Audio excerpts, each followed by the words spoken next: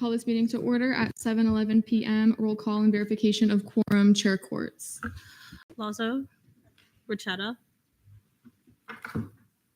Reed, Corelli, Doss. Can you guys please use your mics? Oh, who has their mic on? Well, yeah.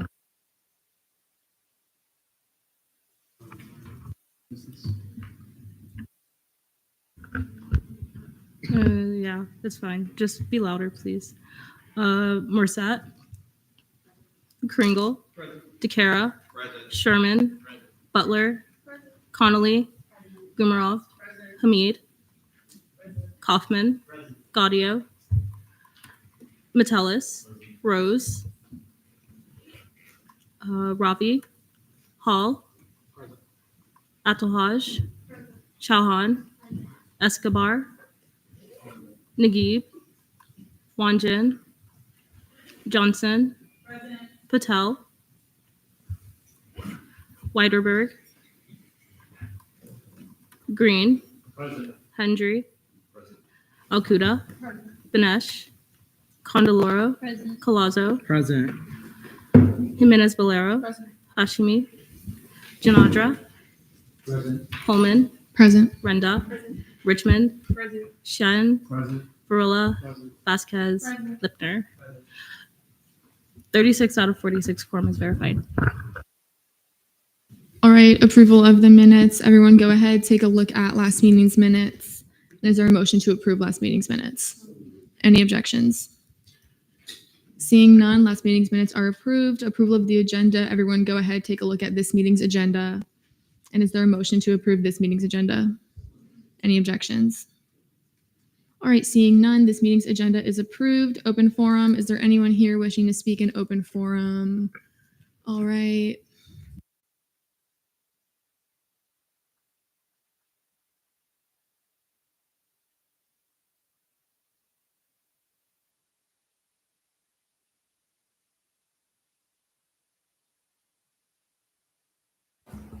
Okay.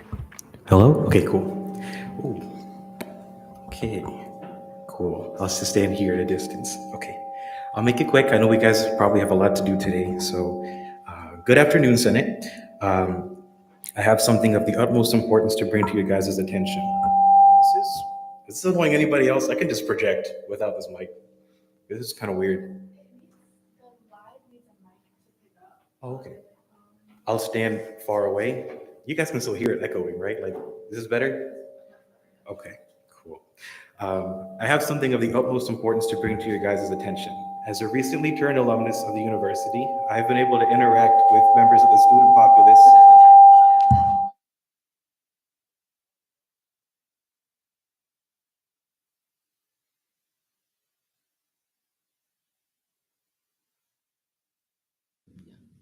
Is this better? Okay. Woo.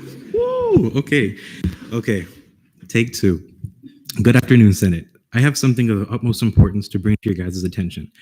As a recently turned alumnus of the university, I've been able to interact with various members of the student populace away from campus, most of them exclusively so. As such, it's nobody's fault, but I have noticed we are at risk of letting something really important slip past some of you concerning a member of said student populace. This Saturday, on November 9th, is Senator Johnson's birthday. We all in this room know of the powerful changes Senator Johnson is aiming to bring to the university. Goals and tasks such as these require incredibly strong wills, an undeterred spirit, and an impassioned heart. It has been my sole pleasure and joy to experience what that looks like behind the scenes. I'm happy to report that Senator Johnson is as amazing in student government as she is a partner and a best friend. I am largely doing this to embarrass her a little bit in front of her peers, but also to give her flowers in an arena of great personal significance to her. From my own experience, Autumn has an uncanny ability to brighten every room she walks into and take most of the stardust from it when she walks out.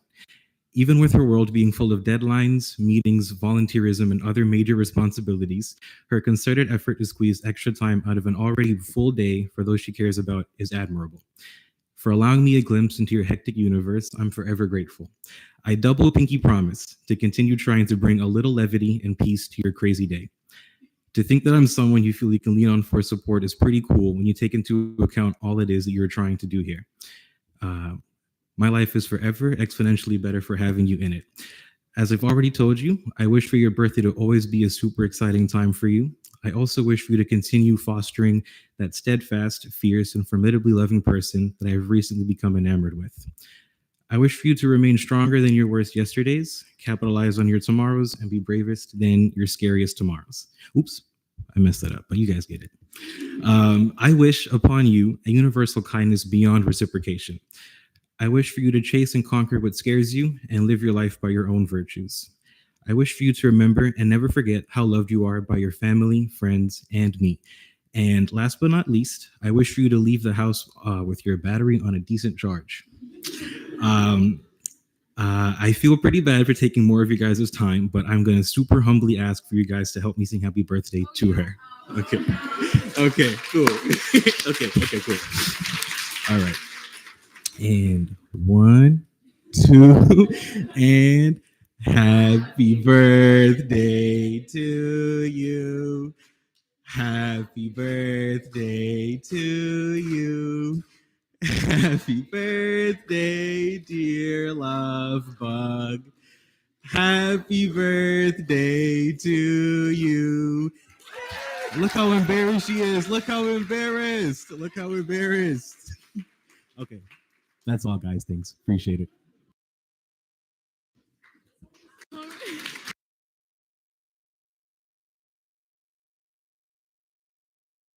All right. Okay, happy birthday, Autumn. All right, all right. Okay. Is there anyone else wishing to speak in open forum? I don't think anything can top that. All right. Seeing none. Announcements from the student body president, President Lister.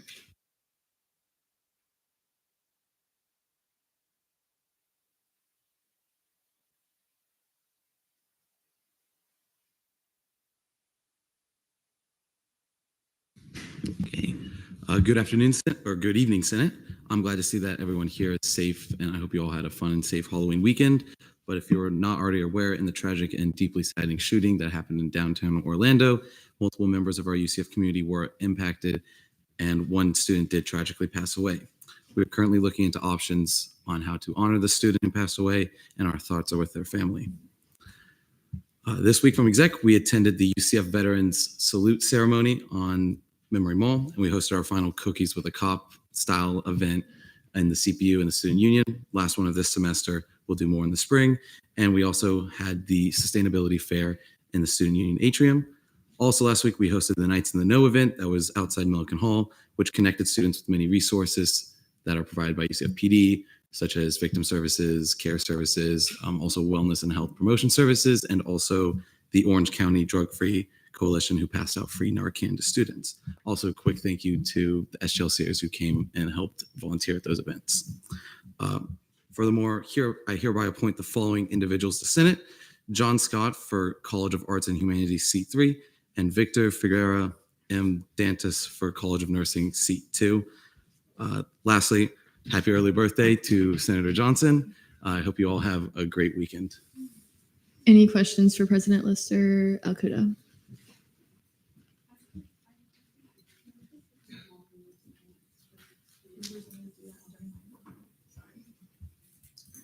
Lazo. Do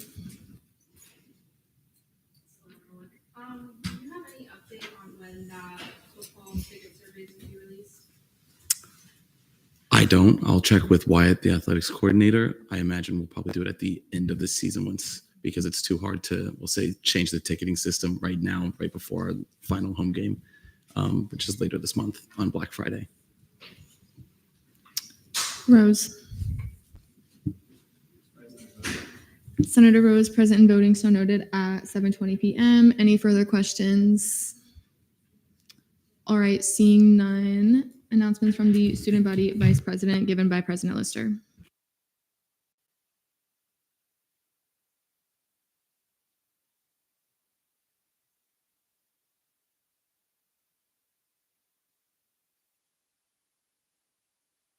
Hey, look at that, I'm back. Okay. Good evening, This week, I worked with Chair Kringle and Digital Media Coordinator Marco Netto to create a script for an activity and service fee budget committee promotion video. I met with the RWC to discuss some of their issues for the Activity and Service Fee Budget Committee this year. Today, he attended the Sustainability Fair and Faculty Senate where campus emergency procedures and management were discussed. Tomorrow, I will be giving a report on student government's goals and achievements this year to the Alumni Board. And additionally, he will be meeting with Student Legal Services to discuss their budget. Any questions regarding the Vice President's report? Seeing none, thank you.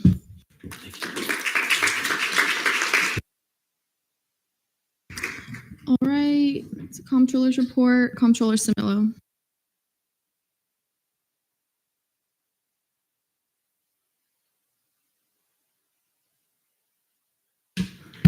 Hello. Okay, so I did meet with Fong to look over the OPS for the RWC, for the Finance Office Committee, and we compared numbers over the past 3 years. We found no significant findings, so we will be moving on to our next entity soon in the Finance Office. I also received the report for last month for the OPS for all the branches, so I will be reviewing those and reporting any of my findings to the respective branch head. FAO's balance is at 103,058.58 cents with a negative 0.23% reversion, and CRT is at 262,638.50 with a 0.8% reversion. Any questions for Comptroller Similo? All right, seeing none, thank you. Oh, wait, actually, Gumrov.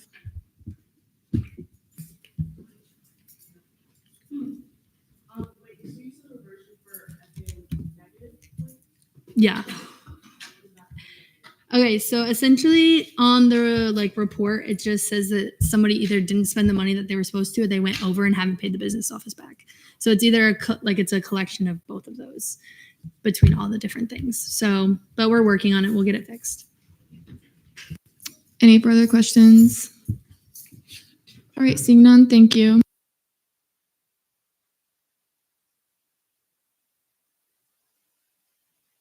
All right, Attorney General's report given by President Lister.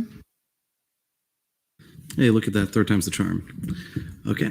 He just said, hey, Senate, this week I sent out the first of the month revisions as well as updated internal bills 5608, 5609, and 5610. They are updated on the website now. Any questions regarding the Attorney General's report? All right, seeing none, thank you.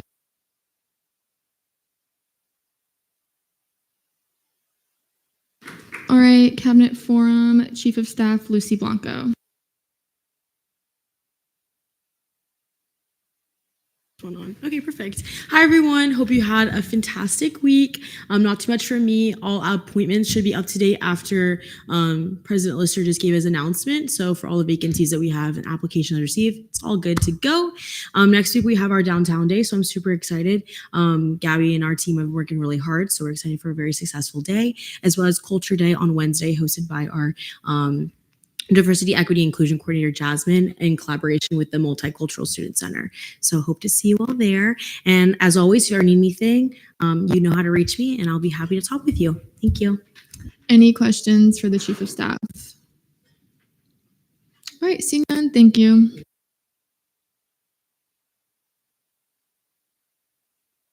All right, Deputy Chief of Staff Christina Cabrera.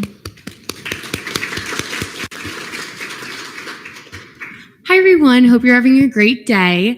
I wanted to say thank you so much to the Sustainability Caucus for a great sustainability fair today with Bella Camarado. Thank you, SGLCers, for coming out. It was a great event.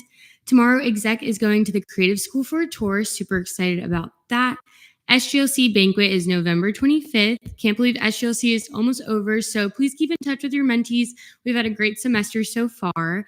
I also wanted to let you know that the Nighthon Committee is selling candy grams. You can buy them for someone in SGLC, someone in SG, so go support them. It's in the Teams chat.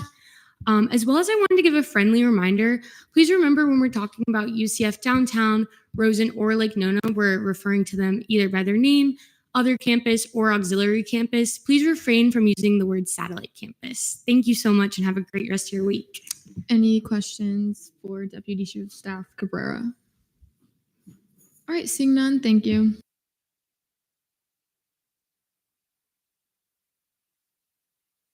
All right, Director of Communications, Anna Valek.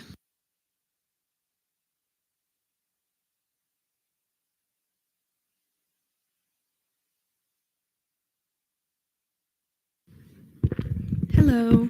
Hi, Senate. Happy Thursday. This month, I'm going to be working more with the SGLC Marketing Committee. I was able to attend one of their meetings for the first time today, and they're doing some awesome work. So keep a lookout for videos coming from them. I'm very excited to work with them. Our social media, also the past 3 months of the fall semester, we've grown our reach over 250% and interactions over 25%. So looking good with that. And I'll also be working to keep the kiosk outside the office updated with Senate seats whenever possible and ELA Richmond Senate Spotlight. So keep a lookout for that. I'll update it when I'm in the office. Thank you. Any questions? All right, seeing none, thank you.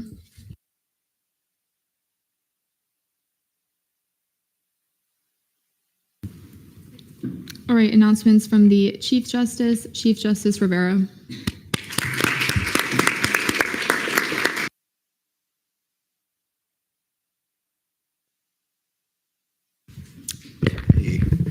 Hello, Senate. Good evening. The Judicial Outreach Committee will be hosting Crafts with the Council at the Foxtail Coffee in the Breezeway from 1 to 3 p.m. on November 18th. Feel free to come out. And our final General Council meeting will be November 20th. And with that, the Judicial Branch is planning on wrapping up our initiatives for the fall and starting to lay the groundwork for our spring semester. Any questions for Chief Justice Rivera? All right, seeing none, thank you. Thank you.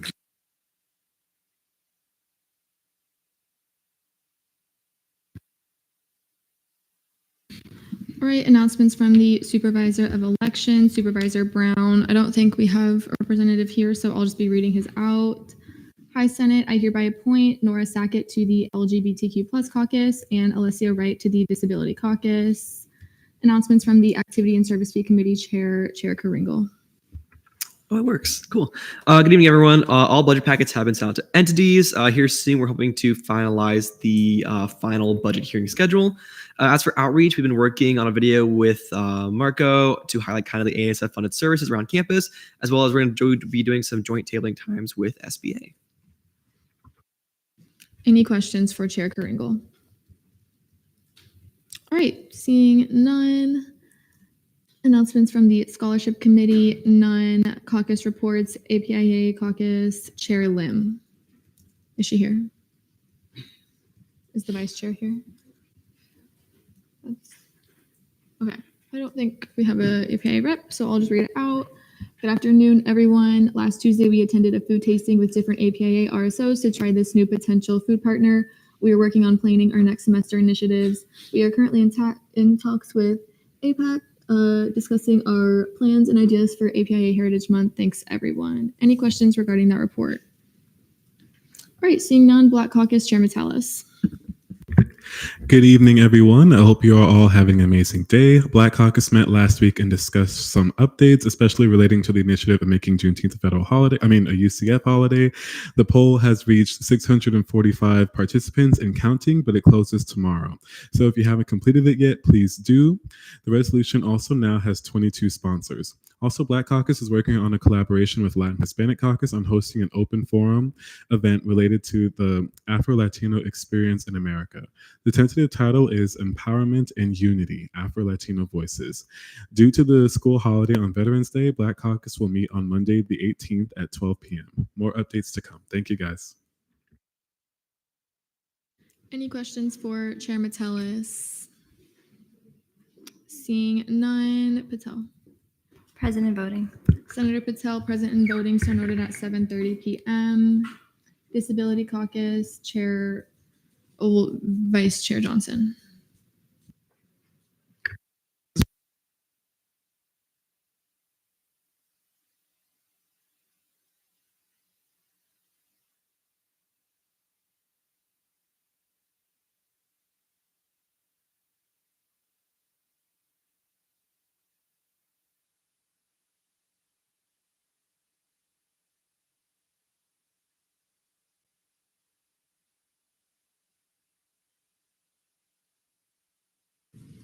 Any questions for Vice Chair Johnson? All right, seeing none, Linus Maynett Caucus, Chair Jimenez Valero. Okay. Hi everyone. Not much for me. This week I attended a meeting with Pro Tem Morissette about her initiative to become more involved with like local high school student governments. And it went super great. We met with Dr. Edwards and she was amazing. I also attended a Black Caucus meeting to begin collaborating on an event centering on Afro-Latinas. I'm really excited about that. And then we have a meeting tomorrow at 1:30 in the conference room. I know some new SG agents have been appointed, but since we meet bi-weekly, I haven't been able to reach any of them. So please be there tomorrow at 1:30 in the conference room. Thank you. Any questions? All right, seeing none, LGBTQ plus caucus, Chair Banesh. I will be giving the report on their behalf. Hey y'all. So our most recent meeting was last Thursday. Queer Market Day the other week was a resounding success. So we were all very excited about that. Currently, right now, we are looking over future events that we want to pursue next spring, particularly around Valentine's Day. So yeah, that's it. Any questions? All right, seeing none, Military and Veterans Caucus, Chair Collazo. Hi, everyone. Yesterday, I presented Proclamation 5621, recognizing the week of November 4th through the 11th as Veterans Week at the Veterans Salute Ceremony. A special thank you to the student body president and his cabinet for attending the ceremony. Additionally, the atrium takeover was a success. Thank you to all the SGLCers who volunteered to table. Any questions for Chair Collazo? All right, seeing none, Women's Caucus, Chair Lazo. Alrighty, good night, everybody. So next week is our Women's Business Showcase. Thank you to the SGLC members who have already signed up to volunteer. We're definitely going to be needing that help. As a reminder, that Women's Business Showcase is going to be next week on November 12th. That's a Tuesday from 10 a.m. to 4 p.m. outside in the Student Union patio. As for the Women's Film Festival, we're likely going to move it to the spring just because of a couple scheduling conflicts with the RSOs that we're working with. We're also going to be considering plans to collaborate with ICTC to bring Pineapple Theater, who is one of our main RSOs that we're collaborating with, and they're from Rosen to the main campus. Sorry. I just lost train of thought. So we're really going to be working on a collaboration like that just so we can get the word out more. And that's it from me. Any questions for Chair Lazo? All right, seeing none, Arab Ad Hoc Caucus, Chair Al-Quda. Hello, Senate. So we're still working on arranging a new meeting time for the caucus. So if you are in the caucus and you haven't filled out the when to meet yet, please do so as soon as possible. In the meantime, I've been meeting with faculty members and connecting further with RSOs to establish a lot of connections we plan to utilize and collaborate with throughout this year and beyond. That's really all for me for now. So more to come soon. Thanks. Any questions? Green. Yeah, was that when to meet in the caucus chairs and vice chairs Teams chat? No, it was just in the Arab Caucus channel, but I can put it in the caucus one if you want me to. Yes, please. Thank you. Any further questions? All right, seeing none, Sustainability Ad Hoc Caucus, Chair DeCaro.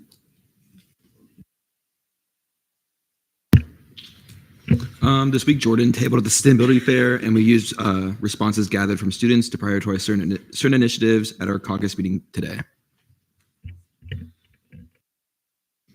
Any questions for Chair DeCaro?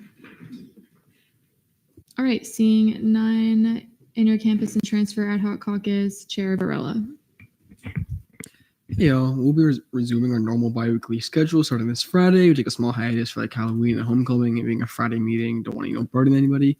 Also a reminder, we'll be at 3:30 now, not 3 o'clock. So Fridays bi-weekly at 3:30 starting this Friday. Also, fun update from Rosen campus. I was informed that they will begin a major 2-year renovation starting in May, and I'll be having either monthly or bi-monthly meetings with the Dean of Rosen to ensure student input is being considered as they develop and finalize plans. I was also able to secure good contacts for tabling at Rosen, so if any caucus or committee there that wants to table there, please let me know. I can pass on that information.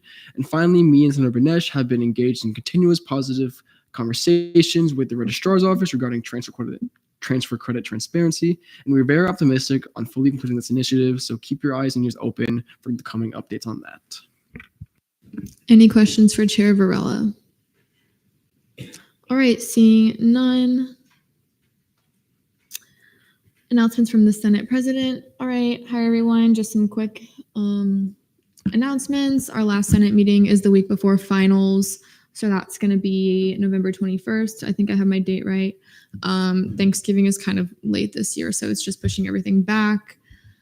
I am going to try to move everything swiftly tonight. We have caucus time. We have a lot of legislation, so bear with me through that and be cooperative because we have a lot to see and not too much time.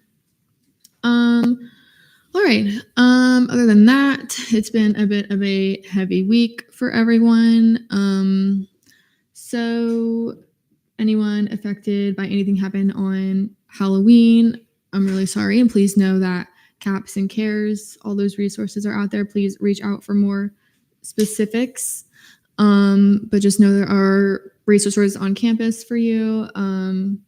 Even if you weren't there, it's still scary to even think about anything happening this close. And I think if you guys all saw the email, one of the victims was a UCF student. So in lieu of that, I think it's appropriate that we have a moment of silence.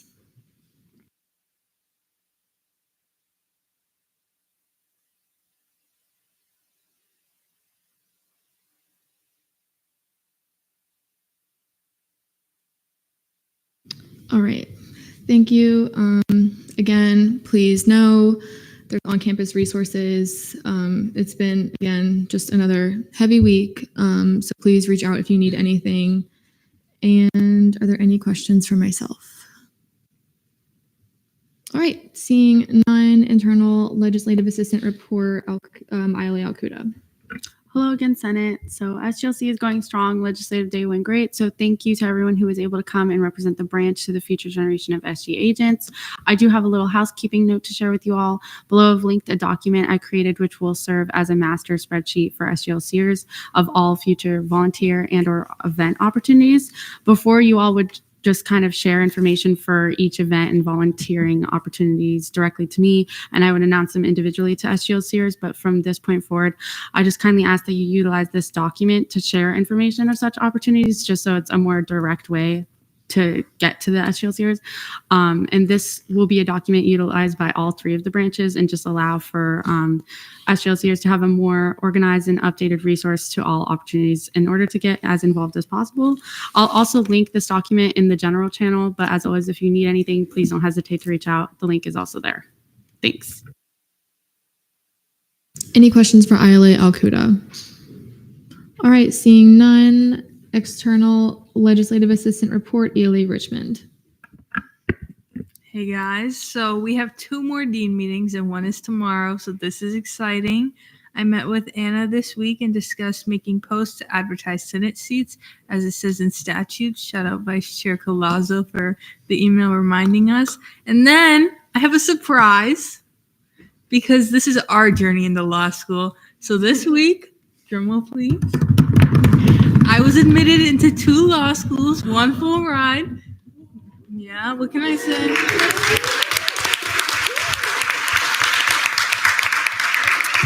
I'm kind of the best person ever. So one of them was my safety. That's when I got the full ride, $61,000 a year. So I'm rich. So if y'all need money, let me know. That was Barry. And then I got into Ohio State. So apparently I'm moving to Ohio. All right, congratulations. Are there any questions for Ely Richmond? Thus. Is everyone okay if I share it on the floor? If you want to. I don't care, but people can get mad. Okay, so are you telling me no, Maddie? Okay, I got the green light. Okay, so I retook it. I wasn't going to. And it went up. I got a 167.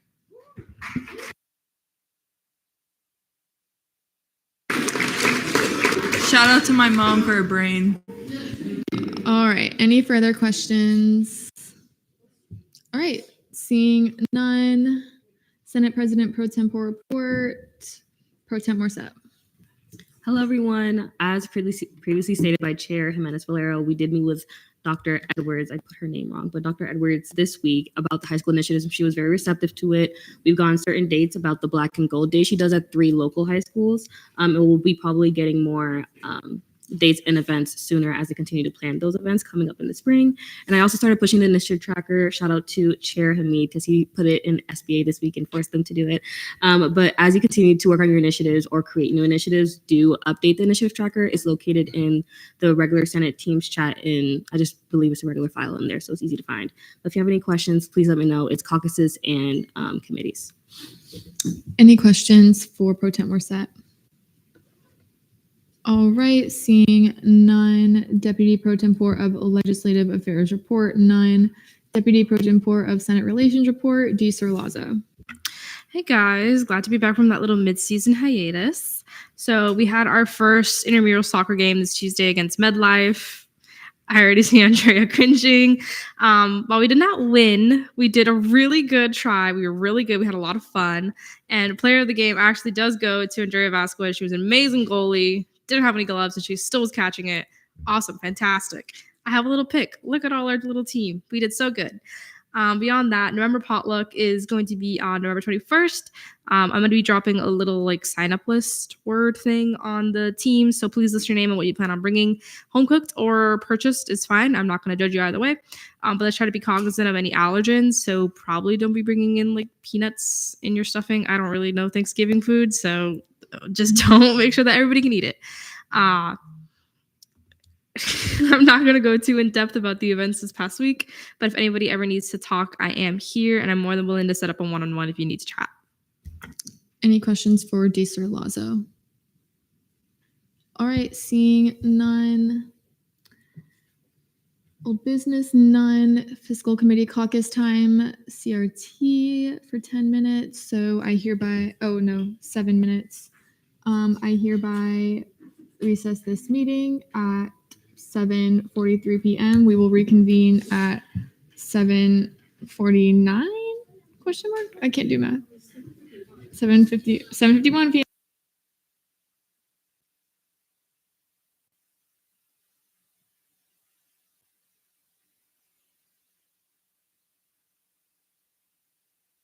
Okay.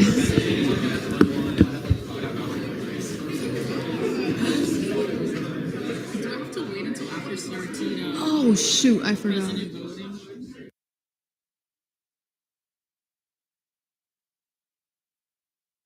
Get out or be quiet.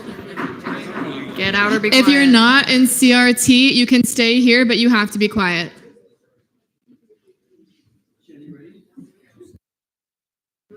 All right, we're just gonna go ahead and just get straight into it because we only have 7 minutes, and these are gonna go fast. I hereby call this meeting to order at 7:44 p.m. Roll call and roll call and verification of quorum. Vice Chair Chen. Present.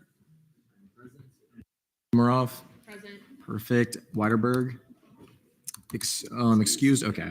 Kaufman. Present. Perfect. Lipner. Sorry. Lipner. Present. Perfect. Senator Ravi. Excused. Excused. Senator Johnson. Here. Perfect. ORS rep. Perfect. Pro temp rep. Perfect. With a quorum of 1, 2, 3, 4, 5, 6, 7, 7 out of 8. And then also, if you're here for a bill, you guys are not going to go now. We're just going to do extra. We're just doing other CRT business. So just in case you're wondering. All right. So quickly, just seeing 4 allocations very fast. Any questions? Seeing none. Announcement to the vice chair. None. Announcements from committee members. None. Announcements from non-committee members. None. Cool. Old business. I guess this is all technically old business actually. So I'll take a motion for allocations. Is it a motion for a 555? Any objections? Seeing none, we're in a 555. First up is 56288 Qualitative Club. Turns out they're not even in RSO Night Connect. So motion to PPI allocation 56288. Any objections? Seeing none, they are postponed indefinitely. Second one up, 56292 is Mario. We saw him a couple of weeks ago, last week or the week before, I can't remember, but he was the person doing the Coco film down south. The prices did go up. They increased to about $899. They bought the tickets today with the business office, so we're going to increase his total amended to 900. Committee willing. So is there a motion to approve to increase allocation 56292's total approved to 900? Like 700, I think. It's just to cover the extra we told him we would. Any objections to that? Seeing none. 6, 2 down. All right. Next up, 56294 Association for Doctoral Students in blank. Hold on, I got their full name here. But either way, there's at least 2 financial trained officers. They are familiar with the posting process. There's no international students. They're going from the 422 to 28. The requests are the exact same to this day. They're requesting $1,500 for registration, $1,100 for lodging, and $1,500 for travel. I told them about bills, but they do want to do allocations, so we can just give them the $1,500 they want. Nothing's been purchased already. There's no conflict with time. They have officers. Let's see. I think there was another extra questions we asked them, but I can't remember. Any questions for this one? The motion to move to debate. Any objections? See, now we're now in debate. Any debate? You can just say it. Looks good. Move to vote. This has been motions to vote. Are there any objections? Seeing now voting procedures. All those for? All those against? And all those abstaining? With a vote count of, what were you, Rose? 6-0 to 2. This allocation has been approved. All right. And last but not least, Joshua, he wasn't here last week and he sent me his questions on Wednesday. So I'm just so kind and forgiving. He's financially trained, familiar with the post-voting process, not an international student. Going the 26th to the 1st, February to March. Registration is $285. Lodging is $259 for 3 days. It's $777 total. Listen, and then for airfare, it's $272. For early bird, it's December 18th, so they're fine there. $295 is perfectly fine. They're not graduating anytime soon. They're going to cover everything else out of pocket. No conflicts. Nothing has been purchased. Yes. Saying he's the only person requesting for this in CRT, I'm going to assume no. Yes. Is he a grad student? He's not a graduate. I mean, no, he's a graduate student, yes. Sorry, my bad.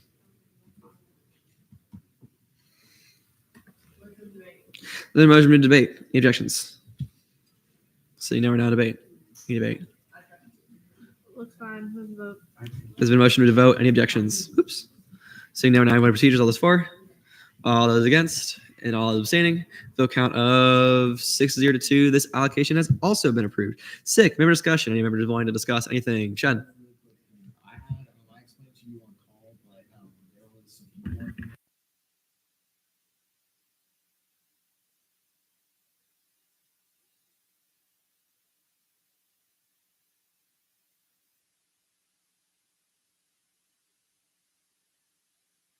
Word. Any other members wishing to discuss? Amanda. There's been a motion to adjourn pending final roll call. Any objections? Seeing none. Chen.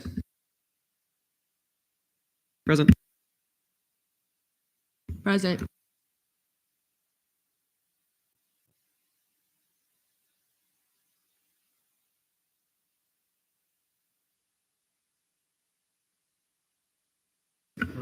Present. All right, everyone, adjourn this meeting at 10:50 p.m. Look at that, 7 minutes on the dot. What an estimate. All right. Well, 7 minutes since Senate adjourned. So, boom. This was the time.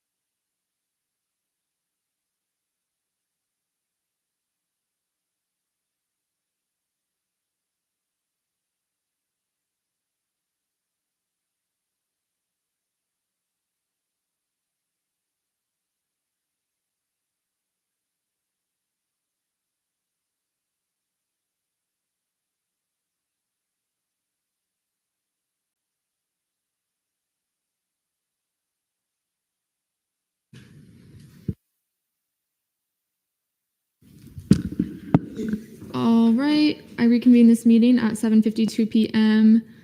Fiscal Committee reports. Oh, Banesh. President voting. Senator Banesh, present and voting, so noted at 7:53 p.m. Fiscal Committee reports, CRT Committee Chair Karingle.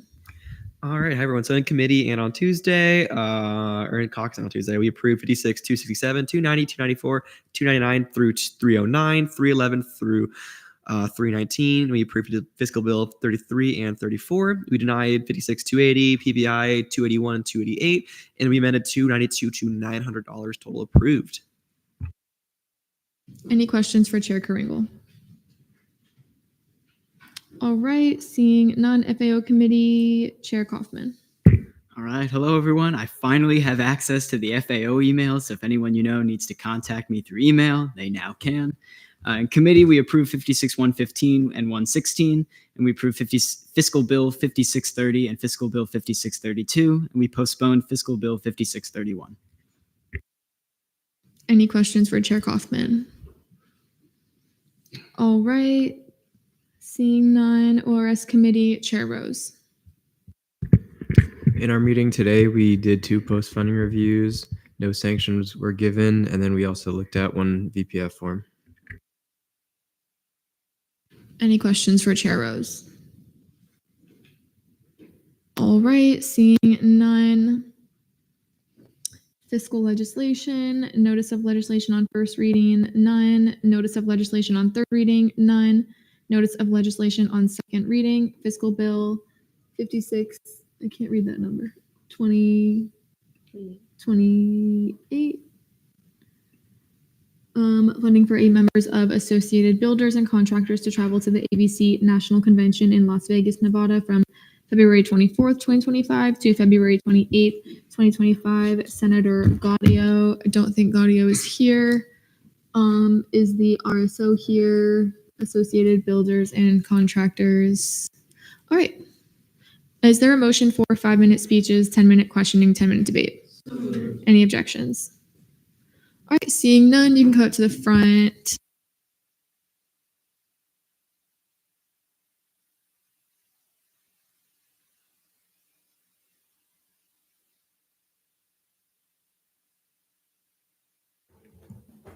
Hello? Hello?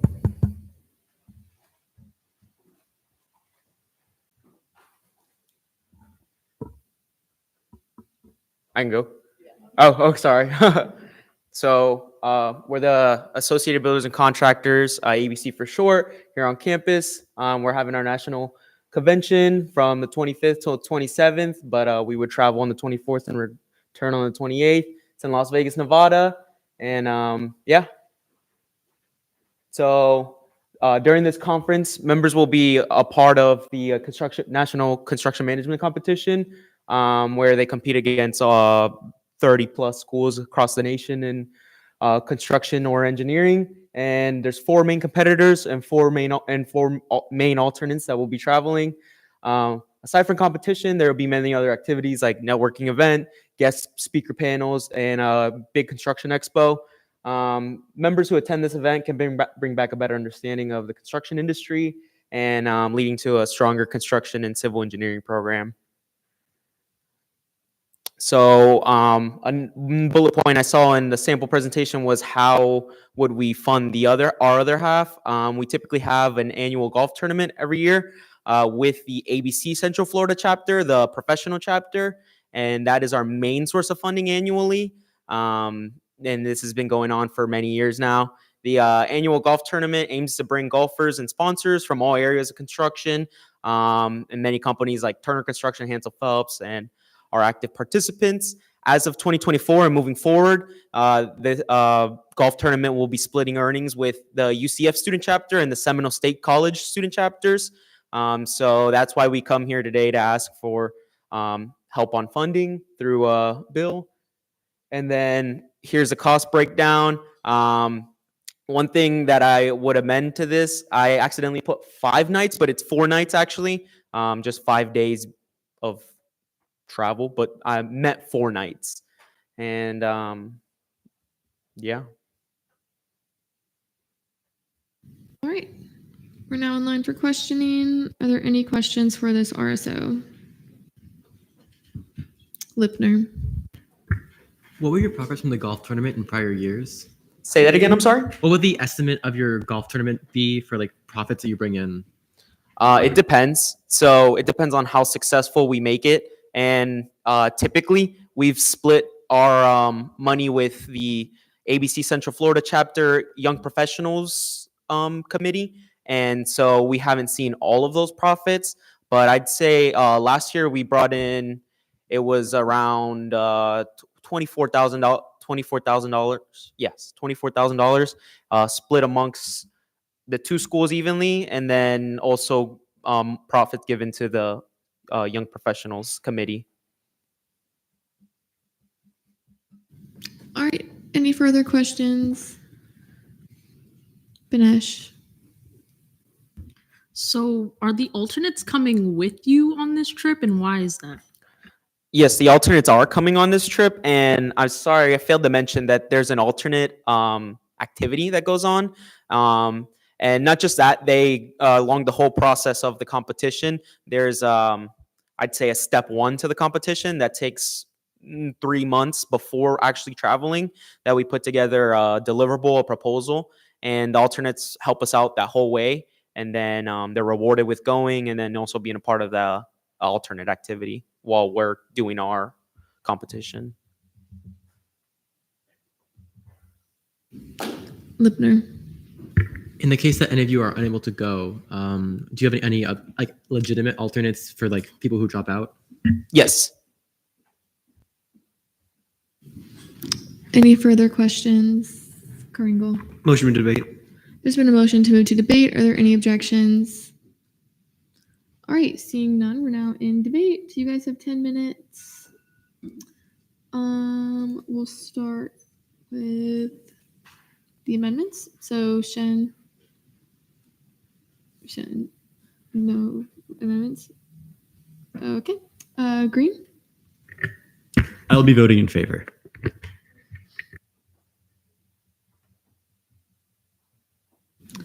We need to see the amendment. Kringle. Oh, Can we just see Shen's amendment as a technical there? is it? No, yeah, the 7 was correct on that one. Okay. I think it just, I think it got changed to a 5 somehow in Just committee. Yeah. mathematical, or- But the 7, yeah, the 7's correct. All right. I'll see as a technical. Metellus. I was going to ask if I could retain, but never mind. But yeah, I'll be voting in favor. The numbers look good. I'm glad we could correct them. And yeah, I would love to see this RSO at this competition and at this convention and see them become successful. More set. Can I direct the question to Vice Chair Shen? Yeah. Is this the bill where you said it was like the weird total thing or no? Okay, then can I direct a question to Chair Kringle? Yeah. With the 7, I get 19,000 as a total versus the 17,000. I don't know if I'm doing math wrong or not.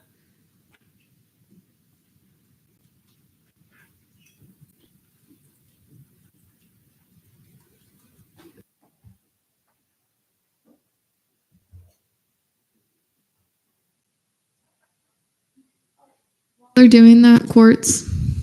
Can I ask a clarifying question to you? 1, 2, 3, 4, 5. What does the 5th whereas clause mean?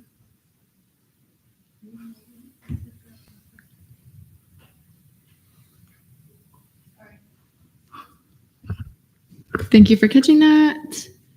Do we see either D-Leg Butler or Pro Tem Morset? 1, 2, 3, 4, 5. The 5th whereas clause down. Okay.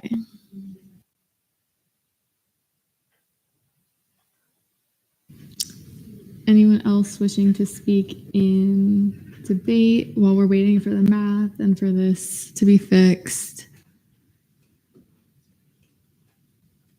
All right. If not, I guess we'll just sit tight. while Motion to waiting. see my amendment as a technical as well. Yeah, the 7 and the 5 for lodging and travel got like mixed up. So yeah, we can take that lodging and turn it back into a 5. I can see how that got. Yeah. They're not different from the numbers that you voted on. Yeah, And it's exactly. just a Yep. mathematical. We Okay. I'll just see it did as a wrong. technical. Yeah. Everything's Okay. I'll see that as a technical. Lipner, May I ask you a question? you may. Is it standard to have periods within whereas clauses?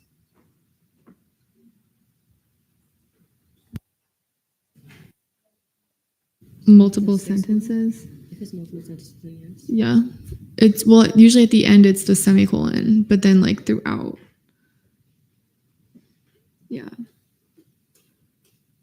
All right, and we're just waiting on the fifth whereas clause.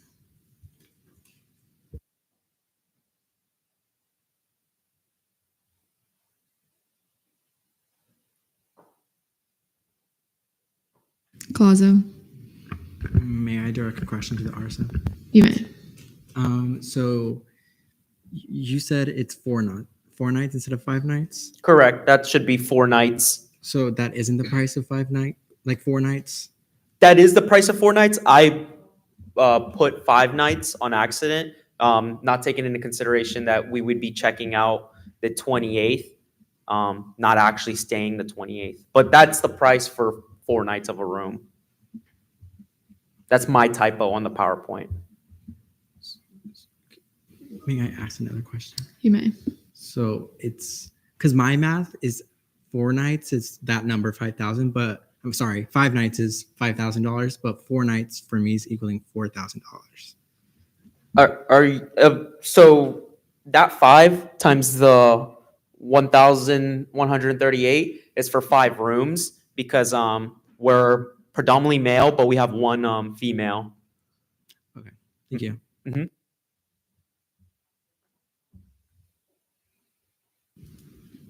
Okay.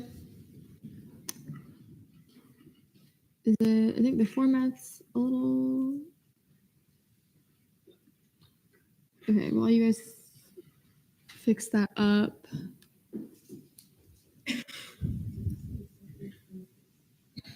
It's there, I think. It is. Well, we're gonna see it as an amendment. Can I see what I wrote and also what I wrote as an amendment? Oh,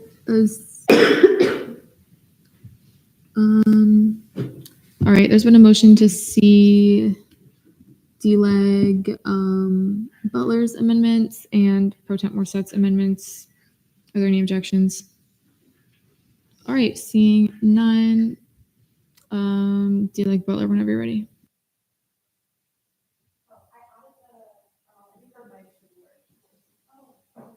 I added the purpose and then the name of the conference was added. That's it. Any questions? If not, I'll take a motion. Courts. Motion to move to debate. There's been a motion to move to debate. Are there any objections? Seeing none, we're now in debate. Lipner, Yeah, this all looks good. May I retain? you may. Move to vote. All right, there's been a motion to vote. Are there any objections? Seeing none, we're now in voting procedures on the amendment, just the amendment.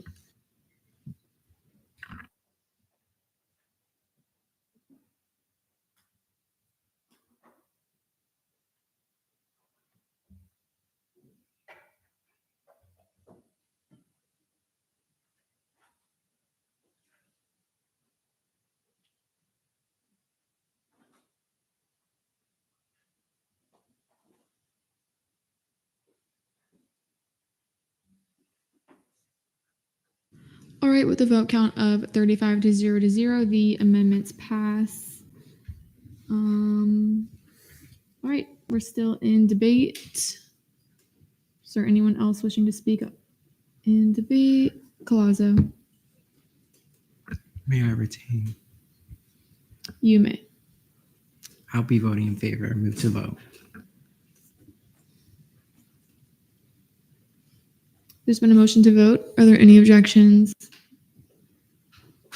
Seeing none, we're now in voting procedures.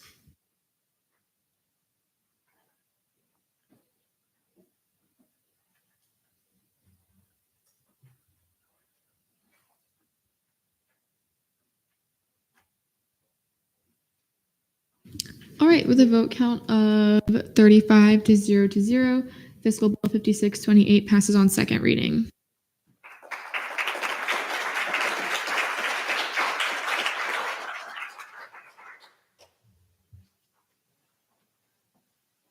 All right. Fiscal Bill 5629, funding for 20 members of Financial Management Association to travel to the Finance Leaders Conference in New York City, New York from February 26, 2025 to March 1st, 2025. D-Leg Butler, you have 5 minutes whenever you're ready. I yield to the RSO. All right.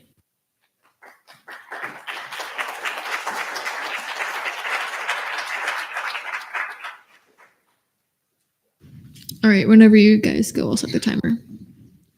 Is this already on? Oh, it's good. Yeah, it's great.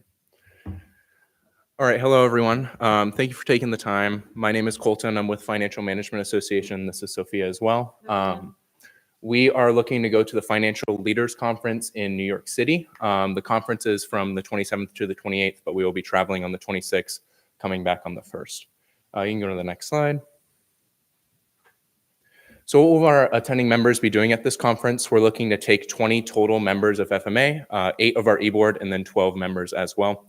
They're going to be attending workshops, panel discussions, a lot of keynote speakers. There is going to be an investment analysis competition in the conference as well. This is a really good opportunity to network with industry professionals, other FMA chapters from across the country. And then also it's going to be opening up career opportunities for our members as well. Thank you. So what will our members be bringing back to UCF? They're going to be obtaining knowledge on the latest financial trends in our market and the latest financial tools. We're also going to be building networking connections so we can bring those back here and kind of share those with our other RSOs.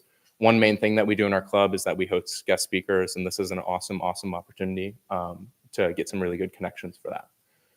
Practical insights and case studies to enrich UCF's financial curriculum for other RSOs like Financial Knights Association, FMA, and then other ones like SAS and BAP. Currently, some fundraising initiatives that we do a lot of partial proceeds events. We actually had one earlier today. We are exploring merchandise sales as well. And then we also do other fundraising events. Pi the e-board is actually coming up this week on Sunday. So the main objectives for our conference, again, is going to be networking with professionals and students, those other FMA chapters, kind of just establishing those connections, develop our skill sets and our knowledge. Alongside this conference, on the day we travel in, the day we travel out, we are going to be doing site tours in the financial district. 2 companies that we're pretty confident are going to be BlackRock and JP Morgan. And then also we're going to be championing UCF's presence. We really want to make a good footprint for our school, especially at conferences like these in New York. Here's just a screenshot of our hotel that we're going to be staying in. It is in proximity to the conference. The conference is going to be, I believe it's at Brouch. I could be butchering that, Brouch College. Go to the next slide. This is a message that we got from our FMA coordinator for the conference, our conference dates. Up there, you'll note that the registration fee is going to be $175 to $185. We're going with $185, and we have reflected that in our totals as well. And then here's just a little snapshot of all of our costs for the trip. And then just some supplemental material that our contact provided us as well. Thank you all. All right, we're now in line for questioning. I'll do Banesh. Hello, I was just wondering, so the conference is from the 27th to the 28th. So why are you guys coming back on the 1st? Just because the conference is going from Never on mind, both it's those days, so February. we can't fly out. You're all good. All right, Gumrav Lipner. Yeah, so you mentioned that the registration that you're going with is going to be 185. So on the bill it says 220 for registration. So is there something that we're not accounting for? Is that membership fee Yes, that the, I'm the seeing? FMA membership fee. So in order to participate, it's going to be that 185 and then plus the 40. Lipner, yeah. And then to follow up with that, correct me if I'm wrong, but wouldn't the 185 plus the 40 be 225, not 220 flat? Well, in your totals, it said as 220. You may have split the difference Did I instead say of going for the 220? higher one. Do you Oh, want I'm the sorry. 225? I have an updated presentation. I submitted it to the student government assistant chair and then also the CRT as well. So you have more updated numbers? Yes, I than have the these. updated presentation, the numbers. My apologies. Varela. I know you said that that it could be either 175 or 185, and for the bill you went for like the higher of the two numbers. If it turns out the conference registration fee is the 175, what will you be doing with the extra $200 that you've been allocated? It's going to be helping us with our travel. I believe we're going to be flying into Newark, so we'll take the train from there. Yeah. Okay. Any further Or questions? transportation is probably a better word for that. Follow up? Okay. Okay, then Lipner. Two, if I may. You may. So just to clarify for both me and everybody else, the numbers that we saw in that prior presentation are not the correct ones, and we're going to be we'll be getting more updated numbers soon. These were the numbers that we talked in our CRT meeting. I did submit the proper presentation to you guys beforehand. I know it was short notice, so I do apologize. No worries. And then the second one was just more of a general question. In regards to the funding, just to clarify, are you aware that we're unable to fund anything in regards to like train tickets if they're not a specific like commercial vendor? You have to be very careful about like where you book them is all I'm saying. Just make sure you buy them directly from the party that is funding that train. Absolutely. Okay, cool. Varela. What was the selection criteria for the 20 members that were selected to go on this trip? So it's going to be an AE board, and then it's going to be our top 12 members. We are a point-based club. In the case that those top 12 members can't go, we'll just work down the list. All right. Any Kringle? Move to debate. There's been a motion to move to debate. Are there any objections? All right. Seeing none, we're now in debate, and this looks like the updated PowerPoint. You guys have 10 minutes. Courts.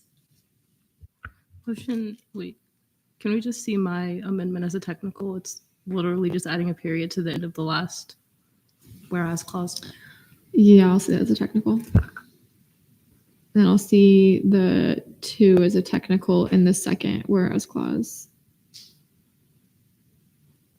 All right. Anyone? Gumrov. May I retain? No, we have to see amendments. Oh, amendments. Okay. Well, I saw them in CRT. All the numbers look good. I remember asking about the registration when I was in CRT meeting. Other than that, it looks like a good opportunity. So I'll be voting in favor. And I encourage you all to do the same. All right. Kringle. Okay. In the meantime, anyone else wishing to speak in debate? Thos. Hello. I talked personally with Brianna, the vice president with FMA. I know that these guys are very passionate about this convention, and I will be voting in favor. All right, Kringle. Motion to see my amendments as motion to see my amendments. All right, there's been a motion to see Chair Kringle's amendments. Are there any objections? All right, seeing none, whenever you're ready. Yeah, just changing the amounts. Can I see Lipner's now as friendlies? Yeah. Or Cool. if that's okay with okay. But yeah, that's it. I'll do the rest of my time. All right, we're now online for questioning. We're set. This is probably just a technical, but for the travel line, it reads as like 55,000. So I don't know if you meant to take out the 4 and replace it with a 5.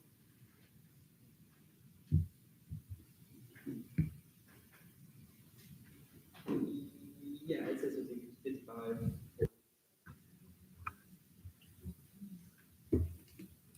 Yeah, it's 55.40 for the flights.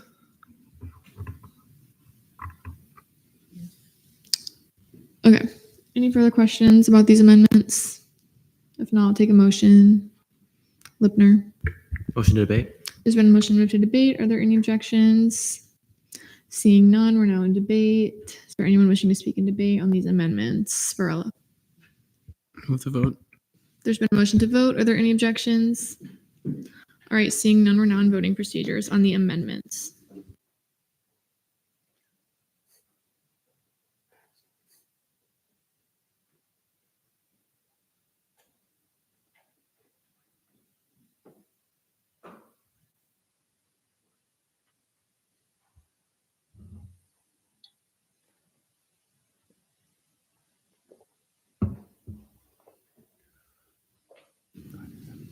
All right, with a vote count of 33 to 0 to 0, the amendments pass. We're still in debate on the bill. All right, Benesh. May I retain? You may. I'll be voting in favor. I forgot February was 28 days, so I was a little bit on the edge at first. 28. Anyway, I'll be voting in favor. I'm sorry for my blunder. And with that, I move to vote. All right, there's been a motion to vote. Are there any objections? Seeing none, we're now in voting procedures.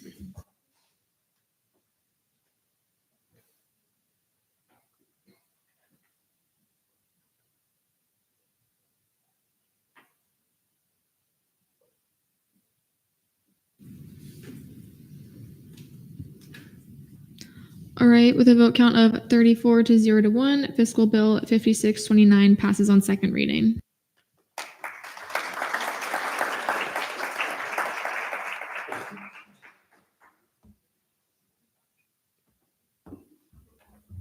All right. Fiscal Bill 5630, funding for Pineapple Theater Club to host the Legally Blonde Spring Musical at Darden Auditorium on April 4th, 2025. Chair Vasquez, you have 5 minutes. Motion to table this for later in the meeting. All right, there's been a motion to table Fiscal Bill 5630. Are there any objections? Seeing none, Fiscal Bill 5630 is tabled. Fiscal Bill 5632, funding for American Society of Mechanical Engineers to host ASME Human Powered Vehicle Competition at UCF Engineering 2 building on April 1st, 2025. Chair Hamid. I yield to the RSO. All right, you have 5 minutes whenever you're ready.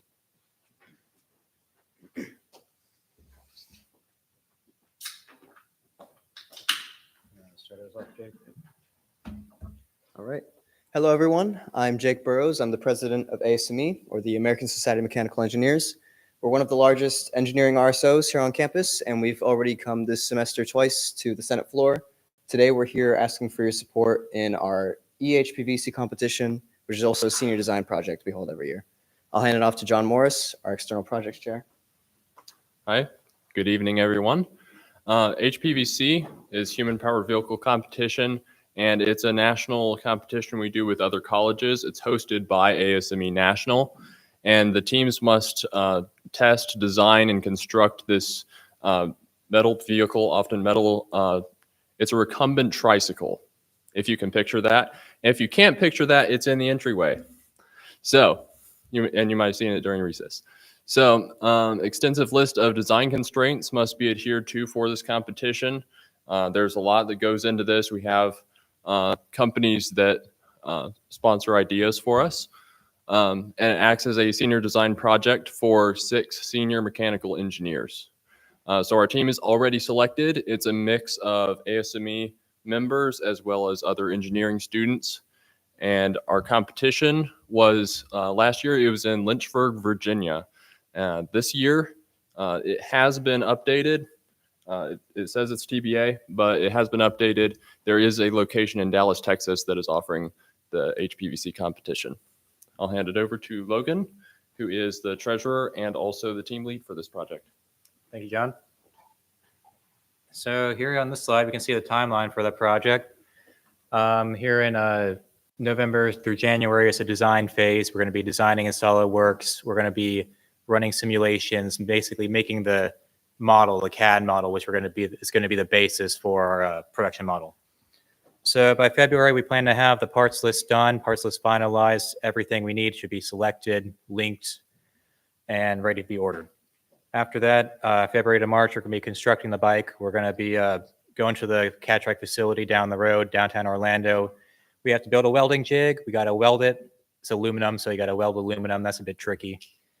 Yeah, so then we got to paint the frame, assemble all the sub-assemblies, wheels, brakes, motors, all that kind of thing. You can see the bike over there in the entryway if you want to see more details on what that consists of. March, we're going to validate, test, and practice. Practice means driving the bike all over the place, training for the competition. And then April's a competition date. So that's when the whole date is. And after that, it's just write our report for senior design and graduate.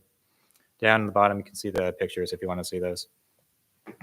Yeah, moving on. This is our budget slide. This document, all you guys should have access to this. It's uploaded to it should be attached to the bill. Total budget requested is $5,700 from SGA. We only ask $2,850. That's half of the total cost. This is based off of last year's budget, so these are not the final parts. These are as close as we can get right now because our design is not finished, but these are pretty similar to the parts we're going to be using. These are the parts that were used in that bike in the entryway. So yeah, these will be updated by February. We should have a final parts list. And I think that's all I have for you guys. Any questions? All right, we're now online for questioning. Gumrov, 2, if I may. you may. My first question is, so since you have a bike in the entryway, I'm assuming that you guys do this regularly. So I just wanted to ask, so they change the requirements and restrictions of the bike each year, right, for the competition? So they change it pretty infrequently, I'd say. So every, let's say, 4 years, they'll update it. Like they just changed it recently to add a electric assist because used to be no electric parts. It had to be strictly human powered, but now we have electric assist. So they do change the rules occasionally, but it's pretty same. And my second question is, so with your materials, do you source them from particular companies each year, or do you just shop like each year wherever you can find the best rate? We just try and find the best rate and the parts that match the spec as close as possible. So there are certain companies that are better at that. So like, for instance, Shimano, it's pretty good bark parts. Catrike makes some parts, that kind of thing. We try and get the best value for the money, you know.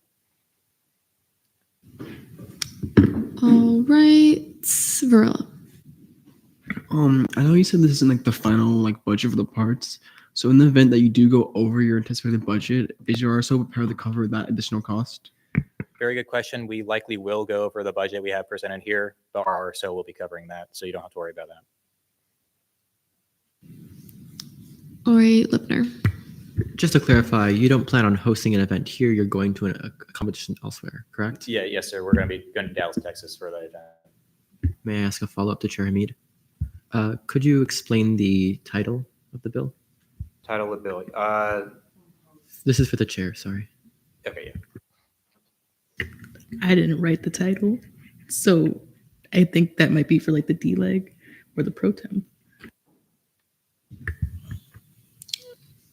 Yeah, Butler. I can change it.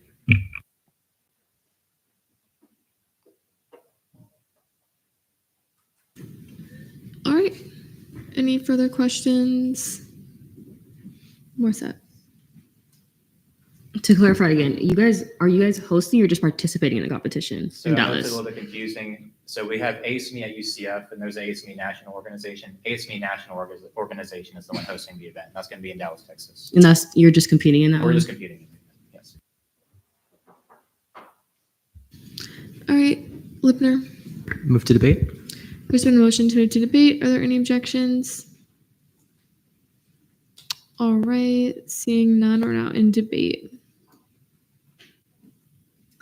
Banesh. Move to vote. We'll see.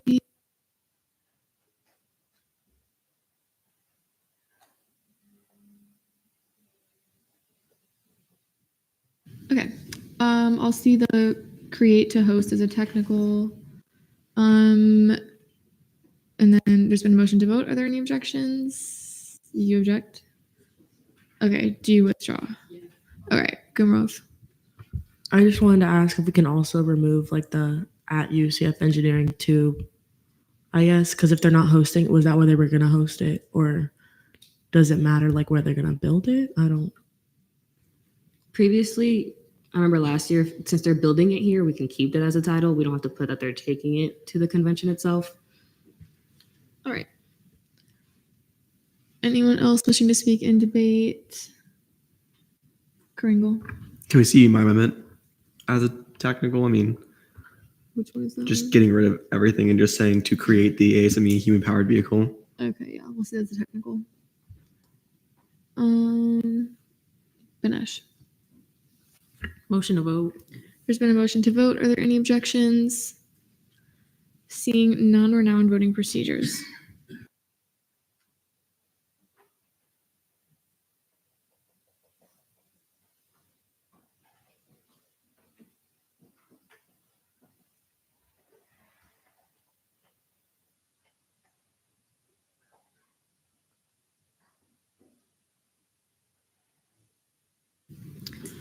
All right, with a vote count of 34 to 0, Fiscal Bill 5632 passes on second reading.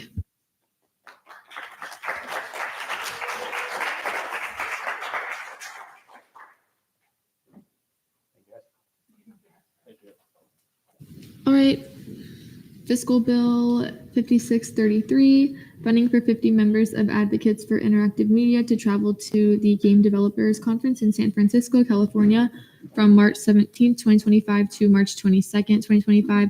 D-Leg Butler. I yield to the RSO. All right.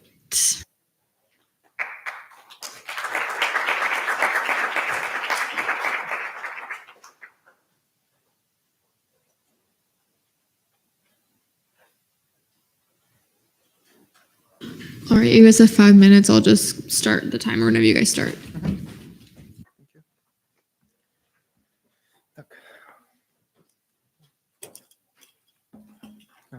Can you hear me? Yes. Hello. Oh, yes. I'm ready. Yes. Okay. Hello. I'm a student from FIRE, #1 school for game design in the world, and we are here with our RSO, Advocates for Interactive Media, and we. Can you go to the next slide? Yes. Thank you. So yeah, I'm a vice president, and our mission of our RSO is to help our graduate students to get into connection with the real interactive, like with the real developers, and to get connections, get the deeper understanding of the industry. And it's on the next slide also. Yes, thank you. We are asking money to go to Game Dev Conference, the largest conference in the world that happens yearly in San Francisco. It launches a lot of different game development companies, and as well as companies that are connected to game development. And it's a great opportunity for our students to go there, get connections, understand the field deeper, get to hear the talks of professionals with experience of 20 years and more in the industry, and overall develop their networking opportunities and get opportunities to land a job. So we are requesting, yes, and the conference will happen from the 17th, March 17th to March 21st.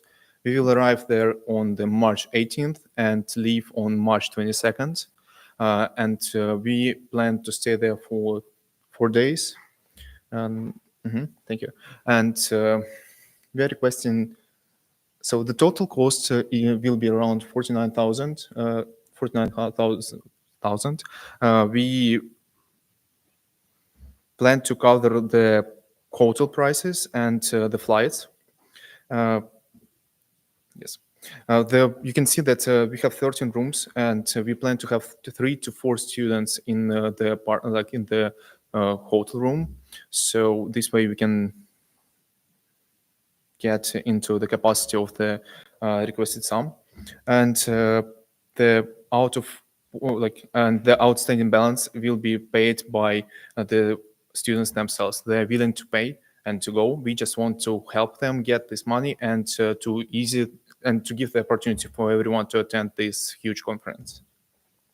And the numbers is not updated here for the requested travel and lounging.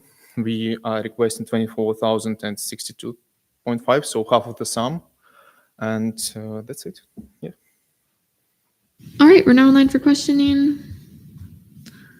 Gumrov, 2, if I may. go ahead. So my first question is, so I see on the bill that your chapter has 50 active members. So with 50 members going, what would you do in an event if one of them were to drop out after we had already allocated you the funding? So we plan to allocate this money to. So our cohort has more than 50 members. Yes. Oh, yes. But we basically accounted for like 50 of them to go. We sent out a poll gauging interest, and there was a little bit more, like around 53 people that said they were interested and like willing to pay to go to this event. So we're going to fund 50 of them. So yeah, our cohort has 71 people, so we have the replacement. Basically, if someone doesn't want to go, another person can go instead. And my second one, can you go back to the dates of the travel on the PowerPoint? Yes. So it said that some of the members are going to be serving as like conference associates and need to be there earlier on March 16th. Are those members being counted for in your travel cost? So the conference associate is like a special role you can apply for. We don't. So yeah, the conference of associate is the person they get access to. They basically get paid to work at the conference. They get the full access, and that's just one of the opportunities that people can get to expand the amount of people that reach the conference. And are those people included in the 50 members for the bill? Yes. Yes, for their travel costs as well. Yes, they will cover, because the conference does not cover the flights.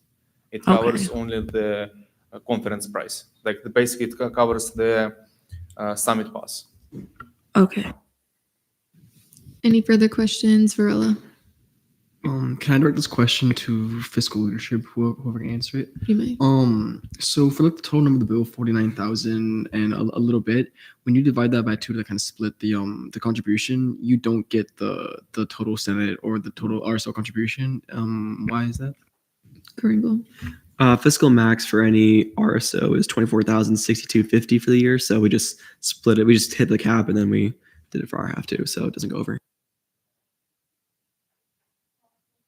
Then would we have to adjust any of the numbers on the actual like bill, like how it adds up? Because technically like, the math just is wrong on the bill.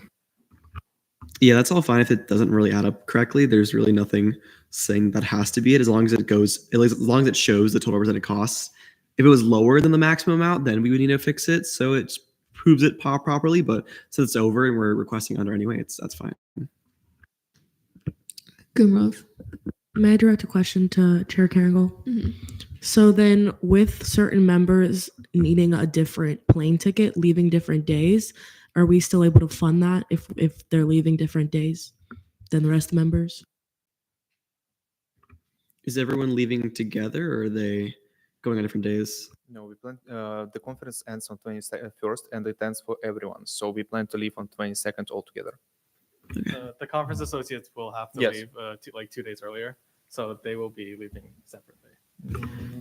How many in the associates are also getting funded with these plane tickets? So the conference, we don't know how many conference associates because it's an application process. It's a low chance. We're encouraging all the members to apply because it alleviates like the cost for registration, but we don't know who's gonna get accepted. And to expand on this, out of previous cohort, only one person was able to attend, and previous cohort had 78 people in them, and I think 56 applied. So it's a very low chance that people get there. Blim. Present and voting. Senator Blim, present and voting. So noted at 8:37 p.m. We're set. To clarify, being a conference associate, the conference would only cover the registration. They wouldn't cover their travel or lodging. No, yes, it covers only registration. Any further questions? If not, I'll take a motion. Courts. Motion to move to debate. There's been a motion to move to debate. Are there any objections? Seeing none, we're now in debate. Gumrov.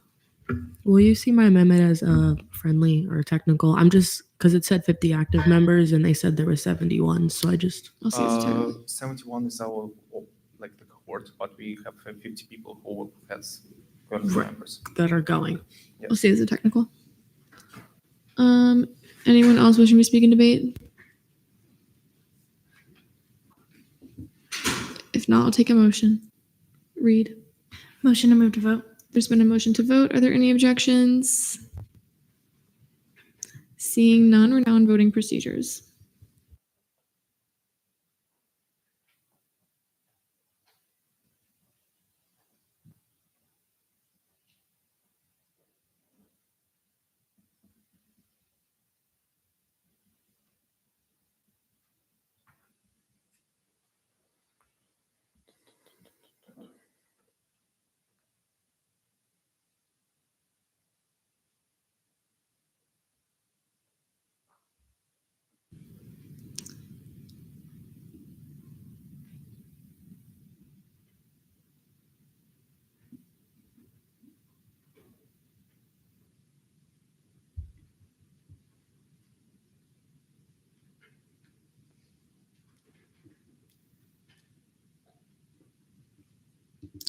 All right, with a vote count of 34 to 1 to 0, Fiscal Bill 5633 passes on second reading.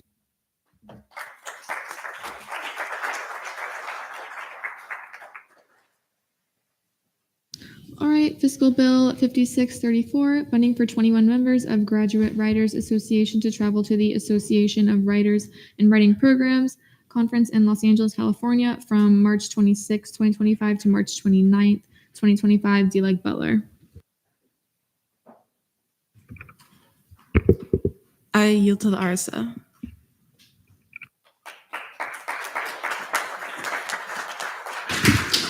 All right, you have 5 minutes whenever you're ready. I'll just start whenever you're ready. Question, how do I switch from slide to slide? That is my one question. I think, Awesome. yeah. Thank you.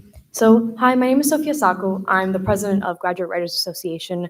And the funding for this, basically as a prelude, is to fund 21 of our 23 members to go to the annual conference for writers and writers projects, associations. We get to meet with several different professionals. So that's the gist of it, firstly. So what is GWA? What we do is we're the Graduate Writers Association, and our cohort is all involved, and we are allowed to do literary and professional careers. We get to transition from the university setting to beyond. So a lot of us have either become professors at UCF already, have gone on to PhD programs, or other editorial literary magazine positions. How we do function is we have monthly presentations, which means we get to read for the UCF community and at large. We also get to work with the Florida Review magazine, so we have more practical work under our belts, as well as other bigger opportunities found at the AWP conference, which we've been attending for the past 10 years, I believe.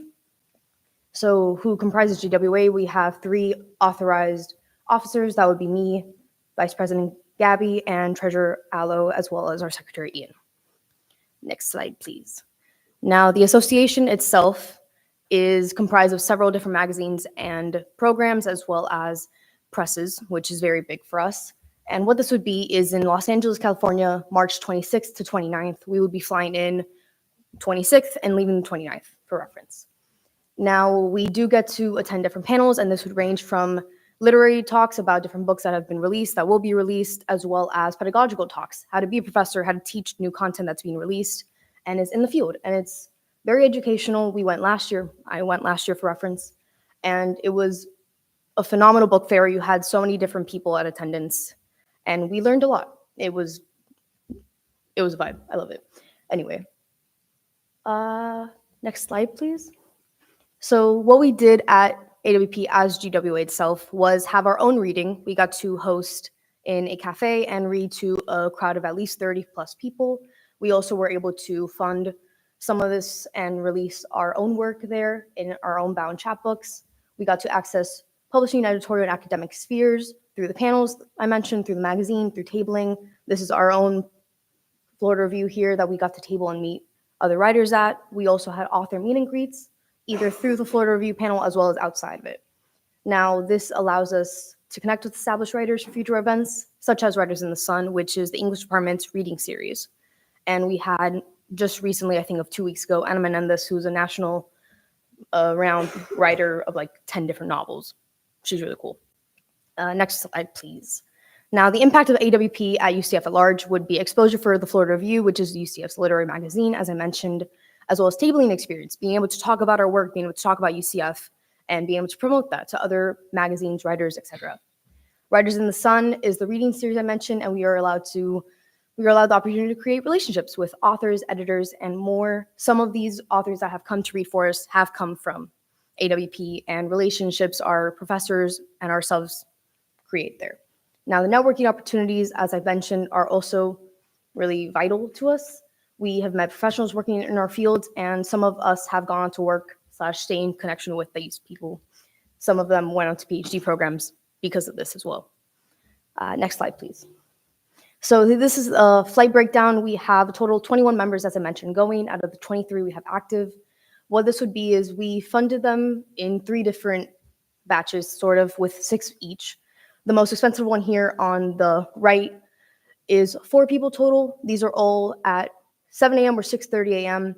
for convenience of arriving the day of and not having to spend more money, as well as the ability to fly together and maximize any transportation that we would have to do on our own. And they would either be red eyes, I believe is the phrase, for these 2, and then approaching later at night to Orlando the following day. So the total would be $7,066.30 for all of this travel. For the lodging, we have 5 rooms, 2 of which being that we have 2 male members that are attending that will be rooming with the funding. The following 4 rooms would be 3 members and 4 members each, respectively. To account for that, we have 2 queen beds for the rooms that we're choosing, and the breakdown is listed here for the different rooms and nights. Now, there is, because it's Los Angeles, unfortunately, there is extra person charges and hotel destination fees and taxes, as well as the city tax that's been included. Now, AWP does change year to year where it's hosted, and this year it happened to be in Los Angeles. To account for that, we're being very transparent with these charges and just willing to tell you guys that is what's being accounted for. This hotel specifically is also 0.61 miles from the conference itself, which is also to account for any transportation we have to account for, but also for safety purposes, just to be as close as possible and to allow us all to travel together / walk together and the accessibility purposes of it. Next slide, please. Your This is time the- has elapsed. Is there a motion for 2 more minutes of speech time? Any objections? All right, seeing none, you have 2 more minutes. Thank you. These are like, this is the last real big thing. So for everyone to witness, this is the total breakdown cost, very delineated. The total would be, the absolute total would be $13,269.62. And this is what the breakdown would be. For what we are asking of student government would be 50%, which is $6,634.81. And we are aware we will be responsible for the remaining $6,634.81. So with that said, how we will do it is personal funding. We will also have funds in our own account, and everyone has been made aware of this. They're aware there would be about a $384 amount that they would all each be responsible for. That said, we are also aware of the post-funding process, and we are aware of the time frame in which we have to get this to RRS. And the last slide is just thank you for your time. I know it's a long day. All right, we're now in line for questioning. Gumrov, 2 if I may. you may. My first question, so you said there was 21 members going, but on the slide you said you're only requesting for 16 members. Is that correct? 16 only? Yes. Okay. And then my second question is, so what was the purpose of splitting them up in batches for the flights? So our treasurer was trying to do this, and when they were trying to figure out quotes, they just wouldn't let them put more than 6 people per flight. I'm not sure if that's just where they were doing it through, but that was the way they were doing it.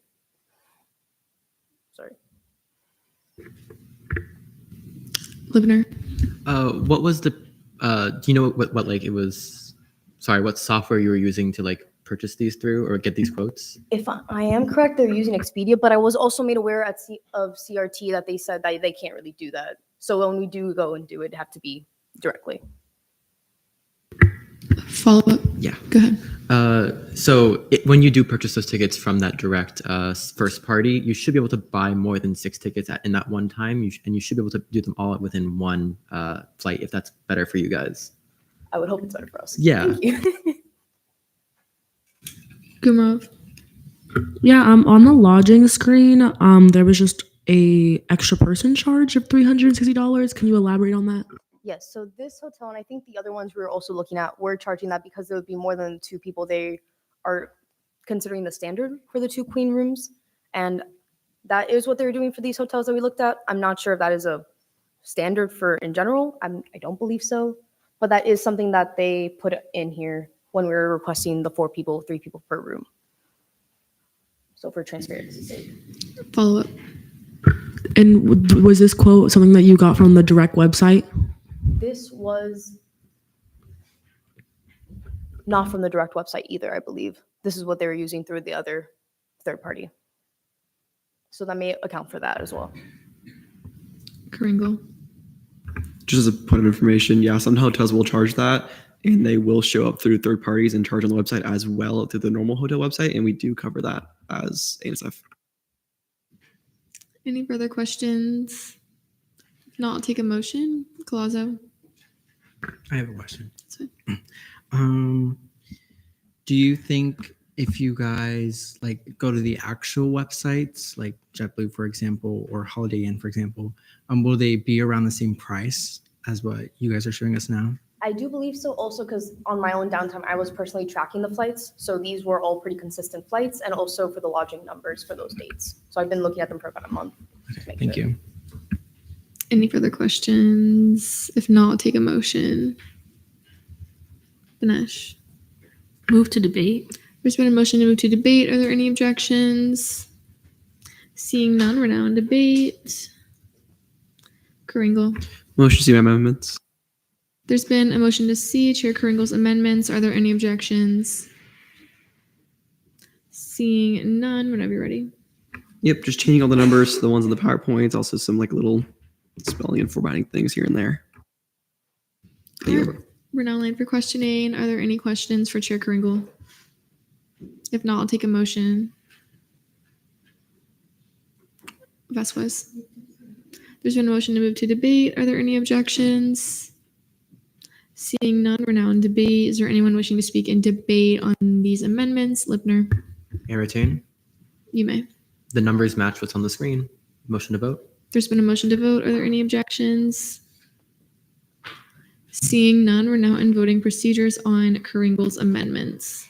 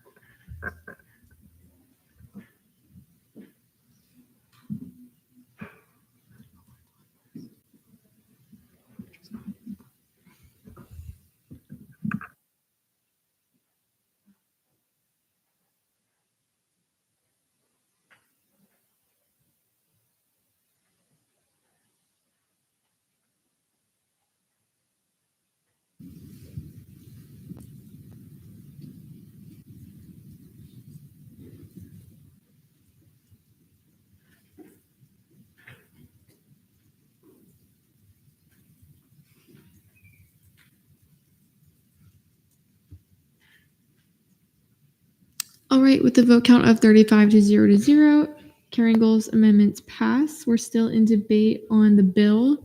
Banesh.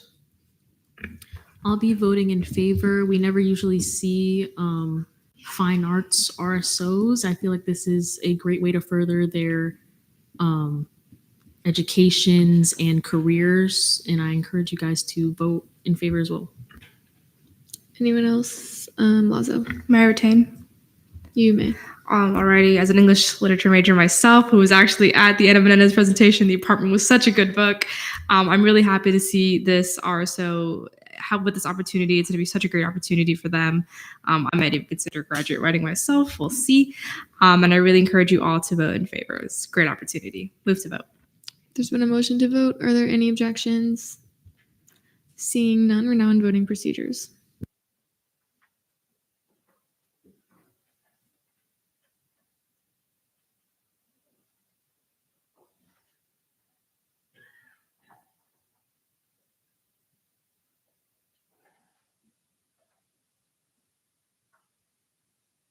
All right, with a vote count of 35 to 0, Fiscal Bill 5634 passes on second reading. Thank you.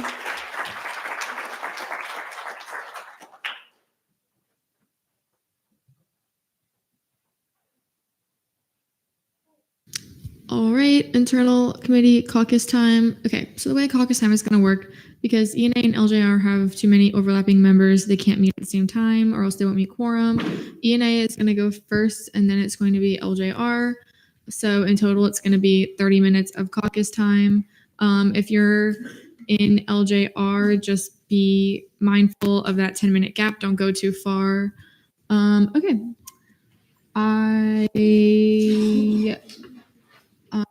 Wait, why am I forgetting that? All right, I recess this meeting. I haven't recessed yet. I recess this meeting at 8:54 p.m. We will reconvene at 9:24 p.m.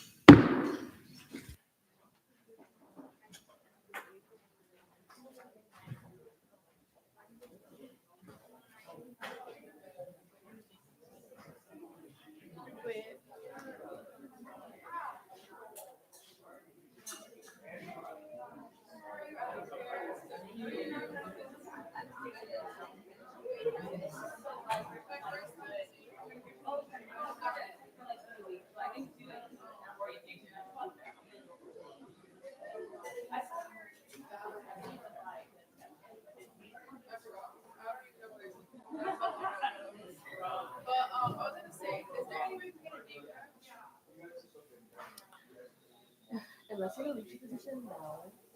Because the name tag line in our budget is going to be allotted to the amount of leadership positions. Yeah. No. That encourages you to go for a position. Like a souvenir.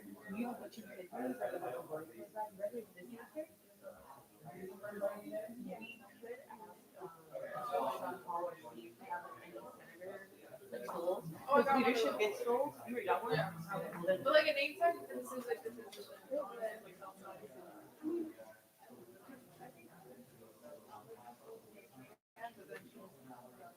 And I never followed up.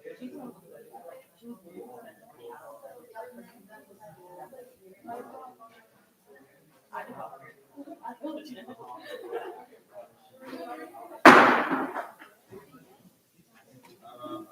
to order at 8:56 p.m. Roll call verification.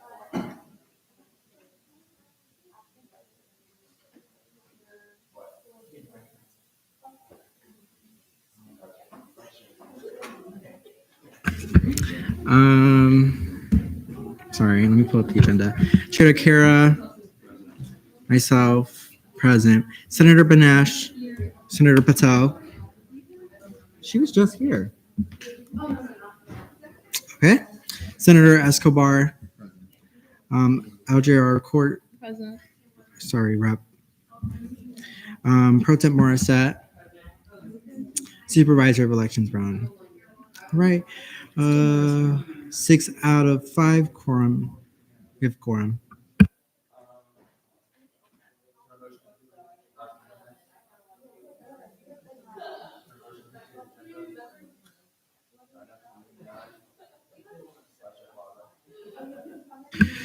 Thank you to Pro Tem RSF for acting as secretary last meeting, and be sure to ask. Exactly, that's my point. Please be sure to ask germane questions and keep debate to germane.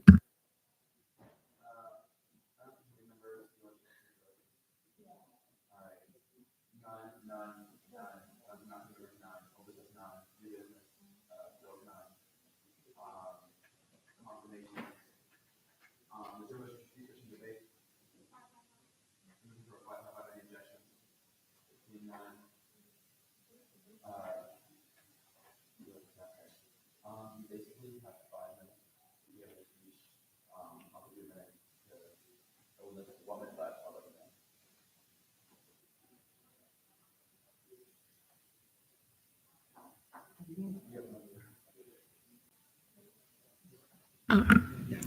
know. My name is Danae Smith. It's good to meet you all. I want to join SGA because I really wanted to get involved on campus. And to me, the biggest form of involvement is through student government. And that is because I was looking through the initiatives, and student government really includes the students. They want to hear the voices of the students the most out of any other kind of involvement that I've seen on campus.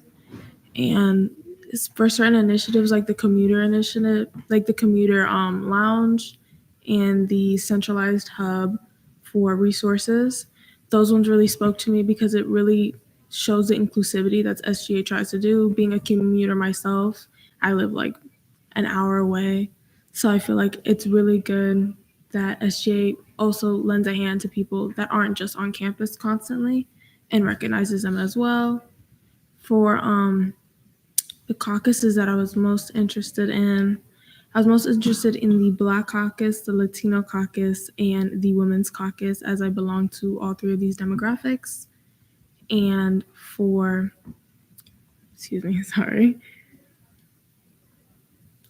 for the committees, I was most interested in the GAP committee, the ENA committee, and the SBA committees. Good? Yeah. All right. We are now on period of questioning. Consider the question, courts. Can you name like one of your duties as a senator? One of the duties as a senator is to attend all the Senate meetings. Yes. Hi. Just speak. Okay. So I have 2 questions actually. So one, you're a freshman? Yes. Secondly, how do you think that your time at campus, since you're a commuter, has like shaped what you want to do as a senator? My time at campus, because I feel like as a commuter, we don't get as much interaction with the campus because we're not here as long. We don't wake up here or anything like that. It has let me see like certain things that have happened to like on-campus students that aren't as available to commuters. And through, I'm sorry, could you repeat the last part? I forgot. How do you think it will shape like what you want to do? I think it will shape what I want to do as a senator because I want to bring more attention to those people who commute here and to let them know the resources that they can't readily find while just walking around. Yes. Sorry. One more question. Since you are a commuter, do you feel as though you may have a time conflict with Senate because Senate is long and I know you live an hour away, so would that be an issue? No, I don't really think so. Any other senator wants a question? Courts. Move to debate. There's a motion to debate. Any objections? Seeing none, we're now on debate. Any senator wishing to speak in debate? Mesh.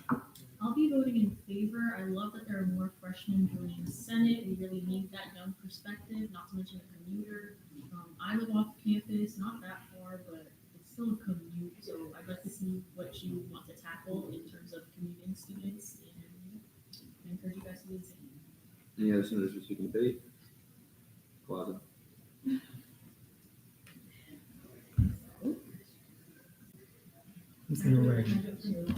Okay. I will also be voting in favor. Danae. Danae. Okay, so I actually met Danae during SBA tabling. After she unfortunately got denied by to SJLC, and I immediately recommended her to apply to Senate. I'm so glad that she did. So I encourage you all to vote in favor. Any other senators wish to speak? I also, I didn't know that, but like, I also appreciate like your candidates' persistence and trying to get involved in student government. So I will also be voting in favor. All right, that's through an affirmation. Is there a motion? Motion to vote. Motion to vote. Any objections? Seeing none, we're now voting procedures.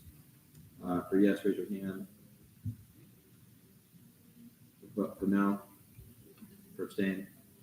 The vote comes up 6-0 to 0. You've been confirmed by ENA. Thank you. All right. No discussion is there. None, no business, none. There is no motion.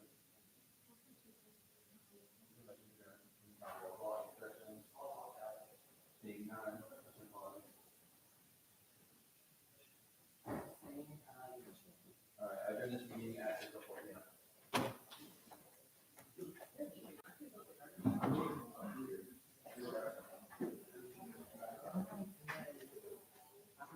JR, chairs will give their announcement.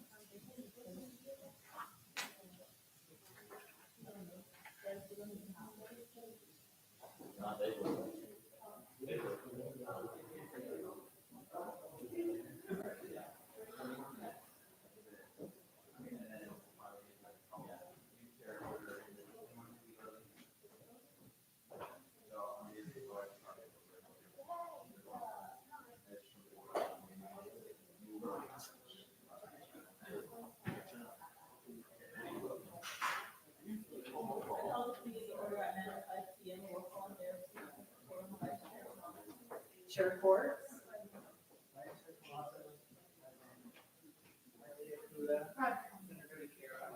Senator McKee. Senator Gaudio. President Correa Marissette.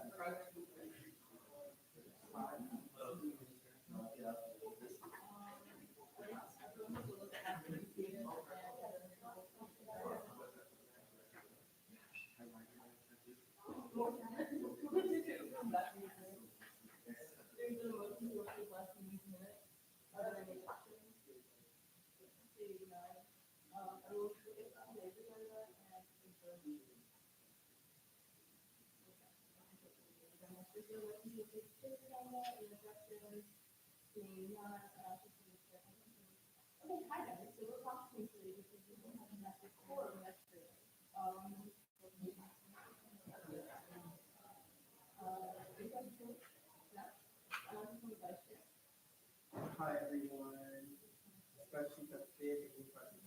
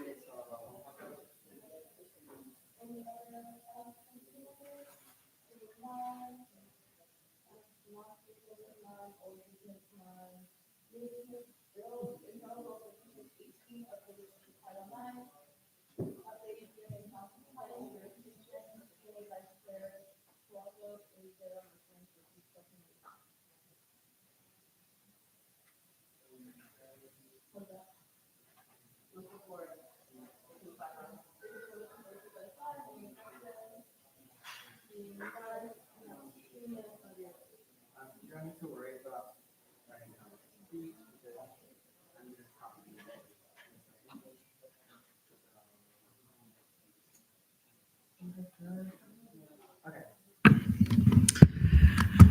Hi, LJR. So together, Resolution 5610 and Internal Bill 5618. Of course, we're seeing Internal Bill 5618 right now, but they're the same speech.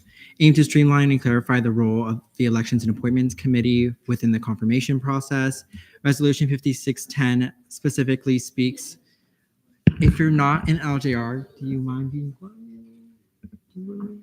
Okay, cool.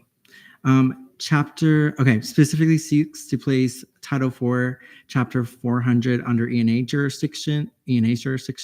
Chapter 400 outlines the roles of the President, Chief Justice, and Senate in the appointment and confirmation process. And by shifting this oversight to ENA, we ensure a more focused and efficient approach to handling appointments. This change does not grant ENA full control over Title IV, but solely applies to Chapter 400, aligning it with Chapters 302 and 306 already under ENA's purview. Meanwhile, Internal Bill 5618 extends ENA's authority to issue non-compliance notifications as stated in Senate Rule 2.03 for issues within this chapter and related statutes. This clarification would provide ENA with the necessary tools to act swiftly on non-compliance cases, ensuring that all appointments and election statutes are observed as intended, maintaining the integrity and transparency of these processes. In essence, these updates are not only logical but necessary. They are designed to eliminate delays and improve transparency, ultimately benefiting the entire student body Senate. I believe these are common sense changes that reinforce the roles and responsibilities of ENA in a way that should have been established from the beginning. I urge each of you on the committee to consider these changes carefully and vote in favor of both Resolution 5610 and Internal Bill 5618. Together, they represent a meaningful step towards enhancing the accountability and efficiency of our student government. Also, the amendments you see are more grammatical. I don't know. If there's amendments, I don't know if I remember to put them or not. I'm open to any amendments the committee may suggest, and with that, I yield the rest of my time. We are now in a period of questioning. Are there any questions? Oh, if someone can also do the minutes now. Can you do it? Okay. Any questions? Alkuda? Sorry, can you kind of, my question is, can you kind of go over the current non-compliance process and how this would, improve it in terms of ENA? Sure. So currently, ENA, for some reason, only has non-compliance jurisdiction over the election and the election statutes, even though we are also under our jurisdiction, we have chapters 306 and 302, but we can't issue non-compliances on those because in statutes, LJR has full authority to issue, only LJR has full authority to issue non-compliances to any part of the statutes, except for, of course, the election statutes and the finance code. And I think it's a little bit more appropriate if ENA is the one issuing those types of non-compliances when we're dealing with appointments, since it is ENA's responsibility. It's just, I don't think it's really necessary for an ENA to go to LJR to enforce appointment standards. It should be ENA enforcing appointment standards.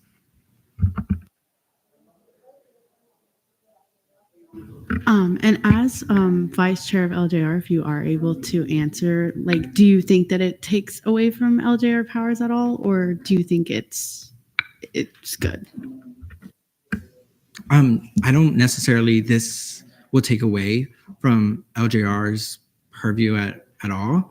In my opinion, I think each committee has a certain responsibility to the statutes. And I think that if we're going to be called the Elections Appointment Committee, we have to be able to enforce the appointment standards. And I think it's more appropriate for it to be under ENA's jurisdiction than LJR's, as LJR's, not that it removes LJR from the process of issuing a non-compliance, like an official one. ENA will be the one issuing the notification of it. Yeah. Are there any other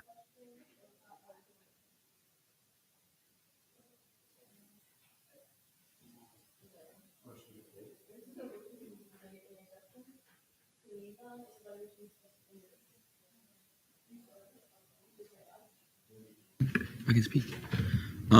Yeah, as ENA, that's something I was brought into this is that it simply is just kind of moving the responsibilities into like honestly like the correct jurisdiction. You know, each committee functions in its own as again jurisdiction. They have their own responsibilities and duties. And this simply seems to be something that just should be, you know, honestly, it's like a lesser thing to have on LJR's plate as they do have a huge function, like a huge modality of function right there. And this is something that just made sense to go under the appointments part. But yeah, I'll be voting in favor.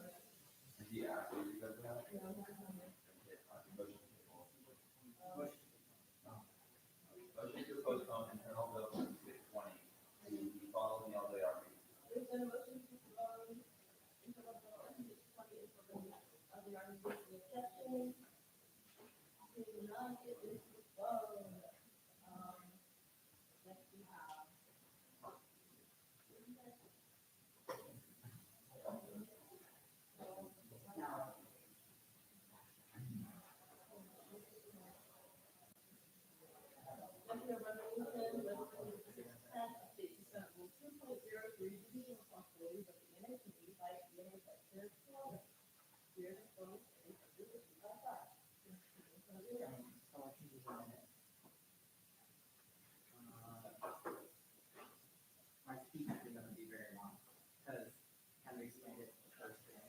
So just to clarify, the reservation will place the chapter 400 under our jurisdiction. The internal bill will give the name the authority to issue notice rights under the chapter under its jurisdiction.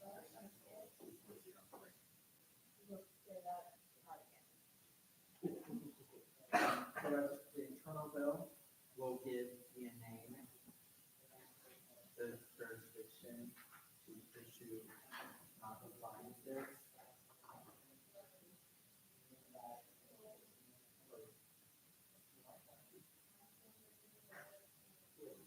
Regarding the chapters under its purview, as stated in Article 2. And with that, I yield.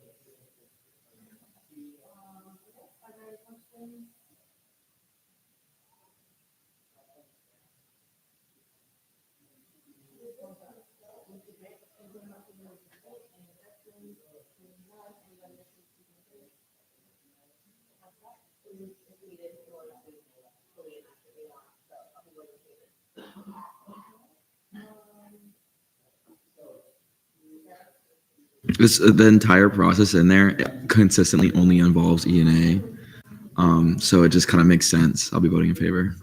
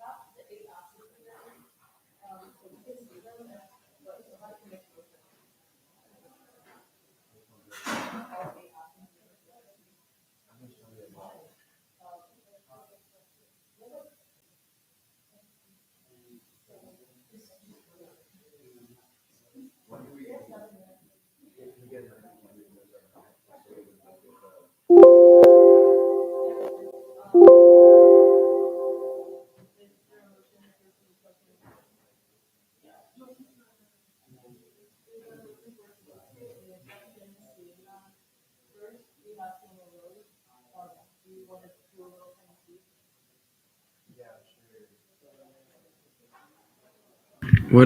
What date was this for? I don't remember. Is it the special session? Yeah, okay. So I had a lab that started like pretty close to when the special session was. I think in the absence request I put like a just for final, but actually didn't end up going at all because it was kind of close, so I didn't have time to make initial either.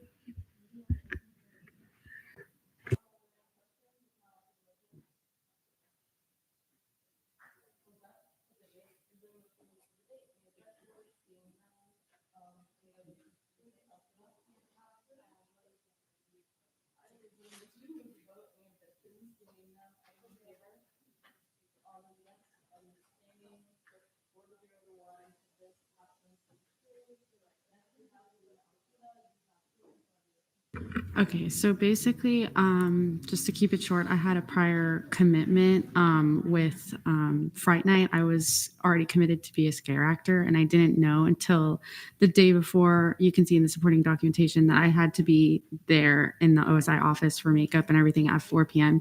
So that's exactly when the special session started, and I did consider, just hopping on the Teams call, but I wouldn't have been active or be able to really participate. So obviously I just went ahead and put in the request, and this was something I had committed to since like October 16th, which I'm pretty sure was like the original date. It got moved due to the hurricane, and I was just committed to it, so I couldn't really back out.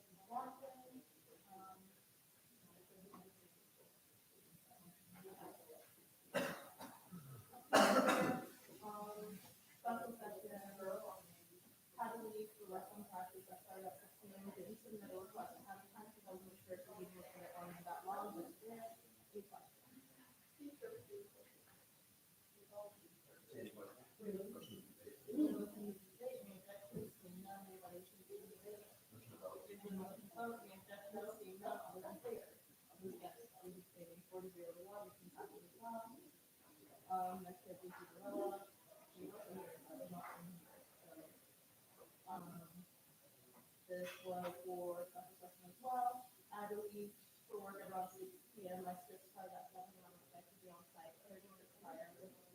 The time it takes to walk in from my workplace, walk to my car, and back to IMC, I need to do so with any questions. Is there a motion to debate any objections? Seeing none. Is there a motion to vote? Any objections? Seeing none. All those in favor? All those against? All those abstaining? 4 to 0 to 1. Passing as well. Doors all. This one is also for special session, full-time work at UCF undergraduate from 8 a.m. to 5 p.m. in person from 6 p.m. to 8:50 p.m. Any questions? Is there a motion to debate?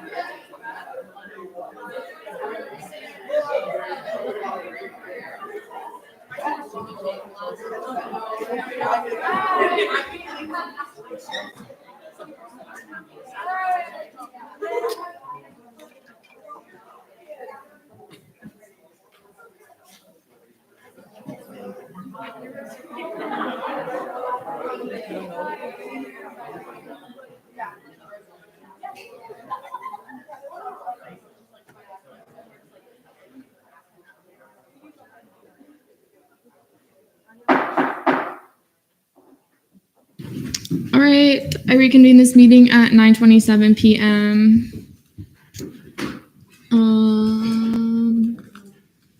All right, Vasquez. Motion to pick up fiscal bill 5630 from the table. There's been a motion to pick up fiscal bill 5630. Are there any objections? All right, seeing none, is there a motion to go back to notice of legislation on second reading? Any objections? All right, seeing none, notice of legislation on second reading.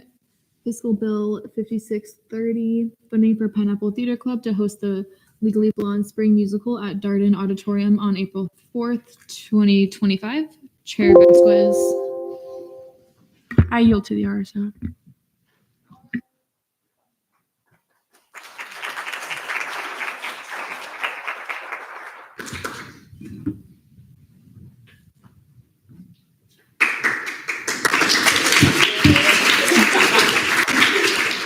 All right, you guys have 5 minutes whenever you're ready. How's it going, everyone? My name is Andrew. I am the president of Pineapple Theater Club. This is Kendall. He is the treasurer of the club as well. We are here for our spring musical. And yeah, you can hit the next slide for me.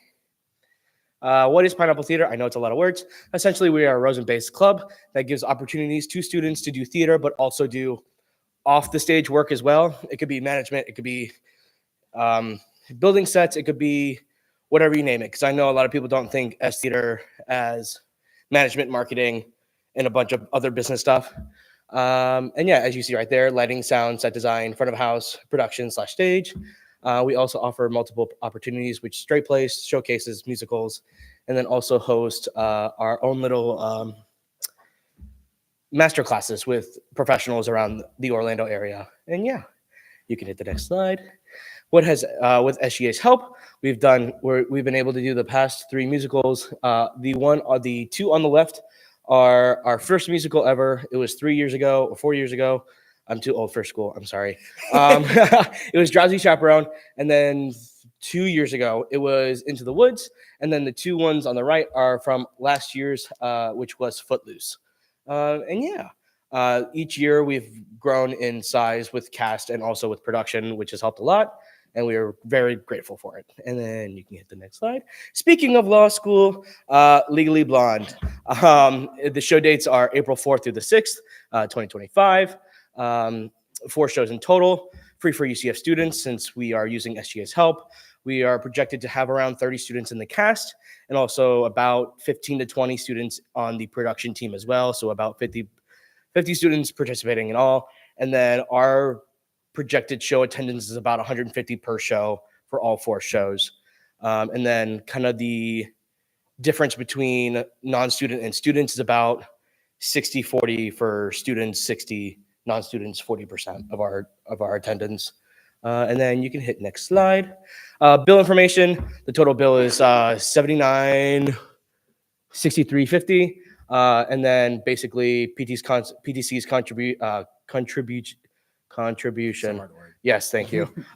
Is basically half, and then so is Senate's the same as what we're putting up for. Items are mostly just for set wise, so we can build our set. As you can see, that our shows are constantly growing. We tend to have this set to probably be our biggest ever. And yeah, as you can tell from the top, Footloose, we had a bunch of platforms. Into the Woods, we had trees and a bunch of triangular flats that we moved across the stage. And yeah, you can hit next slide. Supporting documents. These are all that we have in the bill, minus a couple of other things. I know we had one change just today with lighting. But yes, but the numbers that you saw beforehand are the updated numbers, and they are correct. Yeah, and that's it.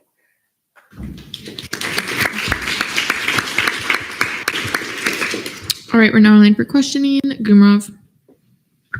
So, as much as I love musicals, I'm not well versed in how to put one on. So, excuse me if it's a dumb question, but will you just explain what the show rights are? Show rights are basically for us to be putting it on. Like, we can't just put on Legally Blonde the musical, otherwise we'd get fined.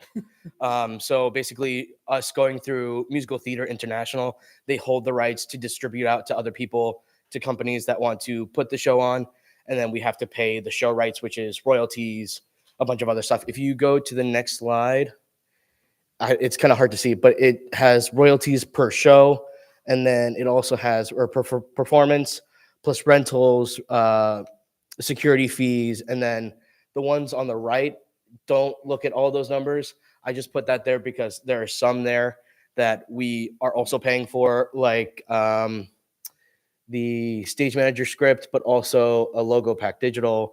That will be all on ours. But yeah, it's just a separate payment under the security fee and all the royalty fees per performance. Any further questions? Reed. Yeah, so just wanted to double check. The theater already does not come with microphones at all. Like, okay, wow. Tell me about it. That's a first. Okay. Yeah, that's all. Thank you. Gumrov. I just want to ask, so for non-UCF students, how much is the ticket going to be? 15. Any further questions? Metellus. Motion to move to debate. There's been a motion to move to debate. Are there any objections? Seeing none, we're now in debate.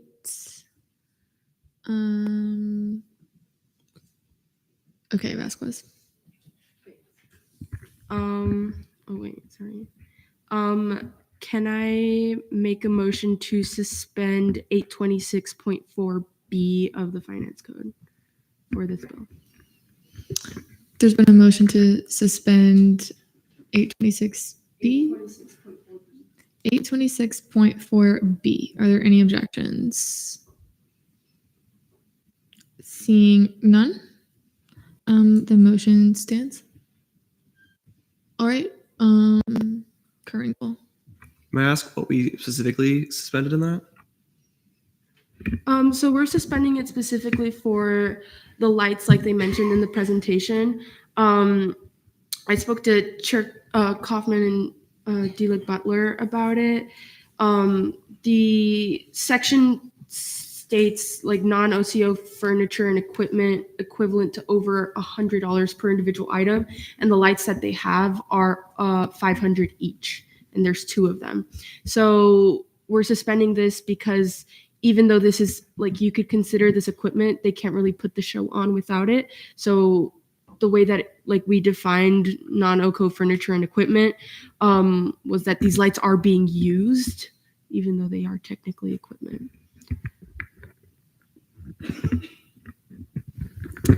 Any further debate? Reed.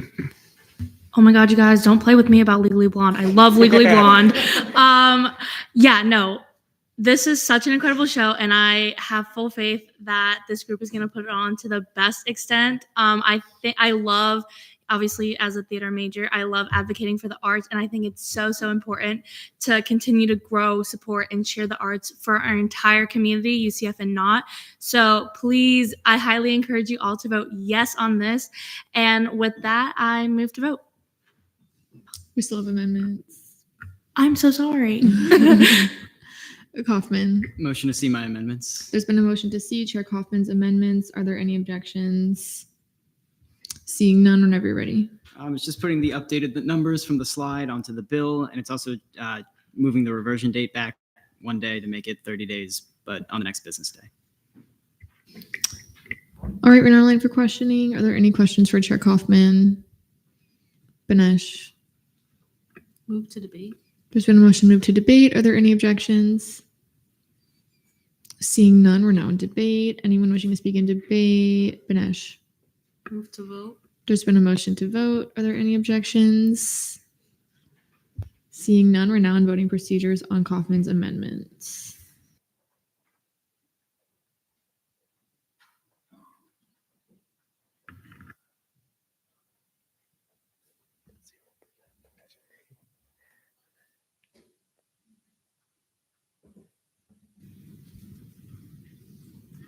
All right, with a vote count of 34 to 0 to 0, the amendments pass. Gumrov. Will you see my amendment as a friendly? I just changed the number and that therefore it be enacted. We already passed the bill, so I think the amendments. So I think It's not a change to his. It's just something completely different. I just changed it in that therefore be enacted. I just updated the number to that. Okay, I see. Okay, we'll see it as a technical. Okay. Benesh. May I retain? You may. I'll be voting in favor. I love this musical, and I encourage y'all to vote in favor as well. Like, what? Is it hard? With that, move to vote. There's been a motion to vote. Are there any objections? Seeing none, we're now in voting procedures.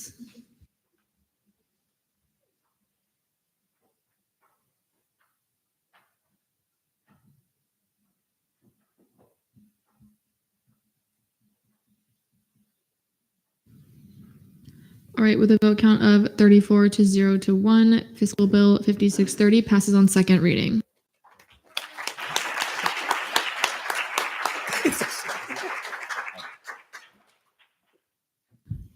All right, Varela.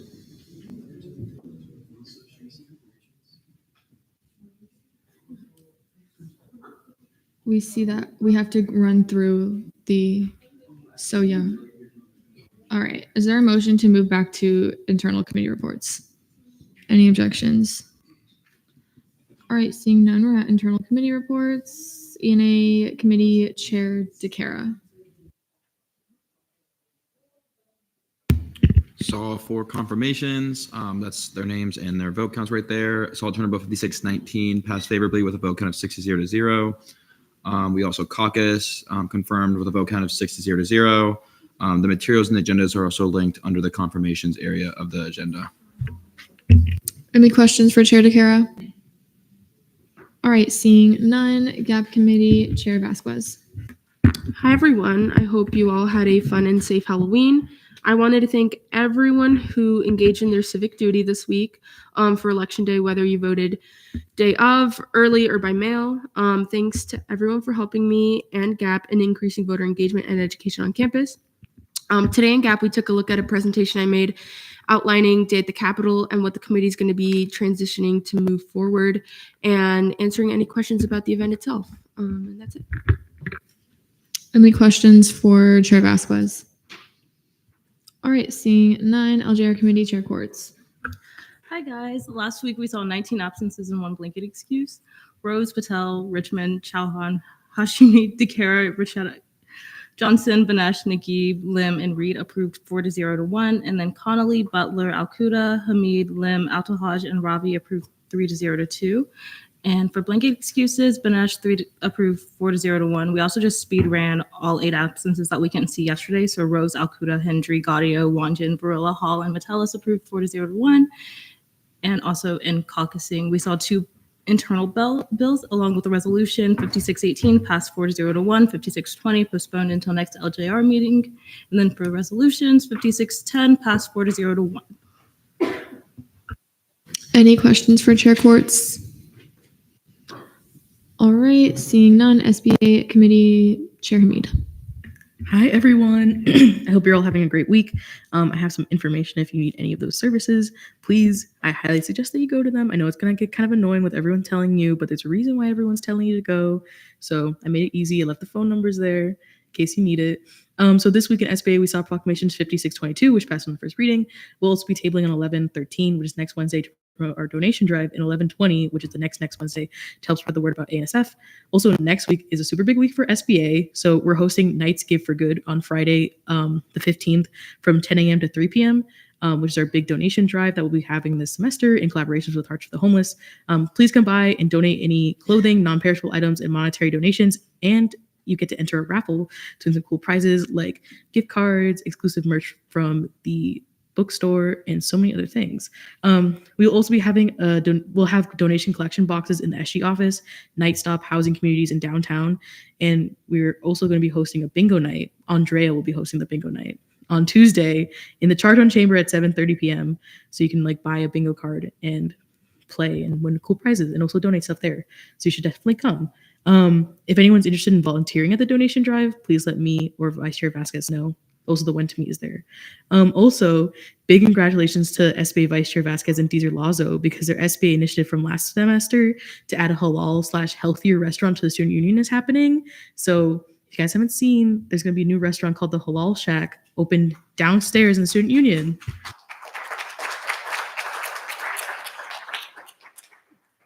And that's all from me. Any questions for Chair Hamid Alcuda?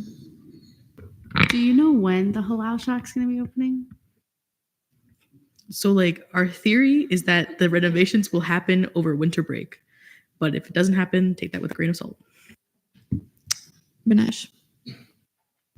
Point of information, in the 80, that big acronym meeting, they were saying that it should be open by January. So yeah, after winter break.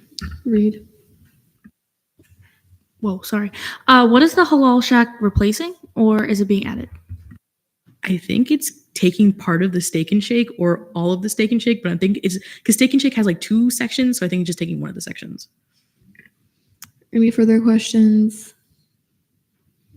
All right, seeing none, confirmations. Is there a motion for 5-minute speeches, 10-minute questioning, 10-minute debate? Any objections? Seeing none. Gumroff. I just have a question for E&A chair. The agenda for the first meeting, like yesterday, isn't opening. It's saying like bad request, and that kind of has like most of the confirmations on it.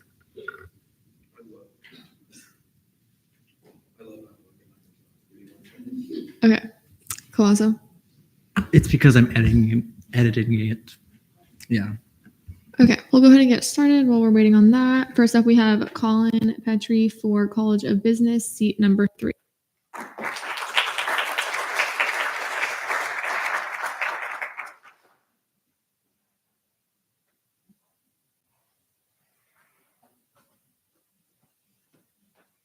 You have 5 minutes whenever you're ready.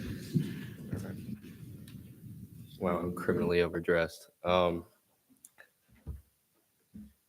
Hi, I'm Colin Petrie. I'm an IB student, integrated business. I'm a second year, junior by credit. I am a founding father in the Delta Tau Delta Zeta Omicron colony here at UCF. I'm the director of finance. I'm also an active member in the American Marketing Association and the Student Financial Planning Association. After college, I hope to go into wealth management and financial planning. So I'll just get right into it. Why Student Government Senate for me? Basically, last year I didn't really get as involved as I had hoped. I only really tried out one RSO, so I knew coming into this year, I really wanted to go all out and make an impact. Not as in joining a bunch of things just as a member, but joining a few things and really putting in my best work there. So, and also meeting other like-minded and similarly driven people along the way. Now, in terms of committees, I'd like to join CRT, Conference Registration and Travel Committee. I think I'd be great for that in my time as Director of Finance. Allocating chapter funds for events and creating budgets. It's all similar work, as well as my personal passion for financial planning. So to get into a couple possible bills, in my personal experience, I know a lot of people who aren't informed of the different programs and software and subscriptions that we offer. Wall Street Journal, LinkedIn Learning, Adobe Creative Cloud. These are all very helpful tools that we provide for the student body. And I think that we could best relay that information to the student body, possibly through some form of literature, like a pamphlet, or maybe even QR codes posted around campus. We'll figure that out. But next, I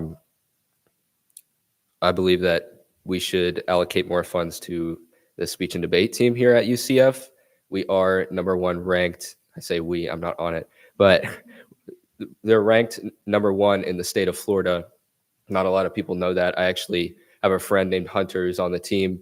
He is a national champion in speech and debate in high school and in college here at UCF. But we're only, again, we can only send at most 8 to 10 students to 1 or 2 events per semester.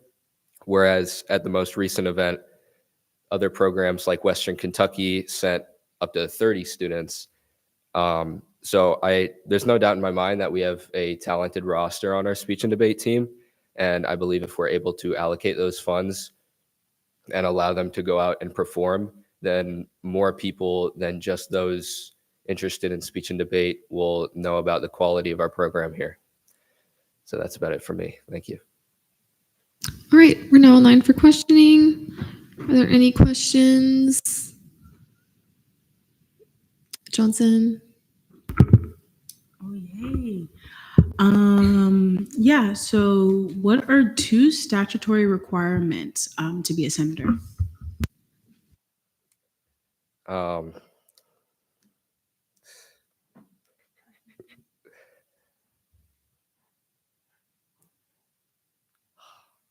it escapes me at the moment. I'm not gonna lie, but thank you. Apologize. Metellus. Motion to move to debate. There's been a motion to move to debate. Are there any objections to withdraw? All right. Any further questions, Varela? Oh yeah, question for the speech and debate team. Because I'm pretty sure they're not RSO. How do they normally receive their funding? I actually sent an email to the person who runs the speech and debate team. I was told that I believe they were like a formal team representing UCF at one point, but they're not an RSO. They're like a limbo in between. So if there's, I sent an email to the person who runs it, and they haven't gotten back to me, unfortunately. So I can't give you more information on that. But of course, in giving more funding, we would have to talk with them into how to get them registered as an official RSO so we can get that funding to them. Gumrov. Yeah, so I know you mentioned funding for the speech and debate team, but I just kind of want to know, like, in a general idea, what's one thing on campus that you believe you could make better with your position in SGA?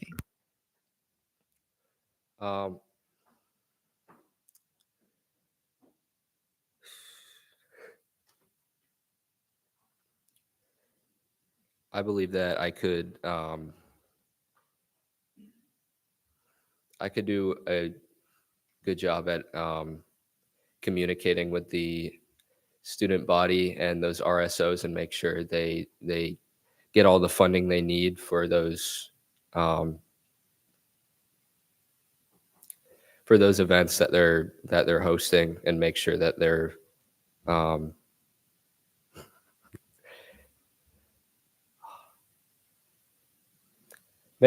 all set in that sense financially. All right. Any further questions? Metellus. Motion to move to debate. There's been a motion to move to debate. Are there any objections? All right. Seeing none, we're now in debate. Is there anyone wishing to speak in debate? Metellus. So I will be voting in favor of this candidate.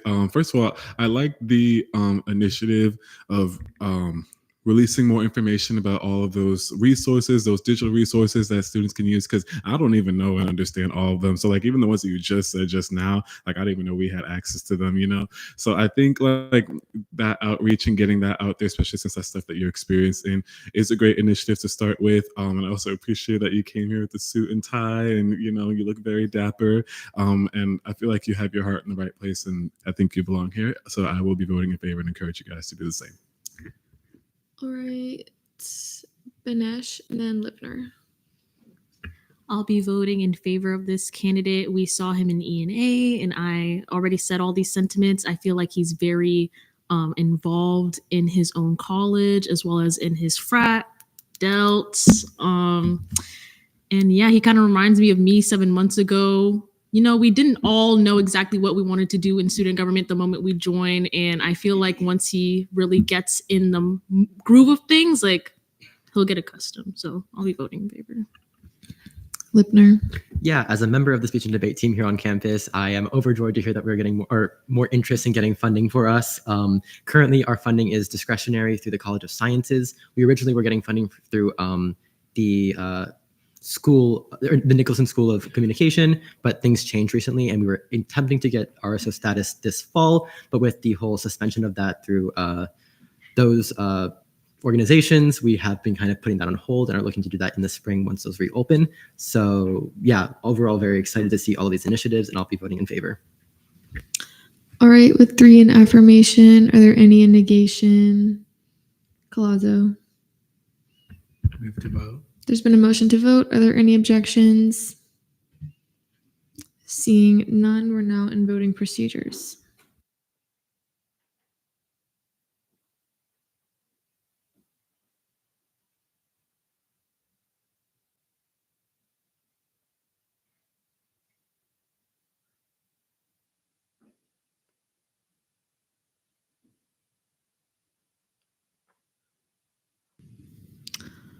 right, with a vote count of 31 to 2 to 0, Colin Petrie is confirmed for College of Business, seat number 3. Congratulations.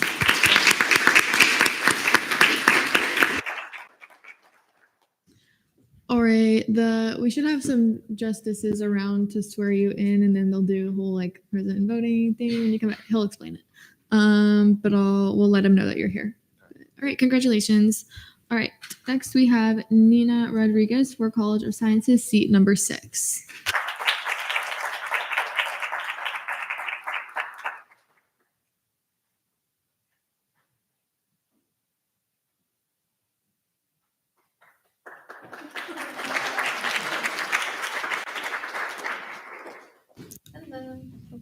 Sorry.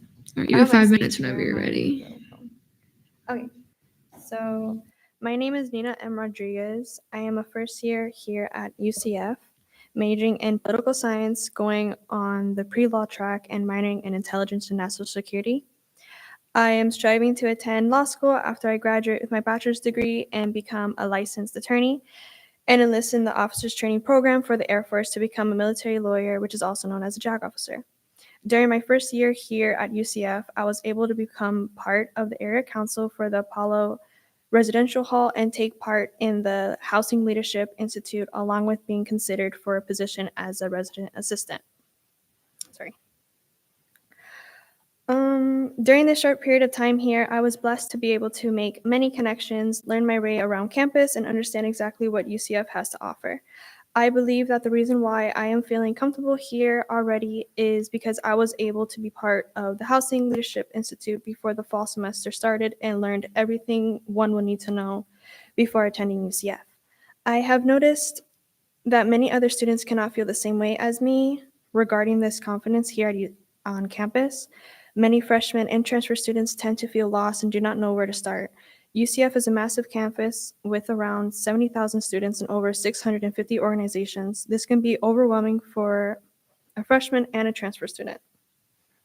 If I were to be able to hold a position in the Senate, in the Student Government Senate, my main goal would be to make this large campus feel smaller for our new students. Although these students will receive all the necessary information during orientation, they may still struggle to determine a clear starting point. This causes them to avoid joining any groups or organizations out of fear of venturing out of their comfort zone and into the unknown. I will strive to make sure that these students feel as though they have a path written out for them. Every student should be given the opportunity to have a sense of belonging here on campus. Providing a sense of belonging will help these students succeed in their college careers, which guiding them to this success will be my goal. I would complete this goal by creating a program for the first 2 weeks of the school year that will consist of small groups of students. These small groups will be made up of 12 to 15 freshmen and transfer students per 1 to 2 upperclassmen. Upperclassmen will serve as mentors for the first year students, guiding them around campus and encouraging them to step out of their comfort zones to connect with other students. Ultimately, by fostering these meaningful connections and providing support, we can ensure that every student feels welcomed and empowered to strive in their new environment here at the University of Central Florida. Thank you. All right, we're now in line for questioning. Are there any questions? Gumrov, then Colazo. Yeah, so I read through your proposal, and it seems that kind of what you're proposing is a mentoring program. And so every college and things outside of different colleges all have mentoring programs. So were you hoping to differ from them in some way or to work together with them? Well, we can work together with them because I know that there was one because my mentor reached out to me. But I just wanted one that was a little bit more intimate, more like in your face a little bit, because some students feel a little bit like scared to reach out, especially like to even book an appointment or check the emails. Sometimes they don't really do so. So maybe like work with them. Colazo. So what like inspired you to want to become a judge advocate general, a JAG? Oh, yes. What inspired me was because obviously I always wanted to become a lawyer. It's always been a passion of mine to help people. And both my brothers are currently serving in the military. So and seeing kind of like, because then they're listed, so there's a lot of like issues I've heard that they've had, so being able to like help them, being helped and listed would be really cool for me and to be able to advocate for them. Thank you. Johnson. Yeah, it sounds like you have a lot of passion. My question is, have you heard of the Transfer Caucus and the Military Caucus, and what do you think? I have not heard of them. Okay, well, JC, our Chair Varela, is the chair of the Transfer Caucus, and then Chair Colazo is the chair of the Military Caucus. So if confirmed, I think you should totally speak to them. All right, Lipner. Are you also familiar with the Latin Hispanic, Women's, LGBTQ, Disability, APIA, Black, or Sustainability ad hoc caucuses? Yes, I was looking at the Hispanic and Latino one. Thank you. Courts.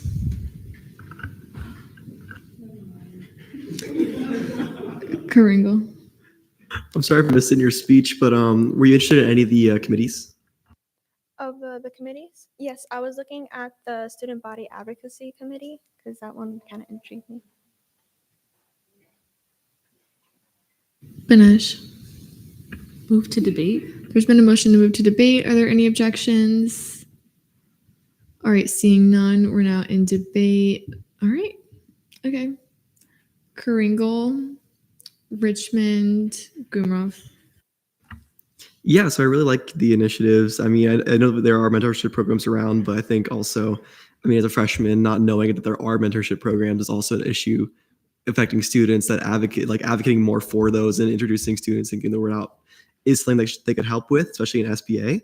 But I think they will do really great. And also, if you have any questions about Air Force ROTC, let me know. But I'll be voting in favor.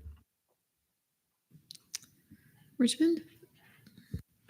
Yeah, so I really like this candidate. I was in RHA as a little freshman. I also am now the best RA. I have the bracelet to prove it. Shout out my residents. So I think she has so much potential to fill my shoes because I'm about to leave. And I think she is so passionate and so excited. And I think everyone should vote in favor. And I hope she gets into the law school she wants to and becomes a great lawyer. Yeah. Lipner. Oh, Gumrov, sorry. Yeah, so I'm gonna do a little shameless plug. ICTC does exactly everything in your proposal. That's why I was reading over it, because the whole thing about making the university feel smaller for students is kind of exactly what we're geared towards, especially towards, different campuses and transfer students. So please look into that. I also think I will be your literal best friend for this mentoring thing because it's kind of one of my initiatives as well. So if/when you get confirmed, I would love to work on that with you. All right. See, with 3 in affirmation, are there any in negation? You have anyone speaking in negation? Plaza. Move to vote. There's been a motion to vote. Are there any objections? Seeing none, we're now on voting procedures.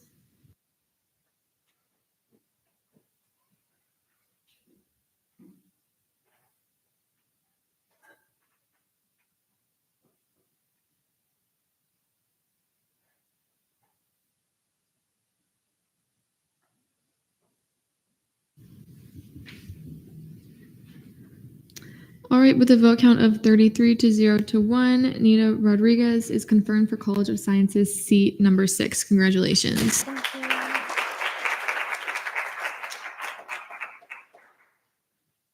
All right, Petri.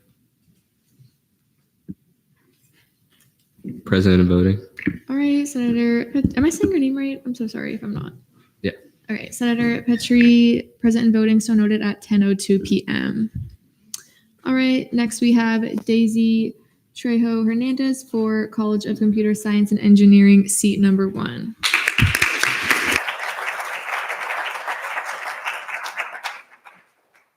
Hello, I'm Daisy Trejo Hernandez. I'm currently a senior, major in computer science. So I've been here for a while. So I've gone from what it's like to be in college, like kind of like post-COVID, where you're just basically lost and given a bunch of information.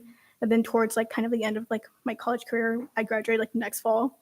And so what I've noticed is that like, especially like talking to my friends, is like we always like see student government around and it's like, what do they do? And so sometimes I go into like these little like not rabbit holes, but like little like holes where I'm just like, oh, like let me see like what are they doing? And up until like very recently, I couldn't actually find the Senate Senate minutes at all. And so like that's like, oh, then what do they? I know like there's also live streams, but like it's also like really long time. It's like nobody can really like sit through all of that. And besides that, there's also up until very recently, a senator is required to attend their colleges, like attend a meeting with their dean of their college. And so I thought, okay, let me check for the spring for mine because it was until very recently linked under like the link tree and the UCF Student Government Instagram. And so I was like, oh, let me see like, you know, what did they discuss about? And all of the links for the spring are just like dead, like for 2 errors. And so my huge thing is like making sure that we make like information about student government more accessible and more easy to read. And not only that, it's also like people don't know how to use Outlook. Like until very recently, I did not know how to use Outlook. And so one of the things I want to add is like adding like possibly like a course or like earlier with LinkedIn Learn, it's like learning how to use Outlook and like how to like filter emails in a way to make it more accessible, but also communicate what's happening with student government outside of Instagram, because I'm not gonna lie, I see them sometimes, and sometimes I just skip it. It's like they're so like lettering so tiny that I cannot read. And then like earlier I said like a bunch of information. There is so many like or like departments within UCF, SAS for example, and up until like I didn't go into college needing accommodations because I didn't know I had a disability. And once I did, I actually kind of was like in a limbo of like, okay, I have this, I need accommodations. Who do I even talk to? And and I just happened to like have a friend who had accommodations, and it was through them. And then I've since done it with like other friends who said, oh, what do I do? How do I get accommodations? Because it's available, but like if you don't know what it is or like where to seek out help, you kind of need someone to help you there. And I feel like there should be a more central way to find like these informations besides like having just a bunch of different websites that are like kind of like connected but not really. And that is my speech. All right, we're now in line for questioning. Johnson. Have you heard of the Disability Caucus? Okay, well, if you are confirmed, please join, because I am vice chair. And let me tell you, get out of my head, because everything that you said, I talked about tonight, and are things that we are trying to tackle. We are trying to get SAS to be more involved on campus. We're in So, question. thank you. All right. Remember when we're in questioning to ask questions. Gumrov. Sorry guys, I love to yap tonight apparently. So my question is, so with you being a senior, I just wanted to know what was that push that you like finally wanted to join SJ this year? It was more like, why not? Because like initially I know it's like a theme, like it was advertised last year, and for me like I kind of get in my head a little bit of like I don't know if I could do this, and then like being a senior is like, you know what, might as well apply because I cannot next year at all.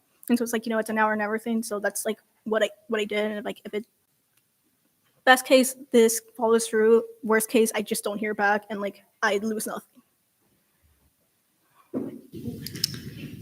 All right. Any further questions? Banesh. Move to debate. There's been a motion to move to debate. Are there any objections? All right. Seeing none, we're now in debate. All right. Connolly, Banesh, Lipner. So I really like the initiatives that were brought forward, and we could always use someone to help fill our college. So I will be voting in favor, and I encourage everyone to do the same. Banesh. I will also be voting in favor. This candidate seems very passionate about these initiatives. As somebody who's tried to go through SAS, like it is definitely very difficult and there's a lot of barriers and hoops to jump through. So I'd love to see how you plan to tackle this. And I really hope you join the Disability Caucus because Autumn and Mia be holding it down for real. Lipner. Yeah, I feel like this candidate exemplifies exactly what we need more of in Senate. Someone who has the experience and the know-how to see exactly what we need to be fixed and has already targeted exact initiatives to make that better. Definitely agree with you that the links things need to be fixed a lot more. That connectivity is really, really problematic, and I'll be voting in favor because of that. Thank you. All right, with 3 in affirmation, are there any in negation? Ganesh? Move to vote. Oh, it has to be ENA. Oh, my fault. Colazo. Move to vote. There's been a motion to vote. Are there any objections? All right, seeing none, we're now in voting procedures.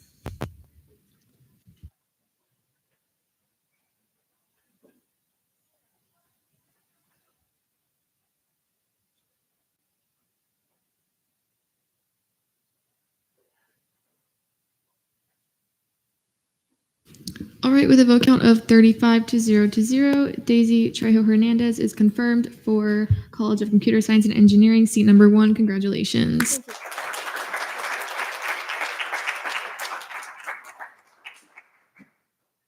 Rodriguez. Present and voting. Senator Rodriguez, present and voting, so noted at 10:09 p.m. All right, next we have Grace Rudy for College of Engineering and Computer Science, seat number 7.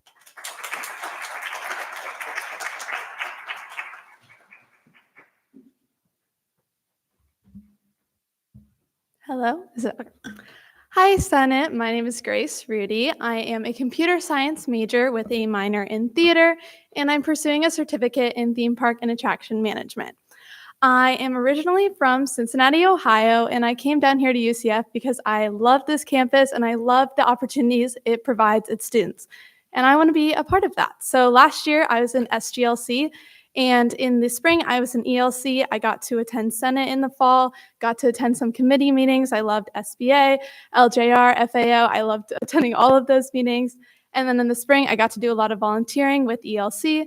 But I want to shift more towards student advocacy, so that's why I'm here with you today. And outside of student government, I'm involved in a lot of themed entertainment RSOs, including FTPLA, which is at the Rosen campus, TEA, which is here at main campus, and STEEL, which is themed entertainment kind of towards engineers. And then I'm also a part of Alpha Sigma Kappa, which is for women in technical studies. And although I'm not currently a member, I have had involvement with other RSOs in my college, including ASME, ACM, and SWE. And so I've come with a few initiatives, even though I know it's kind of the middle of the year. So my first priority is to just be helpful to initiatives that are already happening and helping those get off the ground. But just to come in here with some of my own ideas, I split it up into 3 categories, and I'm not going to go through all of that right now, but I just want to focus on individual student needs, including mental health resources, especially my college that can be really mentally taxing. Some of these majors are really challenging, so making sure those students know those resources.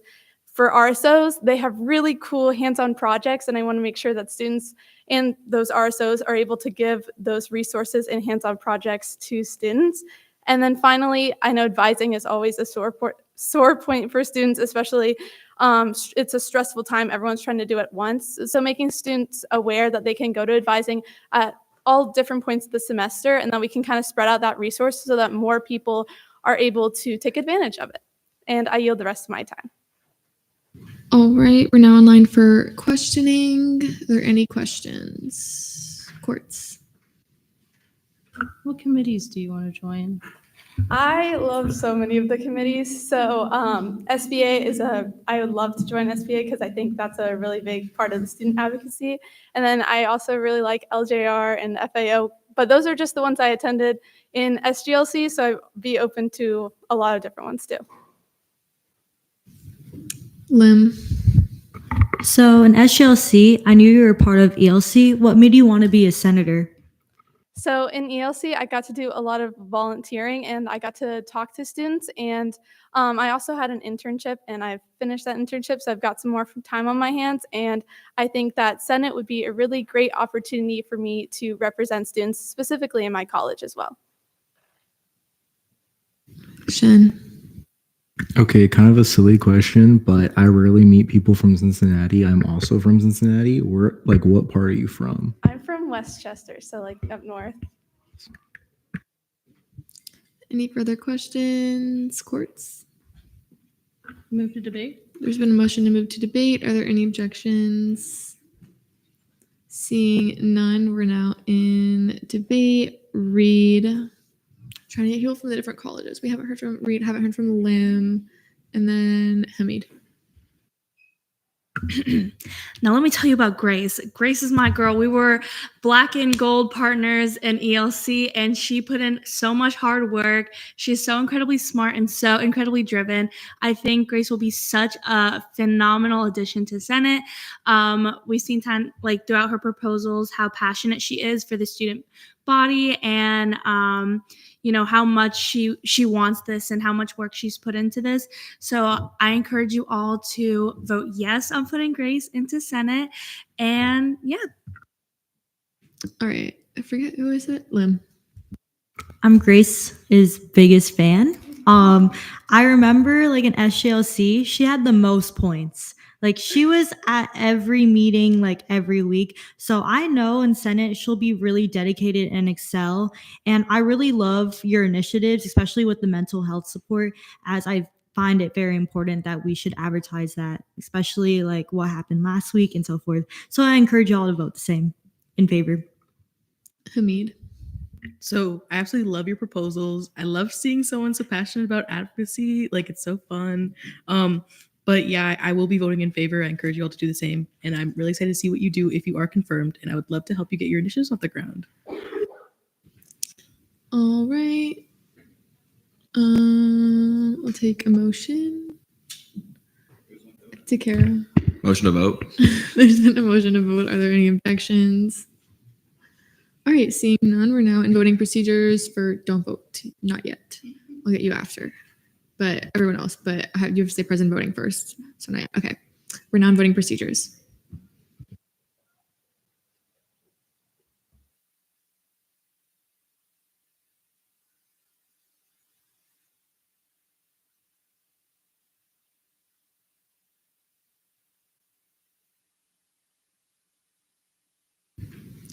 All right, with a vote count of 37 to 0, Grace Rudy is confirmed for College of Engineering and Computer Science, seat number 7. Congratulations.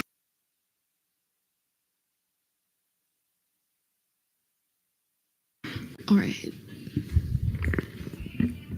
Present voting. Senator Trejo Hernandez, present and voting, so noted at 10:15 p.m. All right, next we have Diane Smith for College of Community Innovation and Education, seat number 4.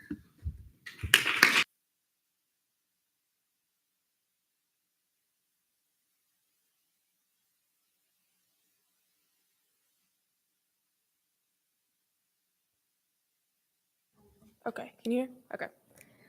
Hello, my name is Danae Smith. I am a legal studies major in the College of Innovation and Education. I first wanted to join student government because I wanted to find a reason, not a reason, but a way that I could advocate for the students on campus. And you know, I'm new to UCF, so this field felt like the best way that I could get involved and learn about all the processes that go on in the school.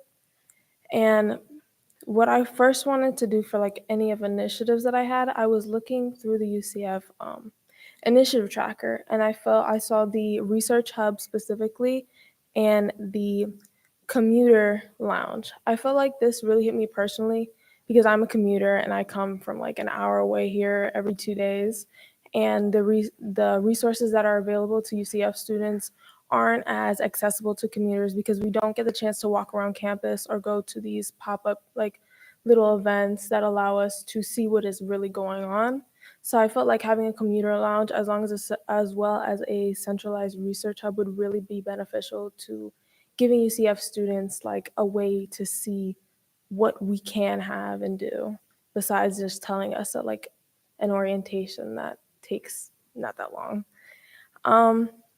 For committees that I was interested in, I was most interested in the SBA committee, the ENA committee, and the GAP committees. I felt like specifically GAP is because I'm legal studies. I plan to be on the pre-law track and I want to be more accustomed with my representatives in the Congress. But yes, and for caucuses, I was most interested in the Black Caucus, the Latino Caucus, and the Women's Caucus. Thank you. All right, we're now in line for questioning.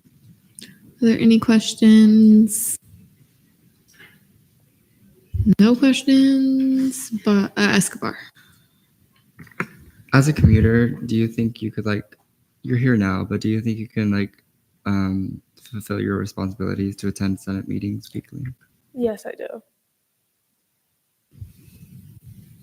Lipner. Move to debate. There's been a motion to move to debate. Are there any objections? All right, seeing none, we're now in debate. Okay, lots of hands. Okay, I'm trying to pick new hands. We'll do Metellus, Varela, and then Shen. I will be voting in favor of this candidate. I definitely like how she has initiatives that are focused on commuter students. I do notice that a lot of commuter students have trouble getting involved on campus, and like you said, hearing about different resources. So I'm glad that you saw that issue and wanted to bring it here, because I feel like that's definitely something that the Senate can work on, especially with you spearheading something like that. And yeah, I do think that you're a very qualified candidate, and I like the drive that you have, and I encourage all of us to vote in favor of this candidate. Yeah, I'll also be voting in favor of this candidate. As a fellow commuter, I have a 40-minute drive here every day. It's definitely, some special challenges for us. The idea of a commuter lounge is super interesting to me, because I just realized, my space here is a student government office, but a lot of commuters don't have that. So there's also not a lot of places where we can kind of sit down, study, just kind of hang out, because we don't really live on campus or live near campus. So the idea of a special space for us seems really intriguing, and something I would love to see, more investigation into. So that's why I'm voting in favor. Thank you. Shen. Yeah, I will also be voting in favor. I appreciated the candidate's energy. The initiative seemed great, and I encourage you all to do the same. All right. So one of you. Motion to vote. There's been a motion to vote. Are there any objections? All right, seeing none, we're now in voting procedures.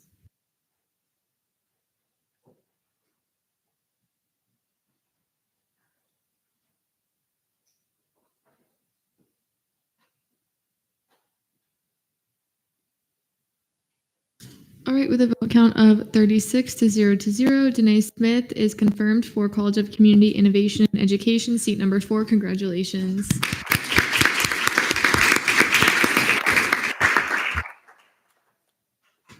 All right. Internal legislation, notice of legislation on first reading, Proclamation 5623, proclamation recognizing November 17th through the 23rd as National Hunger and Homelessness Week. Chair Vasquez, I hereby remand to SBA.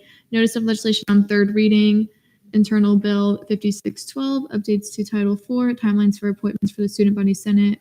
Chair DeCara, is there a motion for a 5? Oh, yes. Rudy. Present and voting. Senator Rudy, present and voting, senated at 10:21 p.m.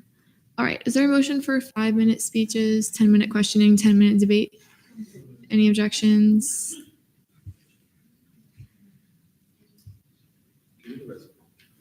Motion to do resolutions first. Oh,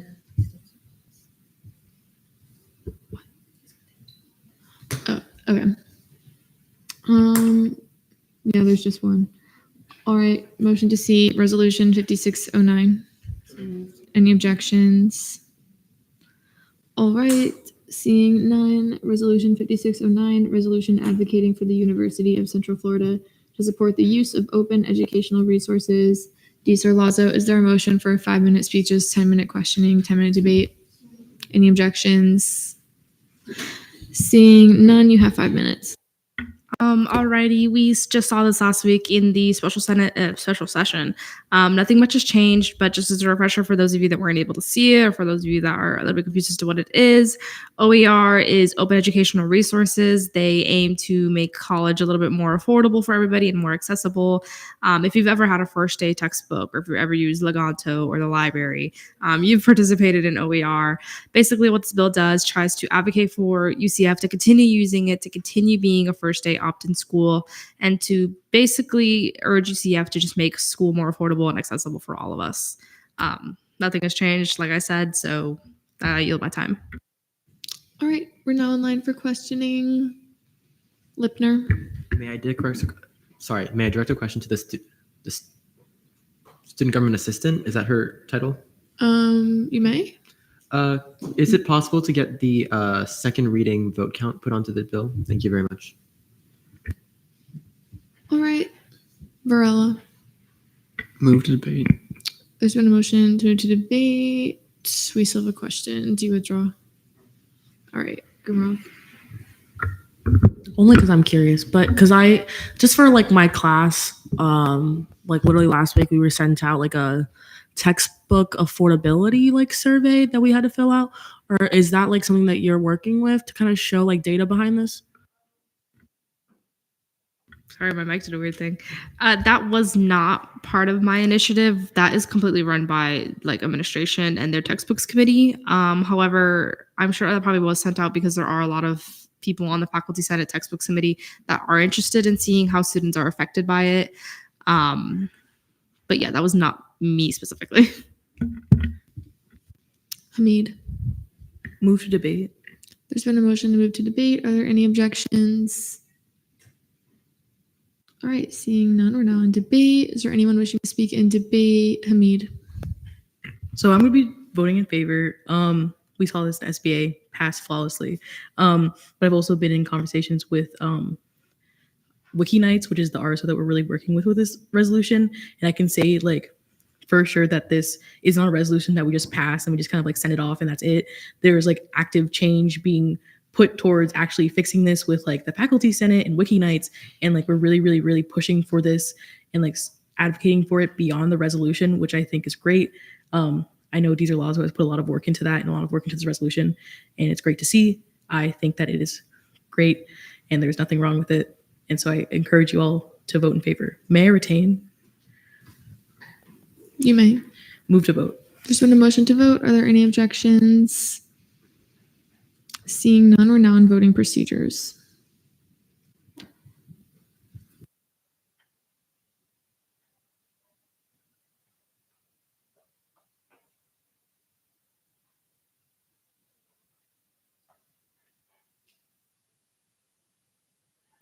All right, with a vote count of 37 to 0 to 1, Resolution 5609 passes on third reading. All right, I'll do Smith. Oh, good. All right, Senator Smith, present and voting, so noted at 10:26 p.m. All right, is there a motion to see Internal Bill 5612? Any objections? All right, seeing none, you have 5 minutes whenever you're ready, Takara. All right. It's the same as it was last week, but basically, this is a bill that is meant to kind of lay out and structure the timeline of appointments for the Student Body Senate. So basically, the process right now is that they submit a form on Night Connect, and then they get interviewed. They go to E&A as like the newer senators. You went through that process, but there wasn't really a timeline to set things up when things should be done, by what time, and who should be told. So that kind of leads to things just not being dealt with when they should be dealt with accordingly. So putting this in place would basically, when a person submits something on Night Connect, the form, they would have 5 days to be reached out with to schedule an interview. And right there, I laid out what an approved candidate must be. And then from there, they can either approve or deny, as they have the discretion to do so. And then from there, if they're approved, we must notify the Senate President, Pro Temp, and the E&A Chair. I did the Senate President and the Pro Temp because it just knows it allows them to know what the business for the next for like the following Senate meetings, and then ENA is notified so we can start setting up the agenda then. This is basically how it is now, but this kind of like one lays it out in statutes and also does put a time on it so that we have a efficient and like efficiently filled Senate. Like as you see, like a filled Senate is an accurately representing of the student body. So I feel that this is just something that was needed, and I haven't heard anything else from the chief of staff and exec that they had an issue with it. I yield the rest of my time to questioning. All right, we're now in line for questioning. Gumrov.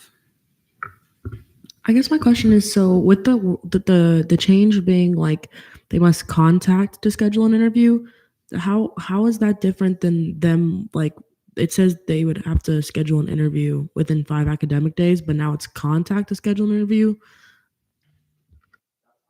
That's an amendment. Originally it would be must schedule an interview with an approved candidate within 5 academic days of the submission of the appointment application. The blue is a amendment. That's not me.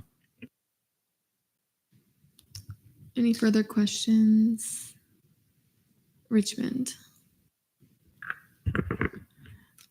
Were you able to talk to exec? I know you said, I think last time that you talked to them before, but were you able to talk to them before tonight? I think you said no, but.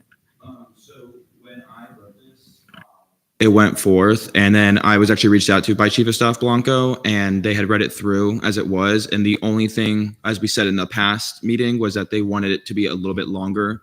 Instead of the 5 academic days, it was more 7. That was the only thing that was brought to my attention. There was no other issue brought to my attention. So if there is, I am not known of it. But as I know, it was just the 5 academic days, but we voted on that and we kept it at 5 academic days. So other than that, I have heard nothing against it. Collazo. Move to debate. There's been a motion to move to debate. Are there any objections? Seeing none, we're now in debate. Courts. Motion to see my amendment. There's been a motion to see Chair Court's amendments. Are there any objections? Seeing none, whenever you're ready. Yeah, so that was actually my amendment. And I do agree it doesn't really change the wording in my opinion at all, but it does make it more black and white so that if there is any confusion, it's just settled, because I know that there are sometimes scheduling conflicts. So it just puts it more in black and white.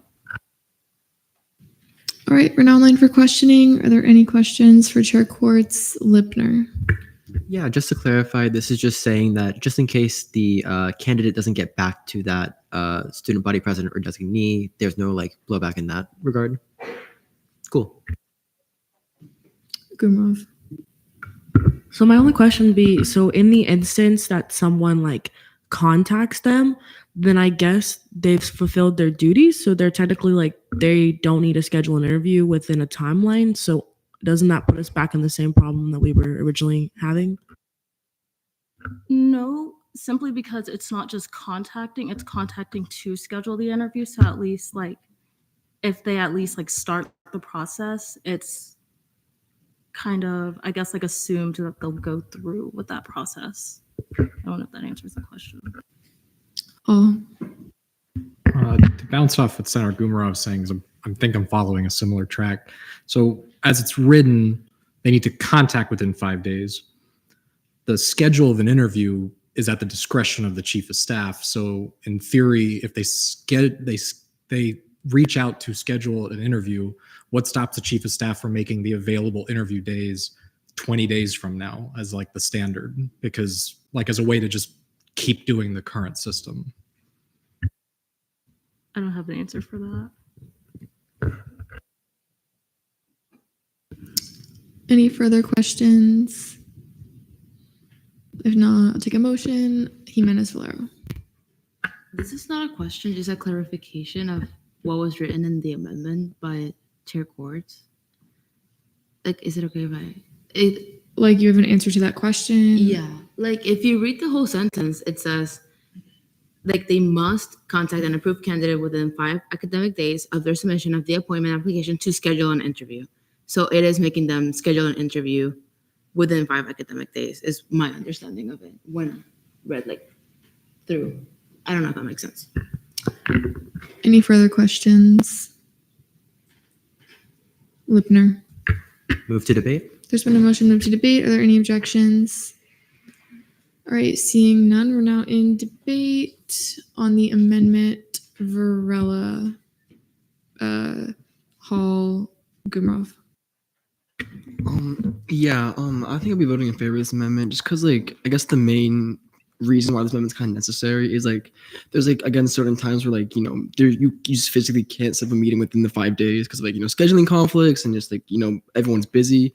I do have that small concern like about the chief of staff making it like crazy later. I'm not sure if anyone can like make it friendly or kind of change the wording to make it more explicit that can't happen. I don't really have ideas personally. I think the idea of the amendment is so necessary because again, like I don't think it's super realistic for the chief of staff to schedule every single interview within the 5 days. Just because like it's within the 5 days like without making the contact. Because what's important is the contact. Make sure that there's open dialogue between the chief of staff and the candidate. But again, scheduling conflicts, we're all like student leaders, we're all busy. I think it might be too constraining to have to require the interview to happen within those 5 days. So I'll be voting yes. I forget who I said. Hall. Yeah, I mean, I wasn't here last week to really digest this bill much. I would respectfully make the argument that all it takes is an AG interpreting that as no, the 5 academic days is to contact them, not to actually have an interview within 5 days. So to me, like, I think at the end of the day, the amendment itself is not a problem if the bill is going to pass.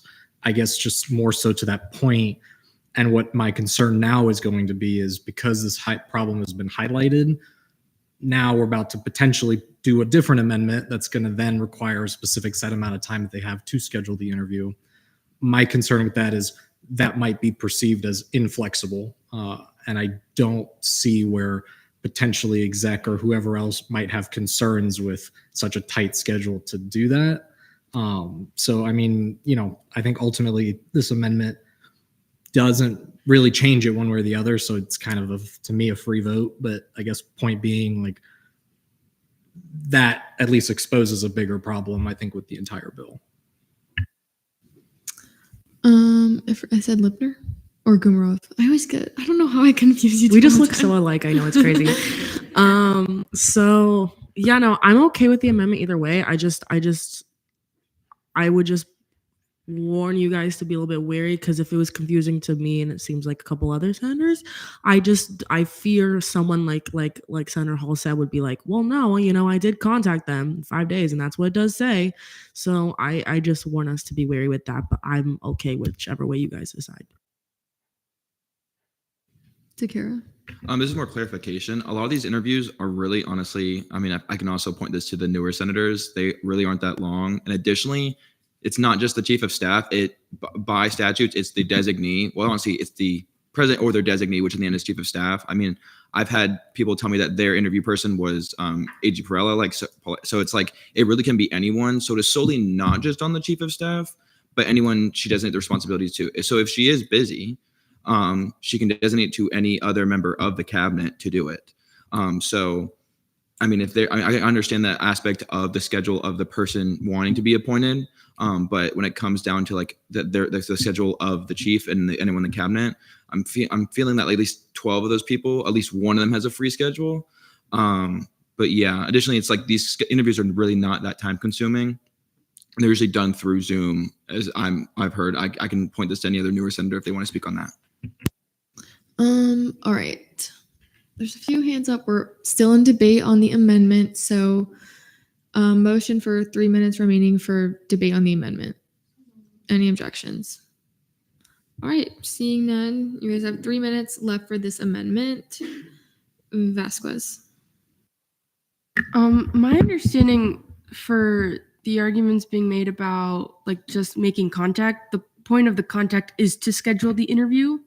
So I guess you can argue that if like the contact is made, the schedule is going to be made when the contact is made. So I don't know. That's just how I'm taking it, but I'll be voting in favor for the amendment. Foss and then Escobar. Hello. I would like to give my opinion as somebody who just went through the whole process. So I have a timeline. I submitted my application to the Senate on September 20th. We're talking about the amendment. The by amendment. way. So like I'm looking at part A, and it said within 5 days of their appointment application. Is that the initial? Because I'm a little confused. We're about what- talking about the initial amendment. If you tap on it, it'll say Kirsten Courts. That's what we're in debate on. Oh, this link. Okay. It's at the one at the very top. Oh, am I mistaken then? Just clarifying that we're talking about the amendment, but go ahead. Oh, I just like it took 10 academic days for, I guess, to get back to on my application. So I was supposed to have, I got contacted on October 4th for my interview. It was supposed to be on October 10th, but the hurricane happened, so it got pushed back to October 17th. And then that's when I had my interview. And so it just kind of took a while. So the process is kind of long, and it would be cool if it was shorter. But I do understand that they are busy. I just wish that there was a middle ground that we could come to. Escobar. All right. Few hands. Lipner. Yeah, I think Thos brought up a really interesting point here. The discussion of like hurricanes or any kind of emergency situations that we can't plan for would make me really want to avoid instating any kind of full academic calendar for the actual interview, and instead just sticking with the amendment that courts proposed, which discussed contacting to start that scheduling process. Because in case anything like an emergency comes into play, we want to make sure that those people from the exec branch have that flexibility. Thank you. All right. We have about 30 seconds remaining in debate. Janadra. I also think that just contacting and just making sure that they are the new attendees are known of what the process is more important, because it took me like 3 months to just know what my next step is going to be after my first initial interview. So just making the contact at that point and getting the process started is more important. So I feel like the amendment can pass and make a difference. All right. Debate time has elapsed. Colazo. Move to vote. There's been a motion to vote on court's amendment. Are there any objections? All right, seeing none, we're now in voting procedures.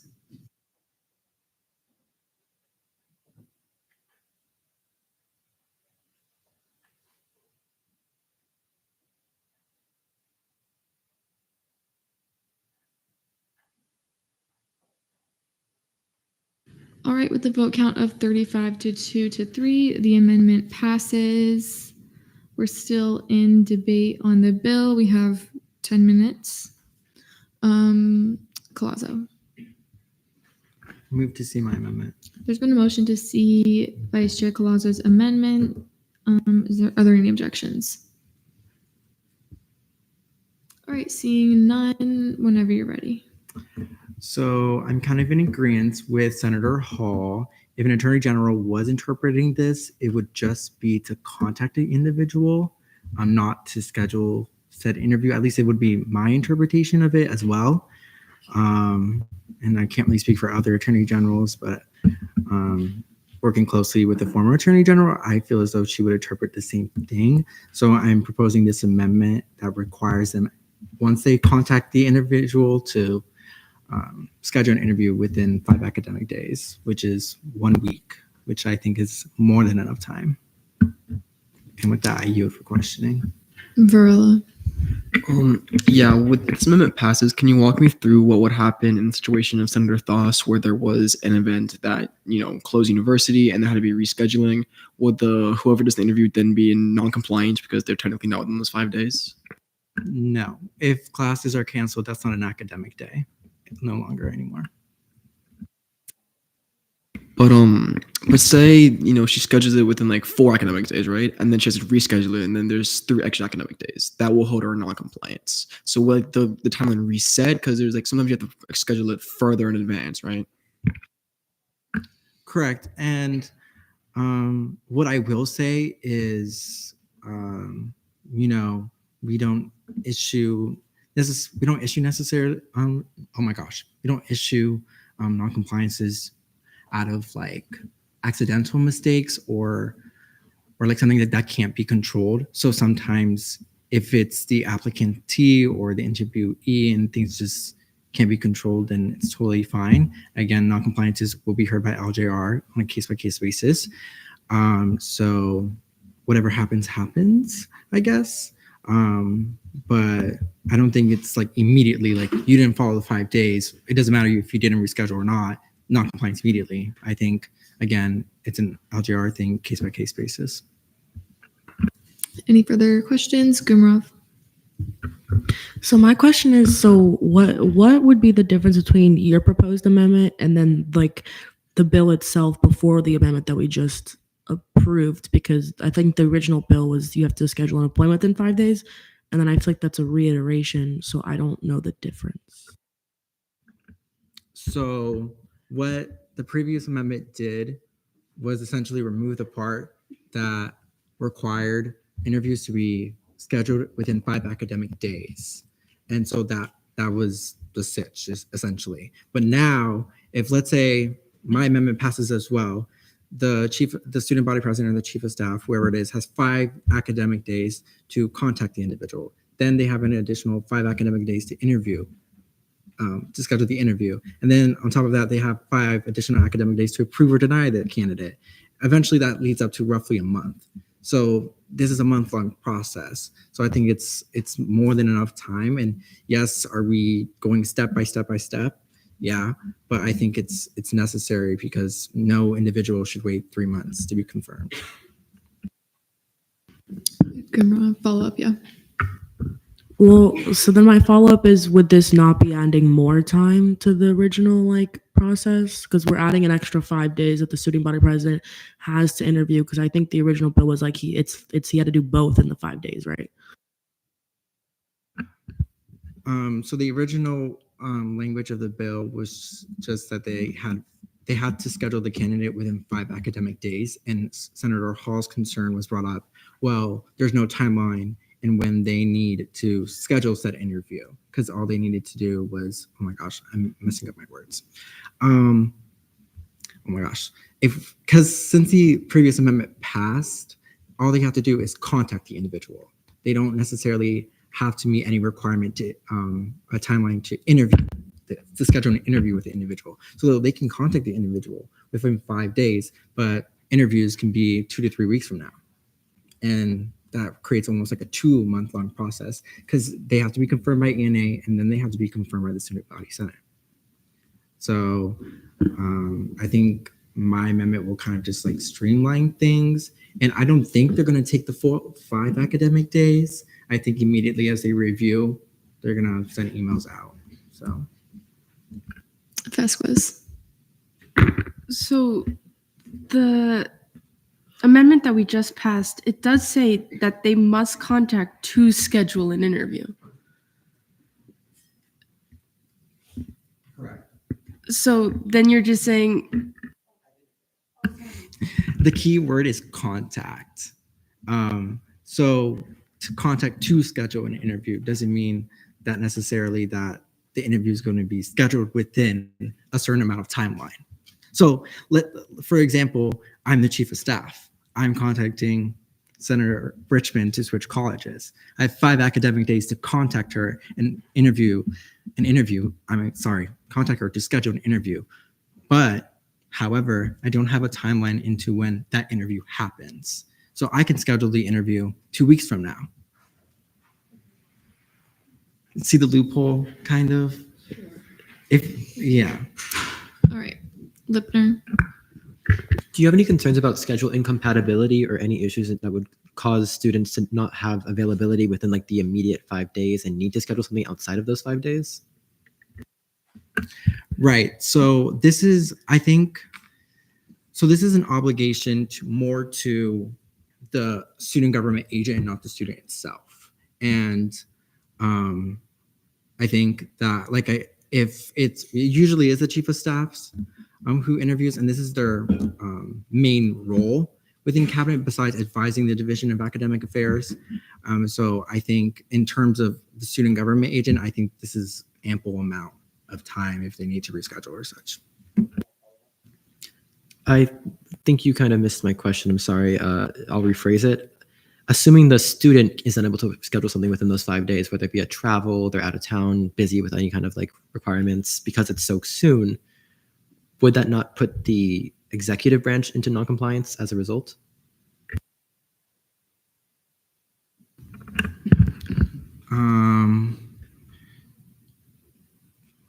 Technically, yes. Will the non-compliance be approved? No, probably not. Not because it's not, the student government agent isn't necessarily at fault for the non-compliance. So, I mean, I see your point. If you would like to propose an amendment to prevent such something like that, but I don't necessarily think that they would be issued a non-compliance. Gumrov. So I feel as if we're falling a little bit down a rabbit hole of verbiage, because I think the confusion for me and kind of everyone else. So I don't think I'm understanding like the intention, because if we're saying the intention is to have someone to have the interview within 5 days, that's not what the amendment says. The amendment says they must schedule the interview. So that doesn't, the chief of staff could still schedule it for 3 weeks from the prior date. They scheduled it within the 5 days. That doesn't mean they would have to have the interview within the 5 days. So again, it's like a volleyball game of verbiage. So I don't know what your intention was to do the interview, like must schedule it or must have it. And you bring up an excellent point. Because, like, again, it's all about interpretation. So I go back to like an attorney general's opinion. Not that it's legally binding, because there's a difference between an attorney general's opinion and a judicial counsel opinion. But I do see your point that it creates another loophole. And I feel like loopholes are just being created. Yeah, that's what I was saying. I see your point. Lipner. Move to debate. There's been a motion to move to debate. Are there any objections? Seeing none, we're now in debate. Reed, Varela. I agree with the idea of the amendment. However, I also agree with the verbiage being a little loophole wonky. I think maybe if we just clarify, like, the student body president or their designee must schedule the interview to be met within 5 academic days, or, just to be scheduled, whichever is most appealing to individuals. I think that could work, because then it creates kind of a firm stopping point to be like, it happens within 5 days. That's it. Not, it just needs to be scheduled within 5 days, but it can happen like 2 weeks from now. So yeah, just clarifying, and then I would obviously vote in favor. Varela. Colazo, will you see my amendment to amendment as a friendly?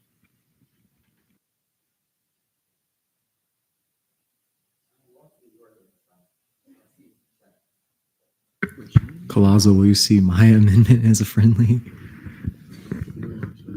All right. Takara. Can you use the word conduct?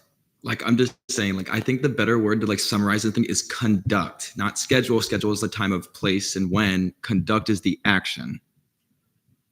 I'm just saying whoever wants to amend something in that sense, the word's conduct. Okay. You can, amend that as you will. Gumrov. See, now we're going around like another rabbit hole, guys. So I agree with having a timeline. However, if we're going to say conduct the interview within 5 academic days, I do agree with Lipner's point as well. Like, there's extenuating circumstances. So we want to put like a little bullet point, unless something goes down, because I feel like it's a little strange, like the 5 academic days, unless like we wanted to say like, extenuating circumstances or stuff. More set. I want to provide more of like a clarification point. There are other places in the statutes where it puts a time constraint on a certain responsibility. I'm supposed to make sure a lot of you guys are trained fiscally and ethically within a certain time frame. But that, like, for example, like with when Brody was here, I didn't get the reports for like the ethical training. So technically, in terms of compliance, I'm out of compliance, but I can't get that report because it needs to be pulled from him. So in that aspect, like I wouldn't be held in non-compliance because I can't do that. It's like not in my power. So if an extenuating circumstance happened, that person can't necessarily be held in non-compliance because it's out of their power to control, if that makes sense. It wouldn't just be here where this is within a time constraint statute. There's a bunch of other places and a lot of other interpretations that could happen. Okay. DeCara. I will make a fact on my interpretation when I wrote it is that, as what was just said right there are understandings. The thing is, as the reason I wrote it was that it's for one person, it took almost a month and a half for them to get an interview, and that's not actively doing your job. So that could be non-compliance. If a hurricane or you have a family trip, that is extenuating circumstances that you make an agreement between the student and the chief of staff, and in good like action, the chief of staff goes, I've scheduled this interview, but they will not be able to be seen until this time. So there are certain things that we do within student government that do have a time limit, but things are out of our control sometimes, and it's understanding that. Like it's right there, it's like there's things that we can't do that. So I wrote it in the understanding that the chief of staff is one, though it says that, when I said scheduled, I meant that they at least scheduled an interview. That interview could have been, if maybe they're gone for a month, they schedule it after that month at anything. That's how I interpreted it. But though y'all kind of interpreted it like a different way too. So it's getting that perspective is good. But when I see this, or when I see what I'm getting from, as what Pro Temp Morissette just said, was that there's an understanding that, we have our own time constraints. Some students can't do certain things there, but as long as you are making the effort to schedule the interview, to have the interview, then there is no reason for the non-compliance. All right. Who's still wishing to speak in debate on this amendment? Just one? All right. Go ahead, Claudio. I was just going to say, I'm going to accept Shen's amendment as a friendly to replace schedule as conduct. All right. Courts. Move to vote. There's been a motion to vote. Are there any objections? All right, seeing none, we're in voting procedures just on Colazzo's amendment.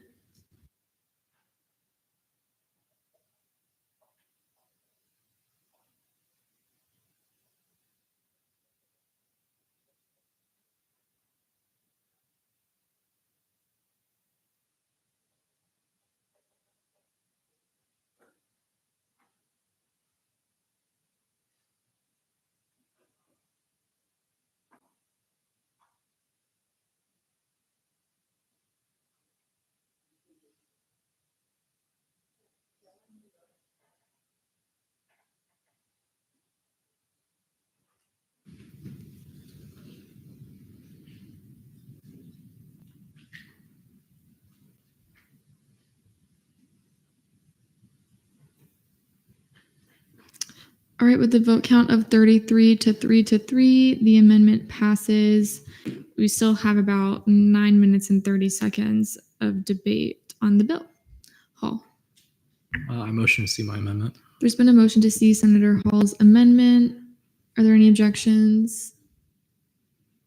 Seeing none. Is there a motion for 355? Any objections? All right, seeing none, whenever you're ready. Yeah, so without getting into kind of the semantics debate that we just did, my biggest issue with this bill is the ending part, and why I've motioned to get rid of the within 5 days that they have to make a decision. Primarily because I think the bill in its current form encourages a first come, first serve mentality, that ultimately we open up and we promote that there are open seats for periods of time in particular. And realistically, if they're being required to make a decision within 5 days, that means that there might be applicants who are not going to be seen for the same potential seat. That ultimately you're going to have multiple people potentially applying for the same college. And now the person that applied first has the best shot of being approved even before the other two are, or the other three, or however many it might be. I think if you get rid of that and you kind of leave it with that vague interpretation, because after the candidate's interview implies that, yes, it could be at any particular time. All I would argue is then in that case, what it sounds like the bigger problem is not that people aren't adhering to a strict timeline. It sounds like the issue is just that we ourselves are not as engaged in this process as we should be. Ultimately, it's up to what President Lister wants to do when it comes to appointing somebody or not. But at the same time, if there is a specific need for more senators, then I see no reason why the Senate president or the pro temp can't be the person to kind of say, hey, we're starting to lose more people. We have a pool of people that we've looked at. Can we take a look at this? Or at the very least, if it's still going to be appointed in a reasonable amount of time, just not creating a set time that forces them to either say yes or no to a candidate when there could be other people that may apply for that seat. That's just my point, is that that can be worked on internally behind the scenes of, how long it should be, how soon it should be. I just think putting a specific timer on when a decision has to be made is kind of a disservice to potential applicants, but also a disservice to the chamber itself, because I also do think ultimately, yes, we want to fill this room, but we also want to make sure that we're filling it with people that are actually bringing things to the table. And I don't mean that in a dismissive way. I just mean that in reality. We want to make sure that people are given a fair shot. And to me, just that part at the end is the problem with the bill, if you asked me, that they aren't given a fair shot unless you specifically found a way to interview everybody within that specific window of time, not accounting for somebody who applies a day or two later. Now they've missed their potential chance. That's my only point. All right, we're now in line for questioning. You guys have 5 minutes. Lipner and then Gumrov. Would you be amendable to a more wide time frame to give them more flexibility, something like a 30 to 60-day time frame? Just because I don't want any applicant to feel like they're not going to get a response whatsoever. I mean, that's something that I guess could be discussed more broadly with the rest of the chamber. My point being, though, that I think 5 days is arbitrarily too short, but also we're over legislating an issue that realistically could just be a conversation with the Senate president and the actual student body president. And I would actually argue this more incentivizes that conversation to happen, because traditionally that doesn't really happen. The conversation that happens is, hey, I'm appointing this person, I'm going to put it on the agenda. That's it. That's the conversation. Now this allows the Senate president or the pro temp or whoever's going to be kind of our person on this side of it, at least being able to facilitate that conversation and try to see in particular when numbers are getting increasingly bad, or potentially with a specific college, they're able to bring that concern to them and there's a pool of applicants. I do agree there's probably ways that you can make a decision one way or the other, or at least make sure that they continue to be informed. But at the same time, I don't think somebody's entitled to a decision within 5 days. I don't. Gumrov. That was literally my exact question. So, Varela. Yeah. So in my interpretation of the intention of the bill is set that kind of that pretty easy, streamlined kind of deadlines to make sure things getting them quickly. So by taking out kind of the bottom of that timeline, do you think kind of the intention of the bill is lost at all, or do you still think it would be effective at making sure Senate is filled in the streamlined way? Because I feel like when you take out the bottom, I'm not going to debate, but yeah, answer the question. No, I don't. The main reason why is because I do think what this bill is addressing primarily is making sure that the applicants are actually responded to in a reasonable amount of time when they submit the application. There is no expectation that you're going to get a decision 5 days after you interview of whether you get to come into Senate or not. I think that's ultimately at the discretion of the executive branch and obviously the president. But I think putting them into a specific tight timeline, especially on that side of it, of making the final decision, creates more problems than not. Colazo. Move to debate. There's been a motion to move to debate. Are there any objections? Seeing none, we're now in debate. All right, we have 5 minutes. I'll do Janadra. Yeah, that happens sometimes. It's okay. It's just random. Janadra, Lipner, Richmond.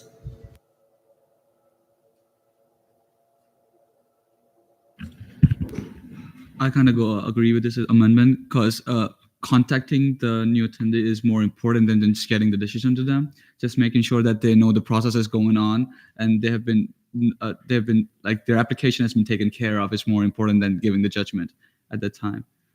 Because sometimes if with my case personally, I just had no idea what was going on with my application at the time. I honestly thought I was rejected from Senate, but then when I asked the SGA office then I found out that it was still in process.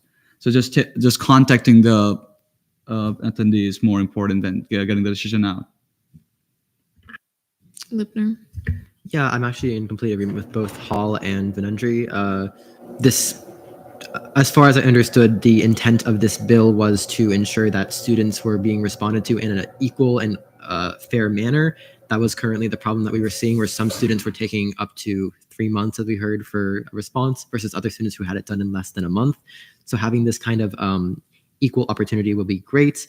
And then also not making sure that these individuals have to get that response back to make sure that we have the best students available within Senate would be a great opportunity. So I'll be voting for this amendment. Richmond. I sound like a broken record. When I first saw this amendment, I was very confused, but I had full faith in Hall and it worked out. I think this was a really interesting take that I didn't even think about, how it would kind of, we're prioritizing speed, but we still have to think about quality as well as quantity. And I think that this does just that. So I will be voting in favor and urge everyone else to. All right. Is there anyone speaking in negation? Varela. Yeah, I think I understand and empathize with the intention of the bill, of the amendment, my bad. And like I would probably open to like maybe making a longer deadline. But kind of how I interpret how the student government appointment process works is that because it's on a rolling basis, no set like time, like deadline to like apply. Like kind of how like jobs work in the real life like that. Like it is not first come, first serve, but being early is of course better because it is rolling. Right. So I don't know. I just feel like just generally how it should work is, yeah, if you apply super early, you're on your game, you should be rewarded because that is kind of how rolling admissions work, at least in my view. So that's why I'm probably voting no on this amendment. Gumrov. Yeah, I actually love the reasoning behind the amendment. I completely agree that you shouldn't rush important decisions. The only thing that I am kind of not in agreement with is having no timeline, because it seems as if the entire issue was that, you know, like obviously we love Bryce Lister, like he would do his due diligence, but like we don't know that for the next president. And so like while this is amendable, I don't, you know, like I feel like having a longer timeline would just be better for any instance that we hit, because it still ensures like a fair and active timeline for our applicants. Karingal. Yeah, I kind of agree with the previous two sentiments that I do understand that, you know, we should be looking for the ideal candidate, but it's kind of like holding on to like stocks. Think about it. It's, you know, you don't want to keep just holding on to it, hoping it's going to keep growing and growing and growing higher. At some point, you have to make the decision to sell. You have to make the decision to actually pull the trigger. I think 5 days might be a little too short. So I'm open to kind of amending it to be longer, but at some point you do need to decide, hey, are we going to keep this person and put them in that open seat, or are we just going to keep that seat open for ages and ages? All right. We have a little over a minute remaining in debate. Escobar. I also want to focus on like the applicants because, yeah, like we have like the 5 days and the 5 days, but also like receiving on the amendment, I think a timeline still would be necessary because applicants do have other maybe organizations they want to join, and not receiving back like an approval or denial would like hinder maybe other like opportunities they might want to join while waiting for this decision. All right. A little over 30 seconds. Shen. I'll keep it quick because 30 seconds, but yeah, same things that was just previously said. I mean, also, this is not how like a real application process would work in the real world. You got to make a decision.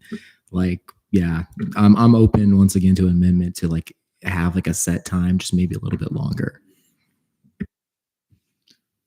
Richmond.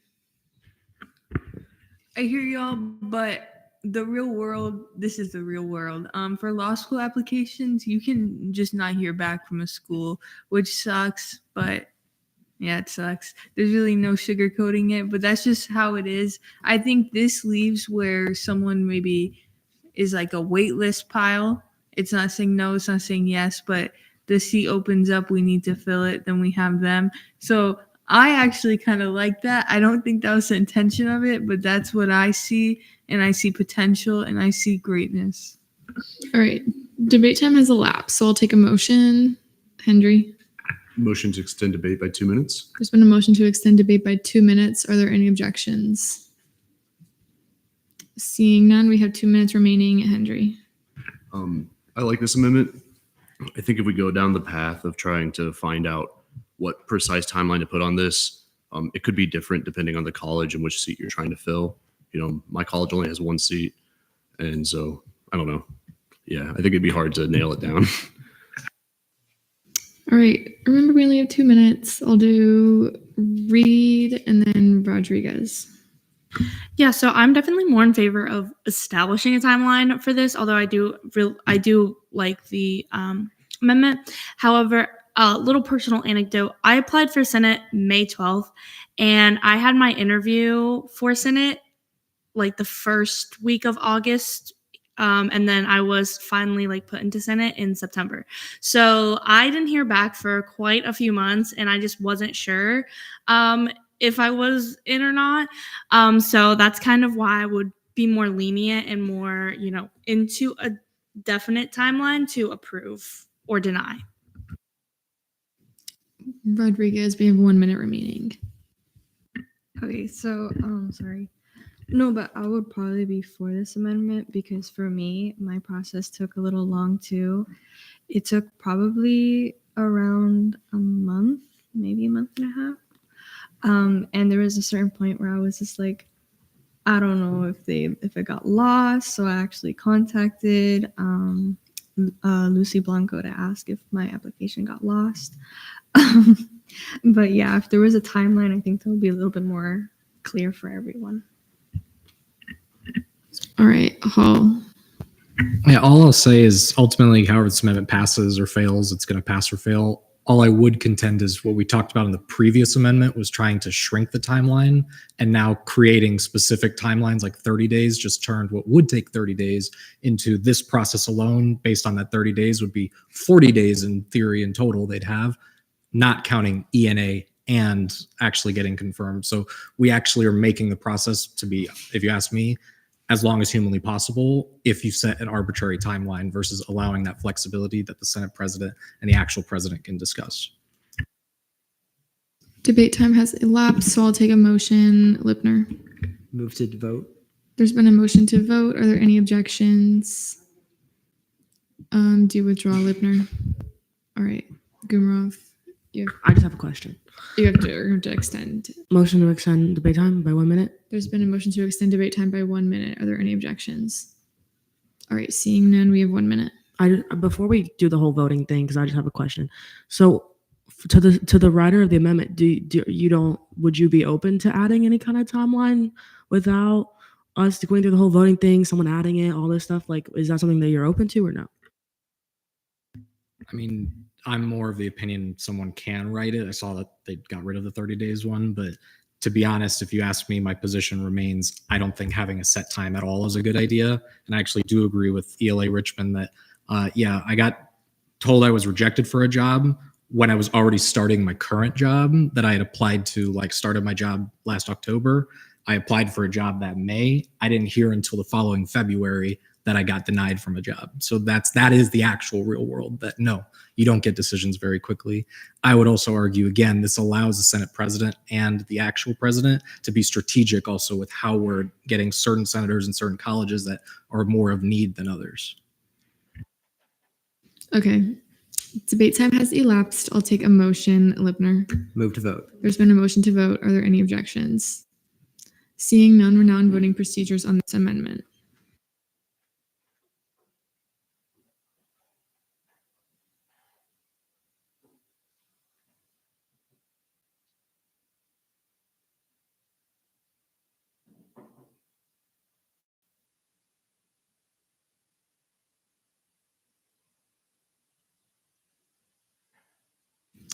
All right, with the vote count of 19 to 17 to 4, the amendment fails. All right, we're still in debate. We still have about 9 minutes. Clauso. Move to vote.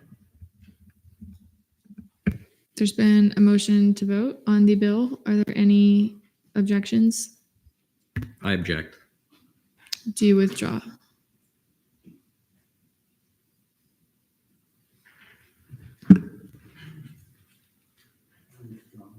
All right, we still have 9 minutes remaining.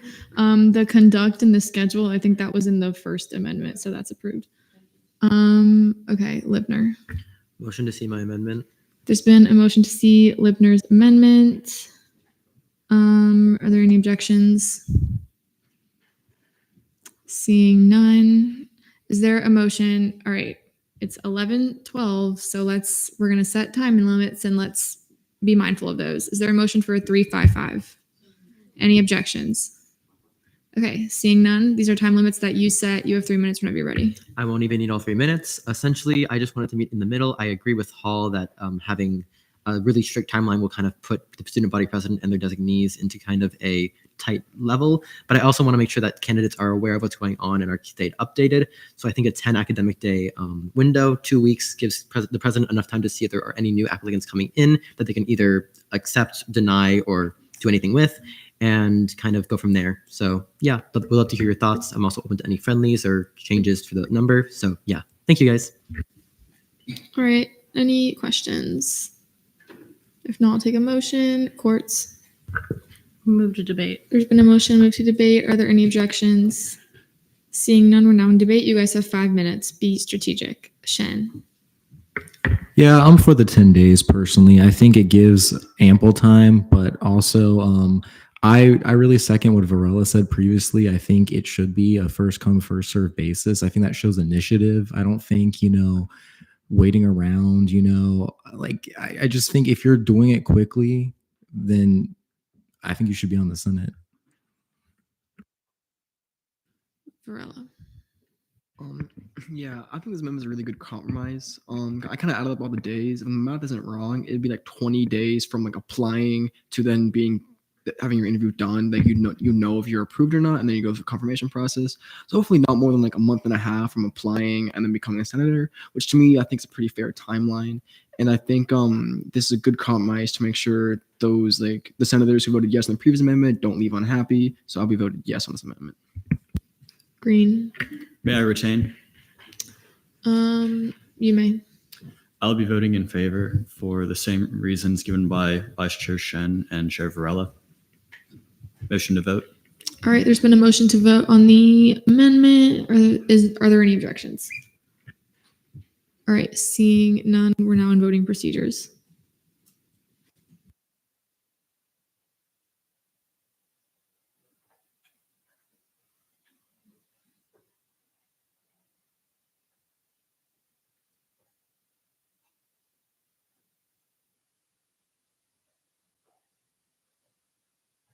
All right, with the vote count of 37 to 2-1, the amendment passes. I'm pretty sure the conduct up there, Hamid, your amendment. Oh, okay, yeah. So the conduct up there, that's still fine. Okay, courts. Move to vote. There's been a motion to vote on the bill. Are there any objections? Seeing none, we're now in voting procedures.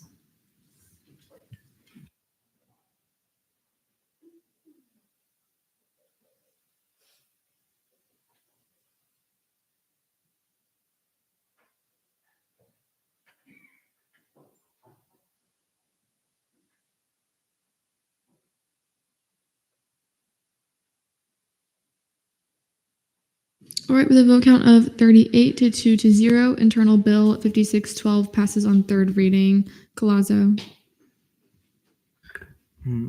Motion to see internal bill 5614, 15, 16, 17 as a block.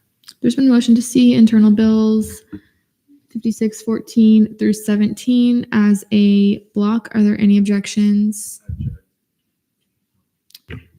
Do you withdraw? Okay, 2 things. Are you gonna withdraw or not?